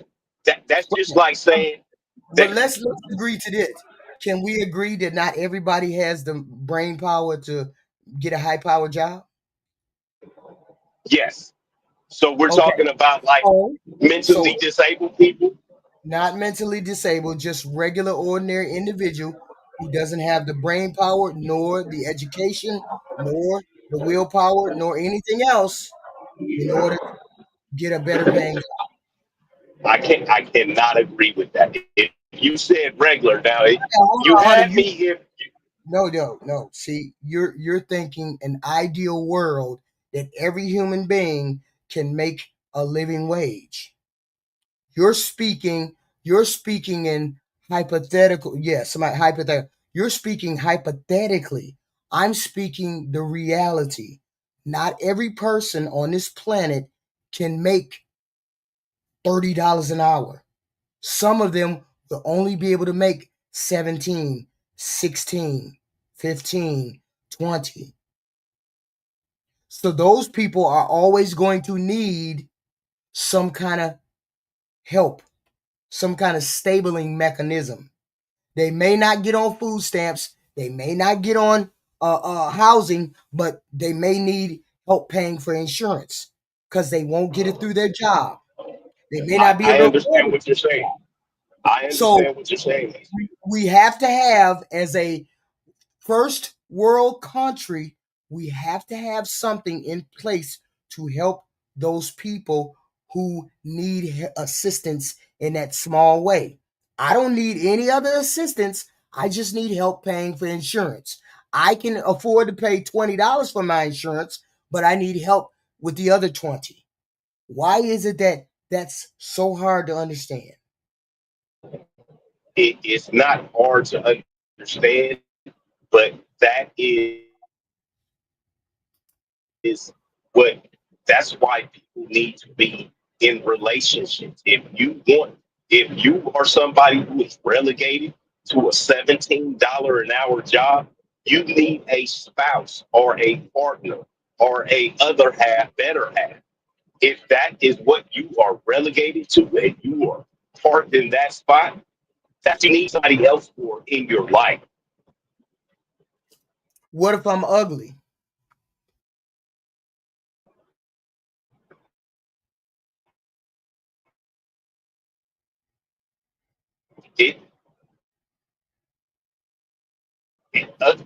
Ugly women can get a man. They just have to be nice. Fat women can get a man. They just have to be nice. We see it all the time. HQ. Big old girls with 5 and 6 kids. They just have to be nice, and they have to be willing to accept a man. That the man that wants them, they have to be willing to accept that man. And I understand your premise, but you don't understand mine. There is always going to be someone who needs help with some of their living expenses. Always. There's always going to be someone who. So what about that disabled person who works, but they're not able to get insurance unless they get help? What about them? What about the elderly? They can't work so much. You don't. So I think that and this me, I think the elderly and the disabled are the responsibility of their families. But we don't ever see been alive for over 50 years. You and me. We never see a person with Down syndrome. Hold on. We never see a person with Down syndrome or autism walk into a store or anywhere by themselves, HQ. We never have. Never in our lives do we see these people just out and about by themselves. So what do we do with the everyday average person who doesn't have a wife, who's not able to do, who's a mechanic maybe, I don't know, but they only make X, Y, and Z. They don't make enough money. They have enough money, like you said. I remember you all saying sometimes men just want to have a place to stay, pillow, TV, X, Y, and Z. All their bills is paid, but they don't have no extra money left over. They'll eat cans of noodles all day, every day. What about that person?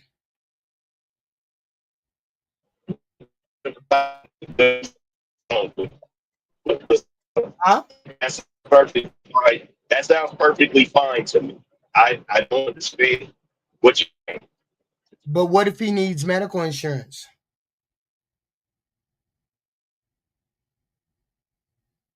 What if he has asthma and he needs insurance every day for the inhaler, for the X, Y, and Z? What do you mean? Every person deserves to get medical if they have it. See, here's the thing. It has to be affordable.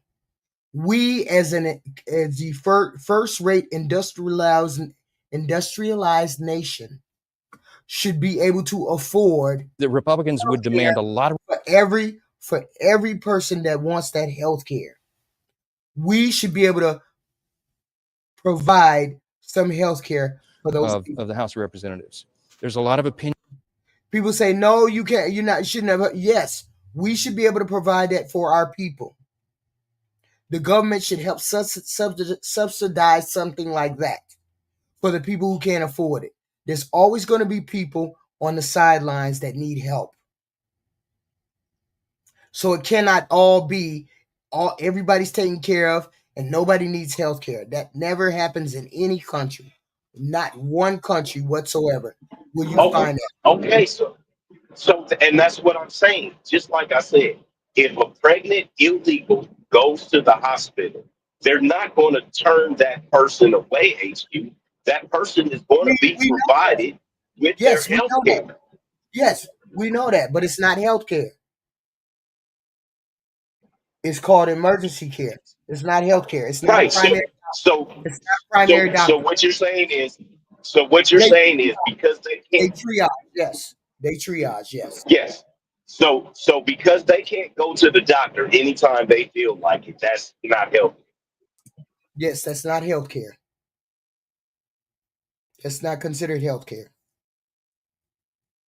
And I think anybody, it's a law. It's a legal law that says all doctors have to treat people who come into the emergency room. Emergency room it's something, I forgot the name of it. It's some kind of weird law. Yeah, it's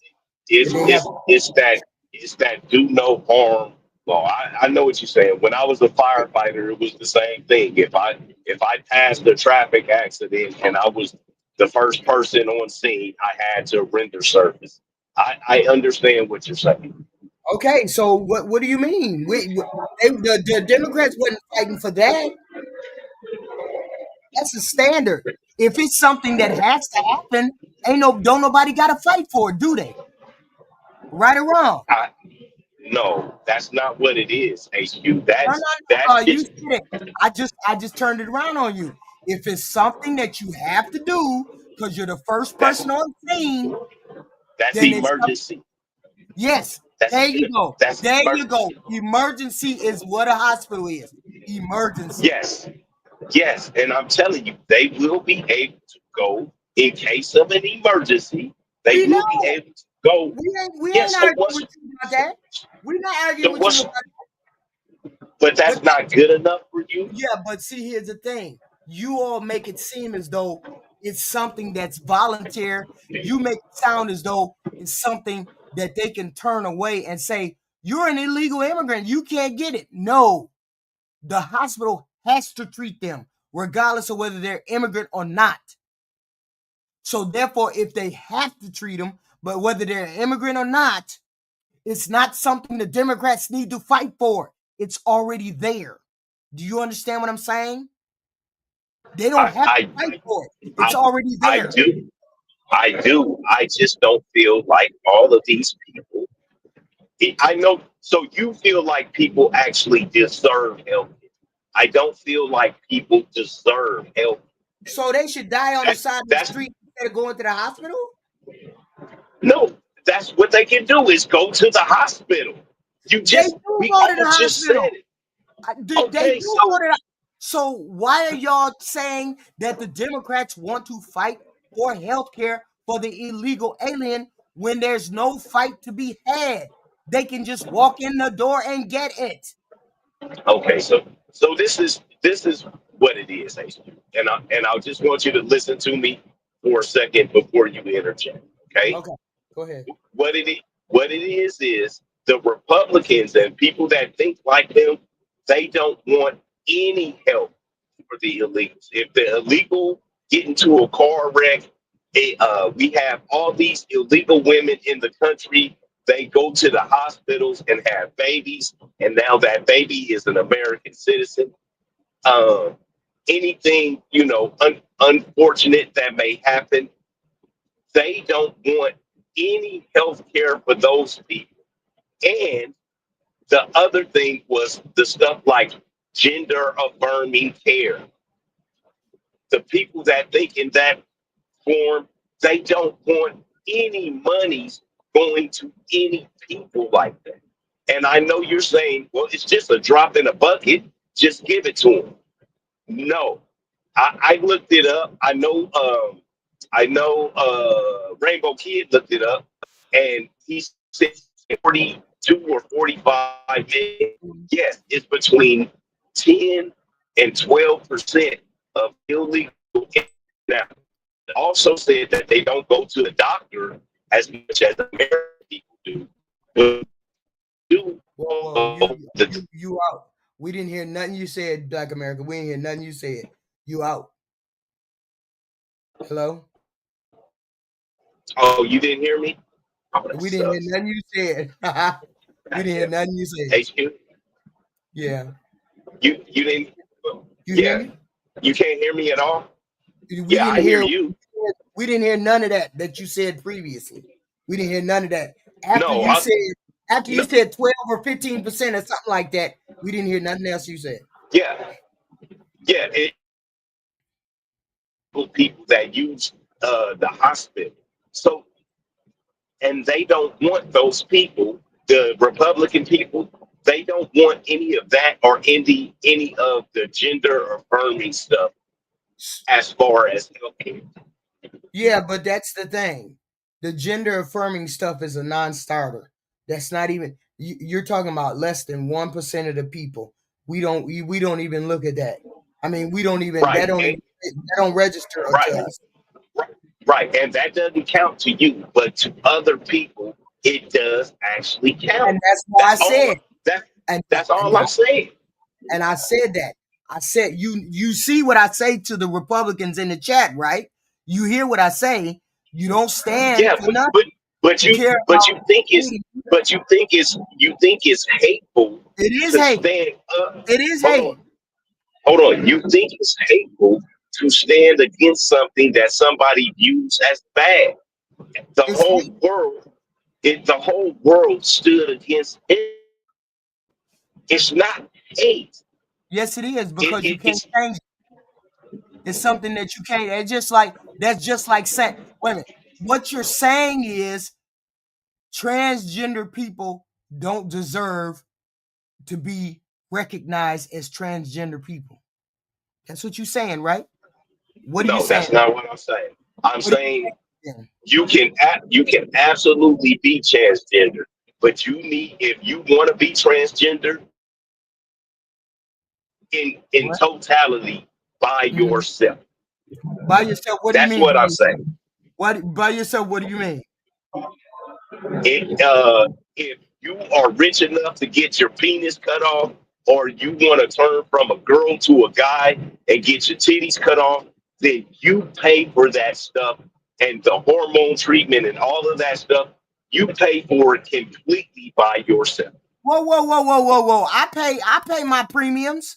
I pay for my insurance. I can get my shit cut off if I want to. What do you mean?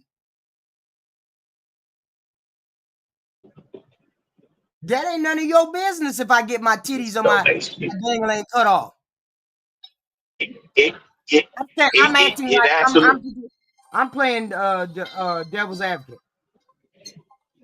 Devil's advocate. I know. So this is the whole thing about it. Your Jeep, your insurance says insured motor and underinsured motorists, right?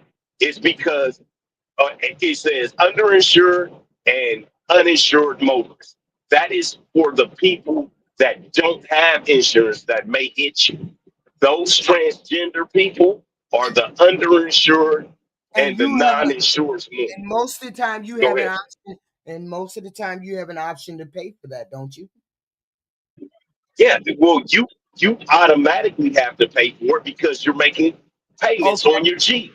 So we do it regardless of whether I'm trans or not. You still have to underpay or overpay. You still have to under or over. You still have to do that regardless of whether I'm trans or not. So why are you worried about whether I'm trans? No. So what people are saying, and the part that I agree with, and that's what I'm telling you is, I don't want to have to. I don't be in my. You're not paying for me. Listen. I am paying my own insurance. You're paying for everybody else's, but you worried about me paying. In your insurance premium, you're in a pool and you're spreading the risk. I get that. I don't want everybody.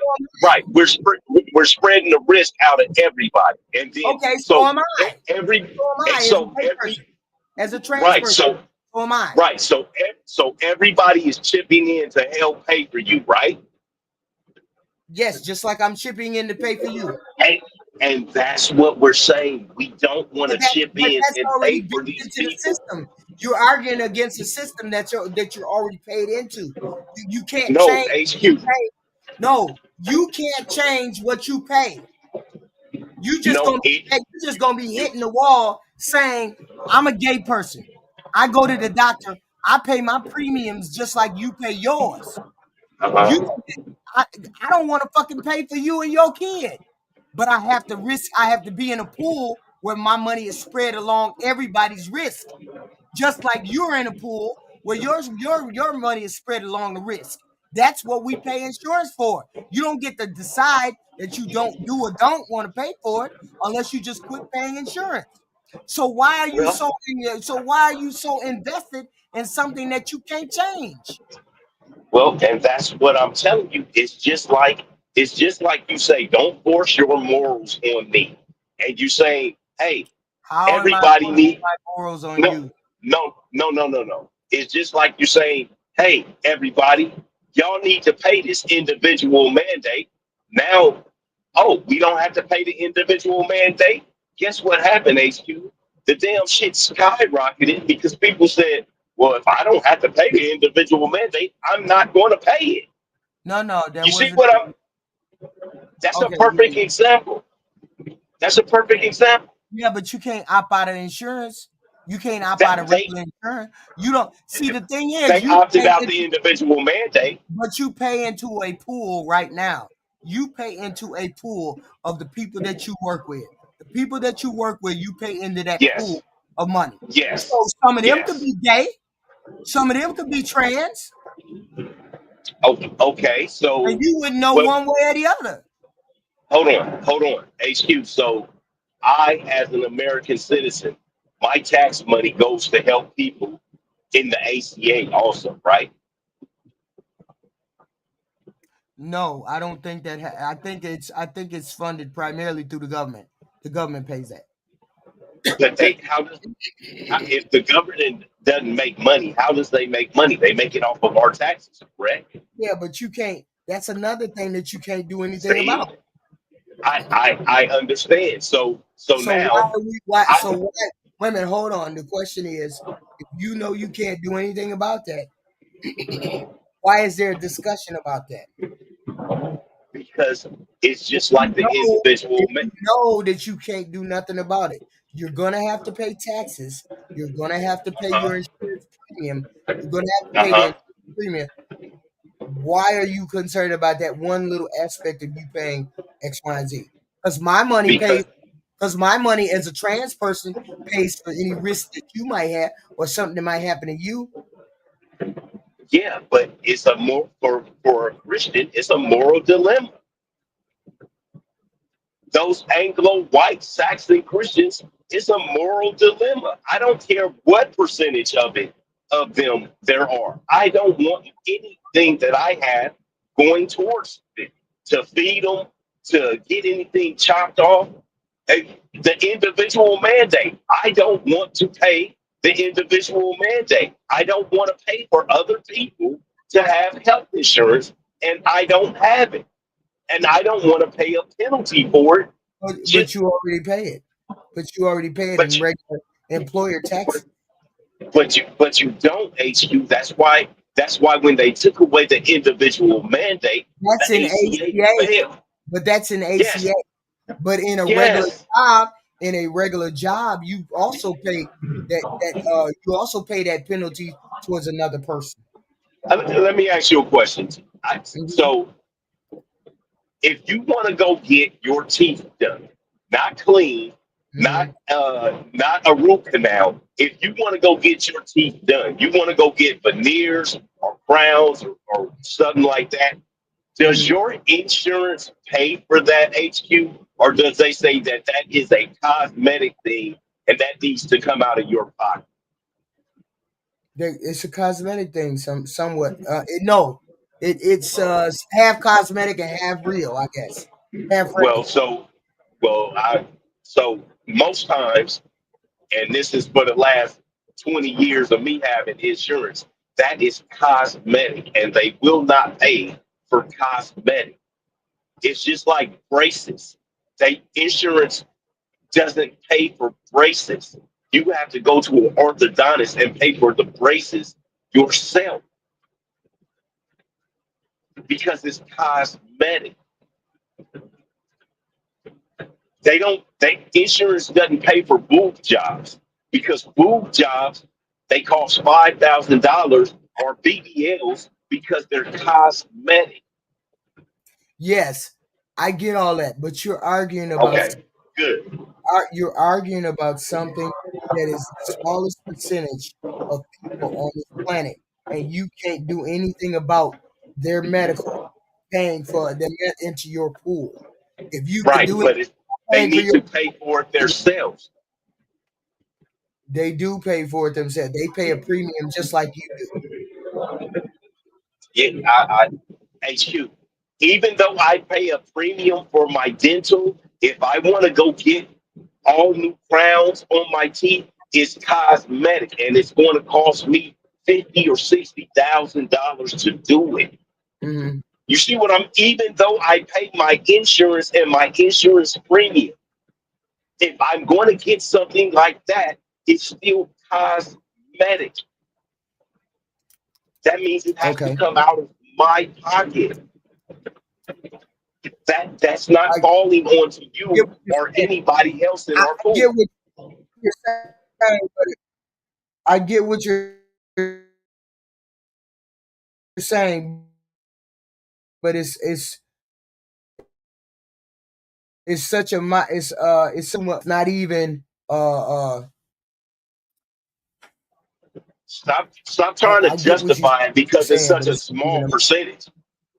No, I'm not justifying it. I'm just trying to figure out why this is such a thing to Republicans when they don't make it there for you to pay for. Damn, who keep calling me? Oh, I need to turn my phone on. Yeah, but that's what I'm saying. Because it doesn't matter one way or the other. You all still have to pay for it. You still have to pay for your regular insurance. This is a minor point. That's all I'm saying. I understand. And like I say, I understand why you say that. It's because you're a humanitarian and that you care about people. It won't make a difference one way or the other.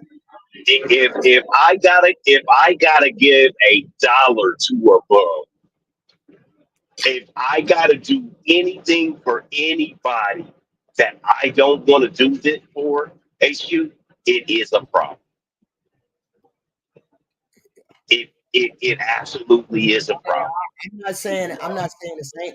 It's not. I'm just saying you guys are beating your head up against a rock because if a transgender person wants to pay for surgery, they're going to pay for the surgery regardless of whether you guys like it or not, and they have to pay for it. And so as long as all of that money comes out of their pocket, I don't think anybody would have a problem with it, HQ.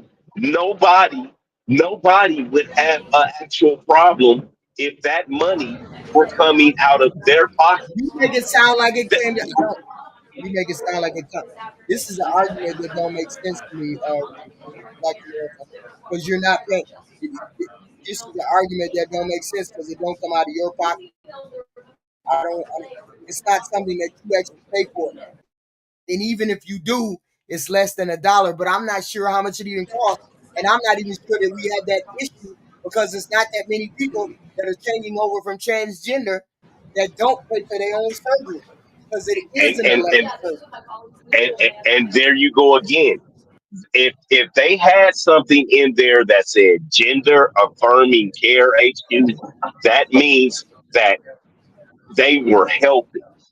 And I'm telling you, a straight man, as a straight man, I don't want to pay for gender affirming care. That's all I'm saying. That's all I'm saying. But I'm gonna go back down and I'm gonna listen to. But I think the Mexicans or whoever's illegal, because I know it's not just Mexicans that are illegal. Who's ever illegal, if they cut off a finger, they should be able to go to the emergency room. But as far as what the law says about the federal, like they can't federally get it. They sell weed in every state, but you can't take the money that they sell the weed from and take it to the bank because it's not federally covered. You know what I mean? Right. So it's an interesting thing, but I'll let you go because that background noise. All right. Bye-bye. Okay. Thank you, Black America. Thank you. Thank you. Thank you, Black America. Thank you, thank you, thank you. We've been listening to this goofy lady right here. Oh, shit. Yeah, cash retail. Let's see. Here we go.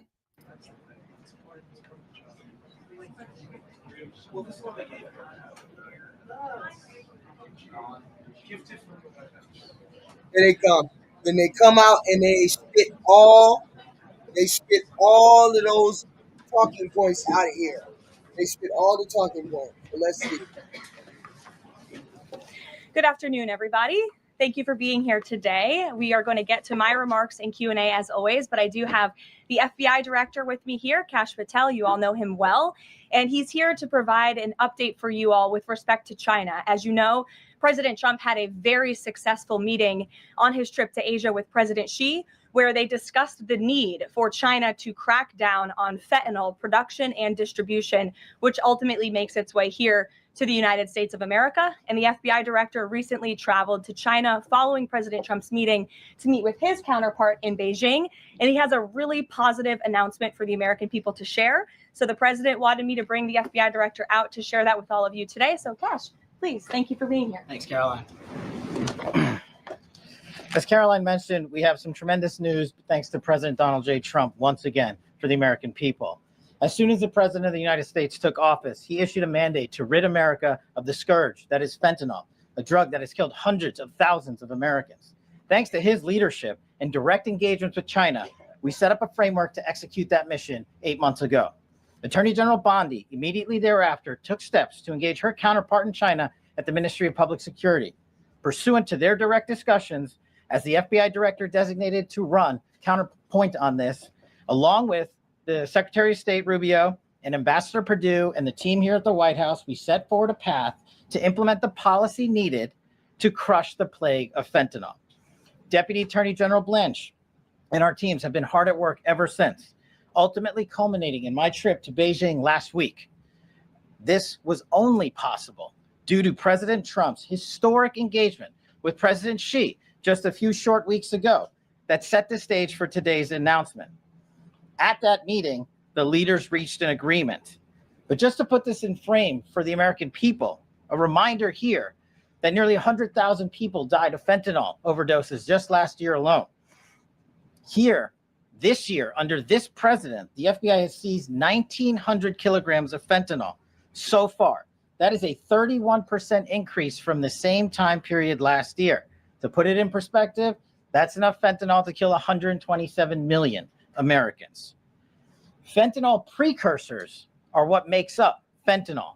While we, the interagency, the Department of Justice, have been fighting hard to seize and stop drug traffickers, we must attack fentanyl precursors, the ingredients necessary to make this lethal drug. That was the sole purpose of my trip to China, to eliminate these precursors. And if successful, we would suffocate the drug trafficking organization's ability to manufacture fentanyl in places like Mexico. This was the first time an FBI director has been to China in over a decade and received the audience with his counterpart to address this matter directly.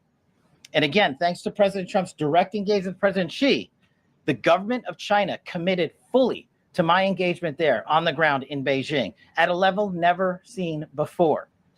While at Ministry of Public Security headquarters, I met with my counterpart at MPS, where the Chinese government agreed on a plan to stop fentanyl precursors. What does that mean? The People's Republic of China has fully designated and listed all 13 precursors utilized to make fentanyl. Furthermore, they have agreed to control 7 chemical subsidiaries that are also utilized to produce this lethal drug. Effective immediately, essentially, President Trump has shut off the pipeline that creates fentanyl that kills tens of thousands of Americans. These substances are now banned, and they will no longer be utilized by the Mexican drug trafficking organizations or any other DTOs around the world to make this drug. This historic achievement has saved tens of thousands of lives. This historic achievement would not have been possible without the tremendous team of President Trump, the Attorney General, the Department of Justice, the Federal Bureau of Investigation, and Ambassador Perdue in China, whose ground-level engagements were imperative to achieving this result. This is yet another example of how President Trump defends the American people, provides security for the American people, and puts the American people first. This is a historic first in its kind achievement by any president to stop the scourge of fentanyl, and it should be championed by every single American. This achievement will save lives. We are thankful for President Trump's steadfast leadership, and this FBI will fearlessly follow in his footsteps to ensure that this mission of safeguarding the American public is achieved every single day. Thank you. Thanks, Caroline. Cash. Thank you so much. Appreciate it. Okay. Thank you again, Director Patel. Before we get going, I do have one quick scheduling announcement. Tomorrow, President Trump will be joined by the First Lady in the East Room for an executive order signing aimed at expanding opportunities for education, career development, housing, and other resources for young people transitioning from foster care to adulthood. This is part of the First Lady's Fostering the Future efforts, which are a Be Best initiative. In other news, the Democrats dragged on the government shutdown for 43 days, the longest shutdown in U.S. history. But tonight, thanks to Republicans, the White House is very hopeful that this shutdown is going to come to an end. The damage caused by the Democrats with this reckless government shutdown cannot be forgotten. It is entirely the fault of the Democrat Party. Just look at the vote count. Hundreds of thousands of federal employees have missed their paychecks. Tens of billions in wages and benefits were withheld, impacting vulnerable families. Millions of low-income Americans missed their SNAP benefits. Nearly 20,000 flights at airports across the country were delayed due to staffing shortages, causing Americans to miss family events, vacations, and work obligations. According to Airlines for America, an estimated 5.2 million travelers have had their flights disrupted over the course of the Democrat shutdown.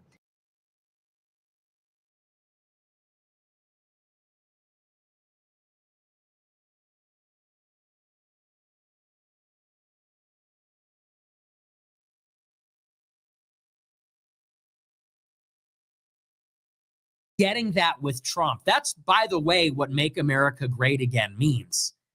The whole idea of Make America Great Again is this idea that the country is stuck. The country can't do anything. The government has no efficacy. The government can't solve problems, and neither can the private sector. It seems like our country is dying, and basically people are unable to stop it. People are either apathetic and they don't care, or people are inept and they're not competent enough. And it seems like the whole country's falling off the cliff and no one is able to even do anything. And we're looking at these energetic countries with tons of young people, whether it's in the Middle East or it's in Asia. We look at cities like Dubai. We look at cities like Singapore. We look at Beijing, Hong Kong. And people say, why can't we build things like they're building in China? Why can't, in China, they build bridges, they build things. We can't build anything. In Dubai, they build like world wonders and it's peaceful. In Chicago and New York, it's a shithole. It's dirty. There's crime everywhere. It smells like weed. You can't build anything. And the whole idea of Trump getting into office is that we would get the energy back. We would get this initiative back. That's what Make America Great Again meant. And yes, the aesthetics of MAGA had in it, you know, I'm not a socialist, but this idea of like heavy industry, like factories making stuff. Like Americans would be drafted not to go and fight in the Middle East, but literally drafted to build shit in America. You're going to get a job, you're going to work, and we're literally going to make things. We're going to make our country great. We're going to build skyscrapers, bridges, infrastructure. We're going to work with our hands. We're going to have factories. We're going to be a productive nation that builds the future. That was the whole premise. And Americans would do it. It was that Americans would do the building, not Chinese, not Indians, not foreign labor, not outsourcing. American labor, American builders, buying American, hiring American, American ingenuity and entrepreneurship and innovation and labor and companies would literally create our future. That was the idea of MAGA. Exactly. And I completely agree with Nick on this one. And what happened with this MAGA idea? Seriously, what happened? I feel like Donald Trump doesn't care about MAGA anymore. He cares more about other countries than our own nation. And this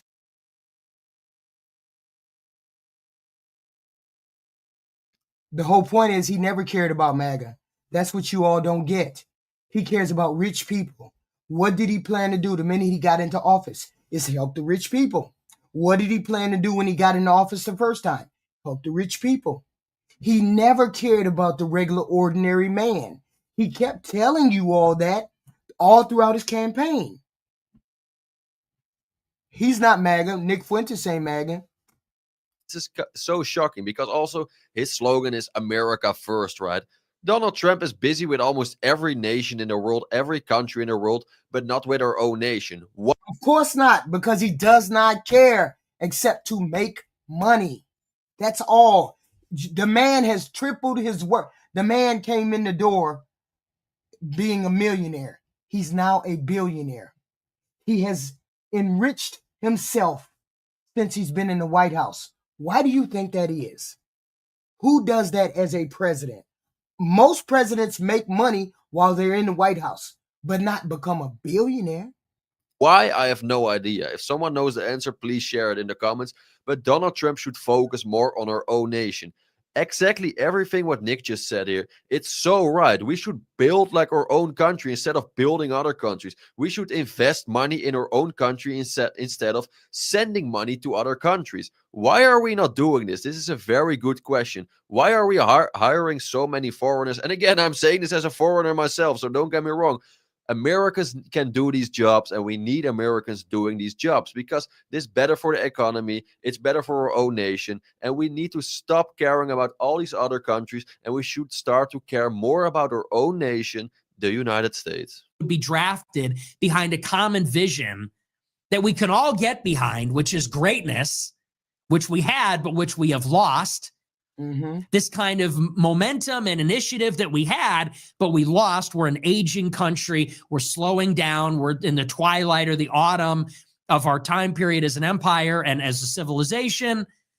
And people said people would come forward from the Midwest, from flyover country, from the heartland, and they would go forward to DC to work in government, and they'd be part of this transformation.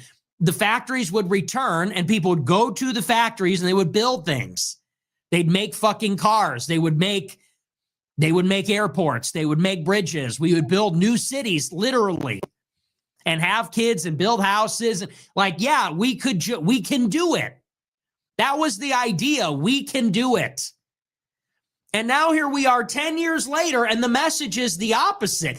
You can't do it. We're not talented. We don't have the talent because you can't. We need immigrants. We need Venezuelans to do Uber. We need Salvadorians to pick the grapes. We need Indians to do our programming. We need Koreans to build our missiles. Like, now we're getting the opposite. Trump 2016 was like, I don't care. We're going to win. We're going to take the country and make it great, and nothing will stop us. We're going to cut the red tape, ignore the media. We're not going to take donor money, and we're just going to fucking do it. Like, that was the idea. And now, here we are 10 years later, and the message is like, we can't do anything. Politics is too difficult. It's political reality. I could send all the Chinese and illegal farmers home, and I guess that would make some people happy, but what are you going to do? Let the colleges go out of business? We don't have any talent here. We need Indians to do our jobs for us. And that it's less so the policy, because look, people are realistic. People know Rome wasn't built in a day. We want to build Rome in like 20 years, but it wasn't built in a day. Okay. But what is really crushing after 10 years is the message. And it's like Trump is getting old. His movement is getting old. America's getting old. And it feels like as Trump loses energy, as he has been defeated in a way, it feels like the movement is being defeated. Yeah, and again, surprise. Nick don't come across as no MAGA. He sometimes does. He says the things that some of y'all say, but he damn sure ain't no MAGA. He's something. Surprise. I completely agree with Nick on this as well, because I feel like the credibility, like Trump's credibility is almost gone. And for be honest, I really like the guy. Don't get me wrong. I'm not trying to defend Donald Trump or anything, but probably many people who are watching this, they voted Republicans, they voted on Donald Trump, but they are seriously so tired of him now. He's not doing anything for the average American. Come on, what did Donald Trump actually do for us? He promised us so much. He promised us so much, and he didn't do almost anything. This is kind of insane, right? Because if Donald Trump is not doing it, and Donald Trump pictured himself as a MAGA guy, So he my was rich. my thing is this: if Nick doesn't believe that Trump did anything, why is it that everybody keeps saying that Trump did a lot of stuff? How is that? There for us, for the average Americans, but he isn't. So if Donald Trump is not doing this, who is gonna save the real Americans then? Who is gonna save the average American? Who is gonna care about the average American if Donald Trump is not even doing it and he pictured himself as the MAGA guy? He would care about the real Americans, but if he is not even doing it, who will do this then? Because I highly doubt that the Democratic president, and I think the next president will be a Democratic one. I hate to say this, but I'm scared that this is going to happen, and he doesn't care about this at all. So Donald Trump really lost my faith. Long story short, he promised us so much. I really believed in this man that he would help the United States, the average American, that he would really help us. But what did he actually do for us? I don't understand why y'all thought he was going to help in any way, shape, or form. I don't understand how you thought after what he did in 2019, 17, 18, 19, how y'all thought he was going to help you. He's not for the average man. He's never been like the average man for the average man. He's never been better than Biden. Never in any way, shape, or form. Let's be clear. I don't care how much you wax poetically about Donald Trump. Donald Trump is trash all the way around. He's a scumbag human being. It is what it is, right? I can't wait for the Epstein files to come out. But the point is, he's a shitty human being. Way, way, way less than Biden or Obama could ever be. Way less than Biden and Obama could ever be. There's no disputing that. All the shit that this man has done, we're not going to argue about that. You need to look that shit up. So I don't understand why you thought that he was going to help the average everyday man. See, that's delusion. That's the delusion I keep saying that the MAGAs got. Because they got themselves deluded into thinking that this man cared about what you thought and what you wanted. And he never did. He was a shit human being. It's almost nothing, right? He's every day in another country almost. He's helping every country in the world, but not our own nation. And this is, he lost so much credibility. He lost so much credibility because of this, because he's not doing anything, or he's not doing what he promised us. The movement that he built is just, it's out of ideas. It's out of steam. We tried it. We thought we could do it. We can't. We gave it one last try, one last push. Make America great again. Let's do it. Never mind. Everyone go home. We actually do need the Indians. We lost. We were wrong. The elites were right. We're worthless. We need Chinese money. We need Indian programmers. That's the sense of dread. Yeah. And this is why I said a year ago, it really is about the vibes. I said this a year ago. Trump is old. He's tired. He's not funny. He's low energy. He's monotonous. I said, and his movement is dead. Like, his movement is not dynamic. His movement has been captured. Look at who's at Mar-a-Lago. It's all grifters. When Trump started, it was all true believers. When Trump started, it was like him and like a dozen people with a dream. Mm-hmm. And they were bootstrapping it. They were just doing these rallies, flying by the seat of their pants. And they're like, can we win? I don't know. We're going to try. Right. And all the careerists and all of the parasite political class, they hated Trump. Now they're all in Mar-a-Lago. Now Mar-a-Lago is just the king's court, and it's all ass kissers and brown nosers and grifters and shills and the worst people imaginable. His endorsements have become a business. Access to him, photos with him have become a business. Yes, yes. It ain't become. That's what he is. That y'all thought he was a regular, ordinary human being. He never has been a regular, ordinary human being. He's always been a grifter. You guys just didn't see it. Like, all of the shills from 15 are now on the inside. All the people that hated MAGA are now the biggest MAGA supporters. Trump has been fully assimilated. He has fully been compromised by the GOP. And there's nothing risky, nothing edgy. There's no entrepreneurial spirit. Look what happened to Elon Musk. That don't mean just because he's a racist doesn't mean I can't agree to his point. Elon Musk came. We both think that Trump is compromised. We both think Trump doesn't give a damn about regular, ordinary people. We can both agree on that. Man, he was maybe the last push because he's a little younger and he bought Twitter and, he's the Rocket Man and everything like that. Elon came in with Doge. He got chewed up and spit out in 3 months. Elon was a little bit of energy. Like, he was kind of like a little shock therapy for MAGA. And he lasted 3 months. He said, we're going to come in and we're going to bring in all these young guys and we're just going to move fast and break things. We could just do things. Remember, that was this week. But what I really love about him is that he shit on President Trump. He's a white boy that gets to shit on President Trump. And people love to eat it up. Long as y'all love to eat it up, I love to see white boys shit on President Trump. Seeing as how y'all never believe me when I shit on him, let the white boy shit on him. The white boy shitting on him. So I'm going to let the white boy shit on him. You could just do things. We're going to cut $1 trillion from the deficit. He got chewed up and spit out in 3 months. And now look at where we are. Nothing that has been promised has come to fruition. Can we end the wars? No. Trump wants to go back to Afghanistan. We're bombing Iran. We're building a base in Gaza. Mass deportations, Trump says, not so fast. We actually need all the people. We need the illegal farm workers. We need the illegal hospitality workers. We need the illegal construction workers. We're going to shut down H-1Bs, foreign students. Not so fast. We need all those Asians to fund our universities and do all the jobs that Americans are too retarded to do. Cut the deficit, forget about it. Epstein files, they don't exist. Exactly. Where are the Epstein files? I still ask this almost every day to myself. Where are the Epstein files? But most important, what Nick just said here is this, like, people will probably disagree with him. That's fine. Many people will also agree with him. That's also fine. You can say whatever you want about Nick, but you can't call this man a liar. He is speaking some real facts. And again, I can say this over and over again.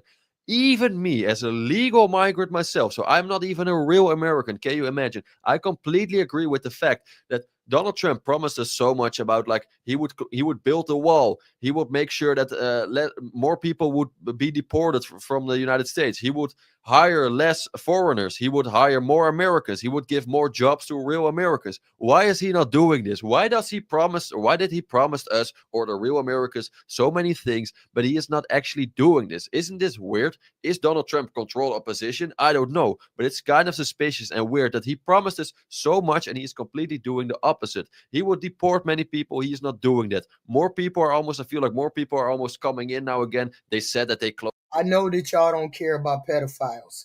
I know you don't care that your boss is pedophile. I know y'all don't care because y'all would be asking about it. You would be asking, you'd be demanding it if y'all care. Y'all don't care if y'all like y'all who leads y'all likes girls or boys or gay. It don't matter to y'all. We understand that. Don't be mad at us that y'all. Don't be mad at us, but don't be coming over here talking about gays and trans and immigrants if you don't care about pedophiles.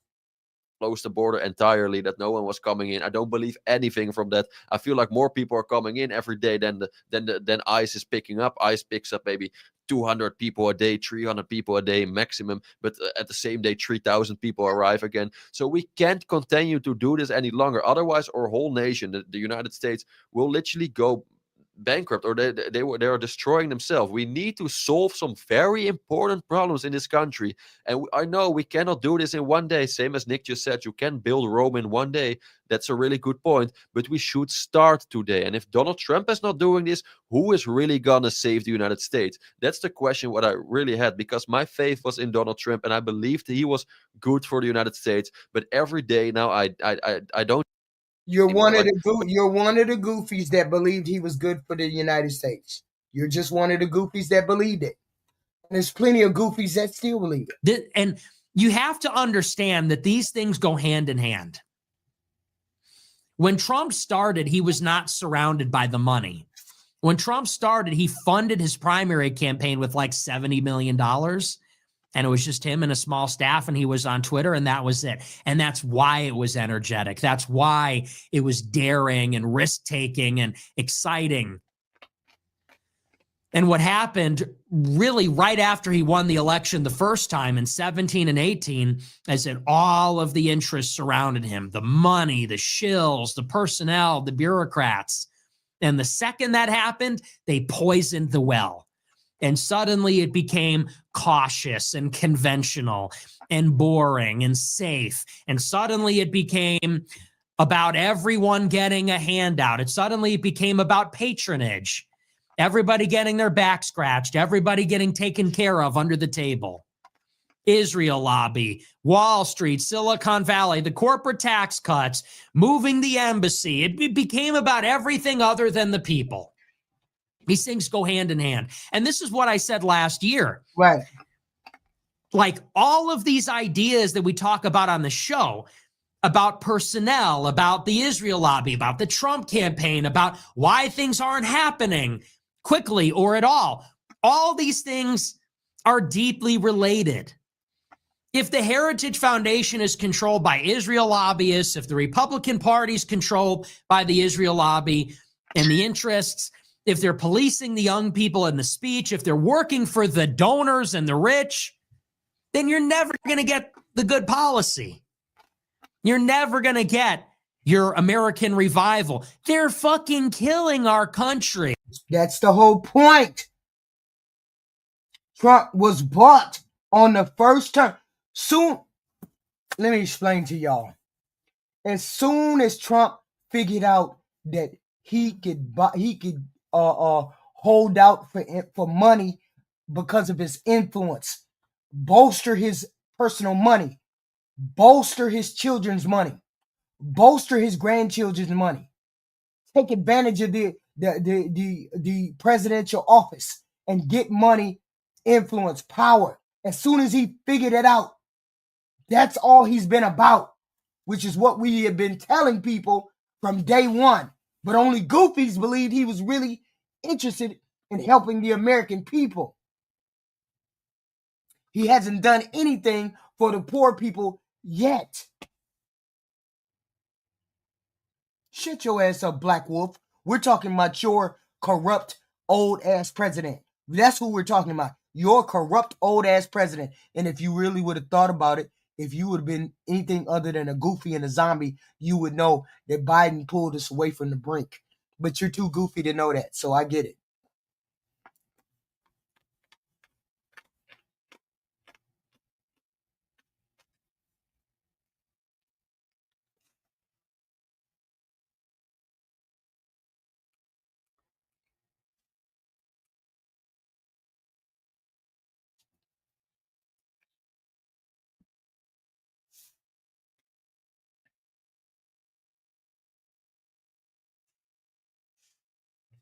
Sorry. Every time the president of the United States says we have to take care of the universities before the young people, we have to take care of. Because they're first. You're not anybody to him.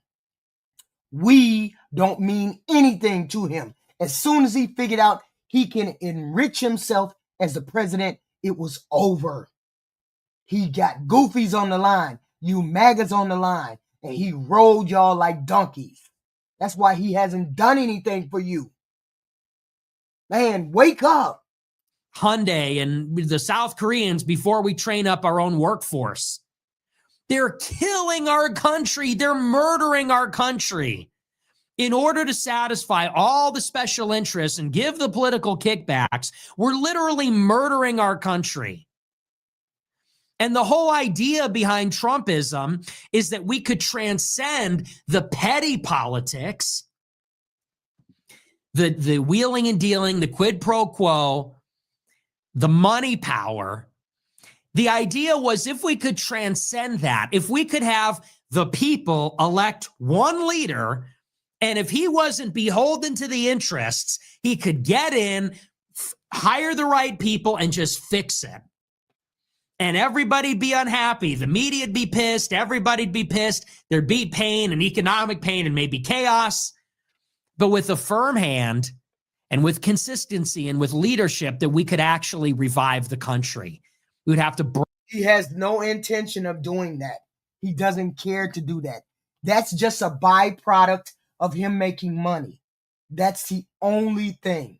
It's a byproduct of him making money. If we just happen to get any money, oh well. But he ain't trying to give us none or help us. Not even remote. Your MAGA's just been used. Break the back of all these self-perpetuating systems that have gotten us to this point. That was the whole idea. That's what made it interesting and exciting and worth supporting. And the second that it backslid into everything that came before, that's when I jumped off. That's when I said, I'm out. But all the idiots stuck around because, a lot of them, they just caught on way too late. A lot of people got red-pilled in like 2021. A lot of the people that voted for Trump in 24, he's calling you MAGAs goofy. That's what he's saying. He's saying, I got off the Trump train because he recognized the scam. He recognized the scam. Okay. They became conservative after the pandemic. They weren't there for the first time. And so their support for Trump is just like a generic conservatism. It's like a generic reaction to the excesses of the left. And so they weren't there for that magical campaign. They weren't there for that populist moment. And that's why they were sold a bunch of crap by propagandists on Twitter who were telling them it's going to be a never-ending Creed concert. We're going to be drinking Code Red Mountain Dew and playing Xbox, and it's going to be the golden age. Vivek Ramaswamy and Tulsi Gabbard are going to put America first or whatever. Like they were just not prepared for that. I think he's bitter. I think he's very bitter, and he understands. See, he's one of the smart ones. He's smart. He's a racist, but he's a smart one. He understands that Trump was a scammer. He got that Trump was a scammer soon enough. Right after Trump got right before Trump became he won this election. Nick figured it out. That's when he said, "Oh, you're a liar. You're a scammer. We're going to look back on this in 2 years and say, boy, did y'all get scammed. Boy, did you MAGAs get goofy. Trump is a scammer all day. All day. We've been telling the MAGAs. They just don't get it. And now here we are. I was right. I told you so. This is not MAGA. There is nothing MAGA about any of this. This is not America first. None of this is putting Americans first. Every promise has been broken. There are no real victories. Every promise has been broken. Goofy, goofy, goofy. Trump has not delivered. It has been one disappointment after another, and that is because of corruption. That is because the Trump regime, just like every other regime, has been corrupted by money. That's the bottom line. You have been disappointed. You fell for it again. You believed them when they made a promise, which they never intended to keep. They said things to you to get your vote, knowing full well that once they got it, they were going to work for the donors. Right, exactly. 10 points, A+ for Nick. And you should ask yourself, who are the biggest donors? Who do you think those biggest donors are? I think we all know the answer already, and that shows you already enough. Right? But as soon as Trump figured out that he could enrich himself with all of the money, hats, Bibles, what else? Crypto, what else? Everything that made him rich. He been enriching himself all this time, getting his money, getting your money, getting people to send him money. All this time. Nick figured it out. I got to give it to him. At least he figured it out and he got up off the train. Most of you goobers ain't figured it out yet. Right. This is exactly what is happening over and over again in our country. And this is the reason why people are getting so tired of politics Every time Don't be they mad, promise Black us Wolf. so many Don't be things, mad. and they do completely the opposite. They literally play with us like we are just dolls or something. They just think, oh, those people, they will vote for us again. And once we have But when he shit on Trump, I gotta hand it to him. He shits on Trump because he's telling the truth. 9 times out of 10, when he's telling the truth about it, Nick is saying the same thing that we've been saying. He just happened to used to be MAGA. He used to be MAGA. Now he ain't. So he understands exactly what Trump is doing. He's shitting on Trump, and I'm here for it. the votes, we can do whatever we want. We will promise those people what they want, but when we win, we will do what we want. And this is the reason why people don't believe in politics anymore, why people, they don't believe these elite people anymore, because they're just like lying to us over and over again. And of course, the donors are like, they are the biggest, or maybe they are the reason behind this. And I'm just curious, how do you think about this? And who do you think those biggest donors are? Please, if you know it, share it in the comments, because I think we all know. And it's happening always the same thing. They promise us so many things, and then we finally have someone who's going to help the average American, like a Donald Trump, like he said that he would do. He would help us. And when he wins big time, don't forget this, Donald Trump won big time. He could change so many things in this country in favor of us, in favor of the MAGA people, but he is not doing this.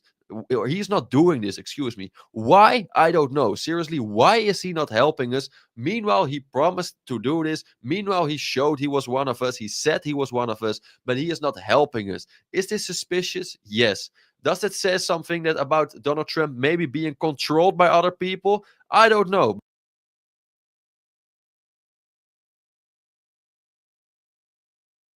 To be one of the goofiest black people on the planet, Black Wolf, for you to sit here and say he care about black folks. He don't give a damn about black folks. He made that abundantly clear. And I'll explain it to you in a minute. But you should always ask yourself these questions, because I feel like it wouldn't be a weird question to ask if Donald Trump is maybe working in favor of someone else or some other people instead of the real Americans. That's who pays for the cabinet appointments and the ambassadorships. That's who captures the bureaucracy. And that is why the system is sclerotic. That is why the system is slow and broken and unanswerable to the people and not even thinking about the people. And you're almost better off with Biden than with this. This is just like criminal stuff. And I'm not saying I'm it's 6 of one, half a dozen of the other. I don't care. But all Trump seems to have done, he's just as bad as the Democrats. The only difference is Trump has given people a false sense of victory. Trump has lulled people into complacency. Everybody thought the people triumphed when Trump won. He's different. He's talking like the rest of us. That's what is particularly sinister about the Trump movement, is the way that it functioned as a Trojan horse. Biden was worse. Kamala would have been worse. But at least with Kamala, nobody would be under any illusions. Would Kamala be better? No, she would have been far worse. The economy would be worse. Immigration would be worse. It all would be worse. But here's what matters, and here's the difference. Nobody would be under any illusions about what it is. That it's illegitimate. The elections are fake. The government's corrupt. She's not really in charge. The system hates us. There'd be no love lost there. And everybody would be acutely aware of the problem. You'd have righteous indignation. You'd have anger. There'd be a revolutionary fervor. But instead, with Trump, you get the pressure release valve. And no matter what he says or what he does, 50% of his audience, he has this diehard base of supporters. They'll support it no matter what. If he bombs Iran, they'll support it. If he brings in 500,000 Chinese students, they'll say he doesn't really mean it. If he fails to deport people, they'll say, well, who cares? The border's secure, so what? That's the problem. And so this is when you start to begin to think politically and start to think about what our real end game is. My end game is not to elect Republicans and be marginally better than the Democrats. No, my end game is I do want an energetic president. I want an energetic, forward-thinking, progressive, disruptive, populist executive branch that is going to fucking break the back of the power in the country and put Americans first. No more kickbacks, no more deals, no more corruption, no more special interests, no more super PACs.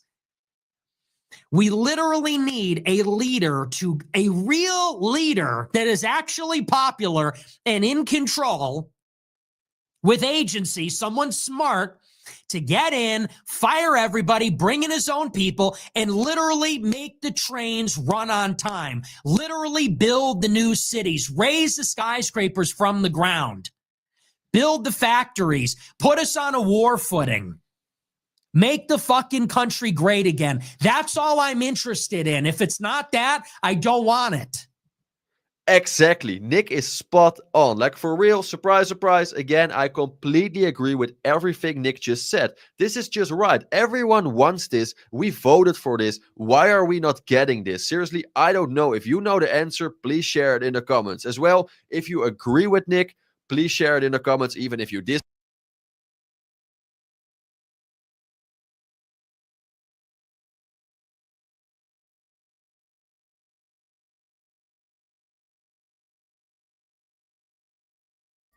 You never were going to get what you wanted to get from Trump. He never was about the American people. The minute he figured out how he could con people into getting him elected as president, that's what he did.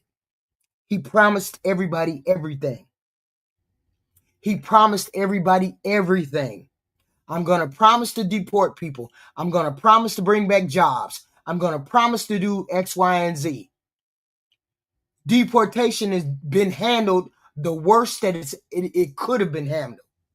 It's terrible the way he has handled deportation. Now he wants to bring people in to invade into the neighborhoods. He wants to fire all the people in the government. Fired all the people in the government. He did all of those things. And yet and still, I keep asking people, what did the big beautiful bill do for you all? What did it do for you all? It did nothing for you because Donald Trump don't care whether it does anything for you. He doesn't care about that. That's what Nick is trying to say. He doesn't care about that. We need to bring somebody in who will build the country up, put the country first. Don't put no other country first. Build the poor and the middle class and the working class up. This is what Nick is saying. Just because he's racist doesn't mean I don't have similar views for the country. Okay? I don't give a fuck whether he likes black people or not. I don't like him. Okay? But Nick understands that Trump never did come in the door trying to help poor people. He never did. He never wanted to. This is all I'm going to say. No, I'm going to say this. Everything that Trump has done since he has been in power has been to make himself rich. Make his children rich. Crypto coin, inviting people to Mar-a-Lago. You got to pay $100,000 to come there. He's building a golf course in Qatar. You got to pay for access on his golf course. Okay. You got to pay for this. You got to pay for a pardon. You got to pay for him to get you out of jail. You got to pay all of these things. Tomorrow, don't do that. That's the one thing you don't do that. Don't make it sound like what I'm saying is lying. What I'm saying is lies. Tell me I hate him and everything else after that I'm lying about. I'm not lying about that. None of the things I've said is lies. He has invented a crypto, and people have to invest in the crypto in order for him to do things for him. He does sell his pardons. Give me $5 million and I'll give you a pardon. He makes people pay for them to come and visit him at Mar-a-Lago. All of these things he has done to enrich himself. That is all that he has done. Rich people tax credits, tax breaks. All that he has done is to enrich himself. So don't tell me that I'm lying. I understand all of that. We understand all of that. That's why this president is a shitty president, because he ran so he could enrich himself instead of running in order to take care of the American people. Okay? Instead of taking care of the regular, everyday, ordinary people. I don't know what I'm talking about. Okay, fine and dandy. It doesn't make sense. You all hit the like, share, subscribe button. I appreciate you all this evening. I appreciate you. We will be back here tomorrow for some more content. No, there's no twisting to it tomorrow. There's no twisting to that. I just said a couple things plain and simple. The crypto, the selling the pardons, coming to Mar-a-Lago, playing golf at his golf course in Takar. Jared getting $1 billion businesses in Qatar. People enriching Ivanka overseas, inviting her places, speaker fees, making X, Y, and Z money here and there. The presidency has been about enriching him and his family. Nobody, I don't care what else he's done. He hasn't done anything for the American people. And the only thing the MAGAs have done has lift him up and made him even more dangerous. But that's okay. His time is coming to an end. We never needed this president, but we had goofy people who voted him in. Now it's time for the smart people to vote him out. Okay? No, we ain't finna do that to Mayo. We ain't finna do that. We ain't finna do that. Okay? We not finna do that. The Epstein files on top of that. That's why we keep calling MAGA a cult. You're right. That's exactly right. You all hit the like, share, subscribe button, however you want to do it. We have this content every day. So we do this every day. Depends on the day. Sometimes we hit the news early. Sometimes we hit at night. But we will be here tomorrow. And I appreciate you all coming out. I will talk to you later. Bye. I appreciate all of you. Please hit the like, share, and subscribe. I appreciate you. Yes, definitely do. Thank you. Thank you all.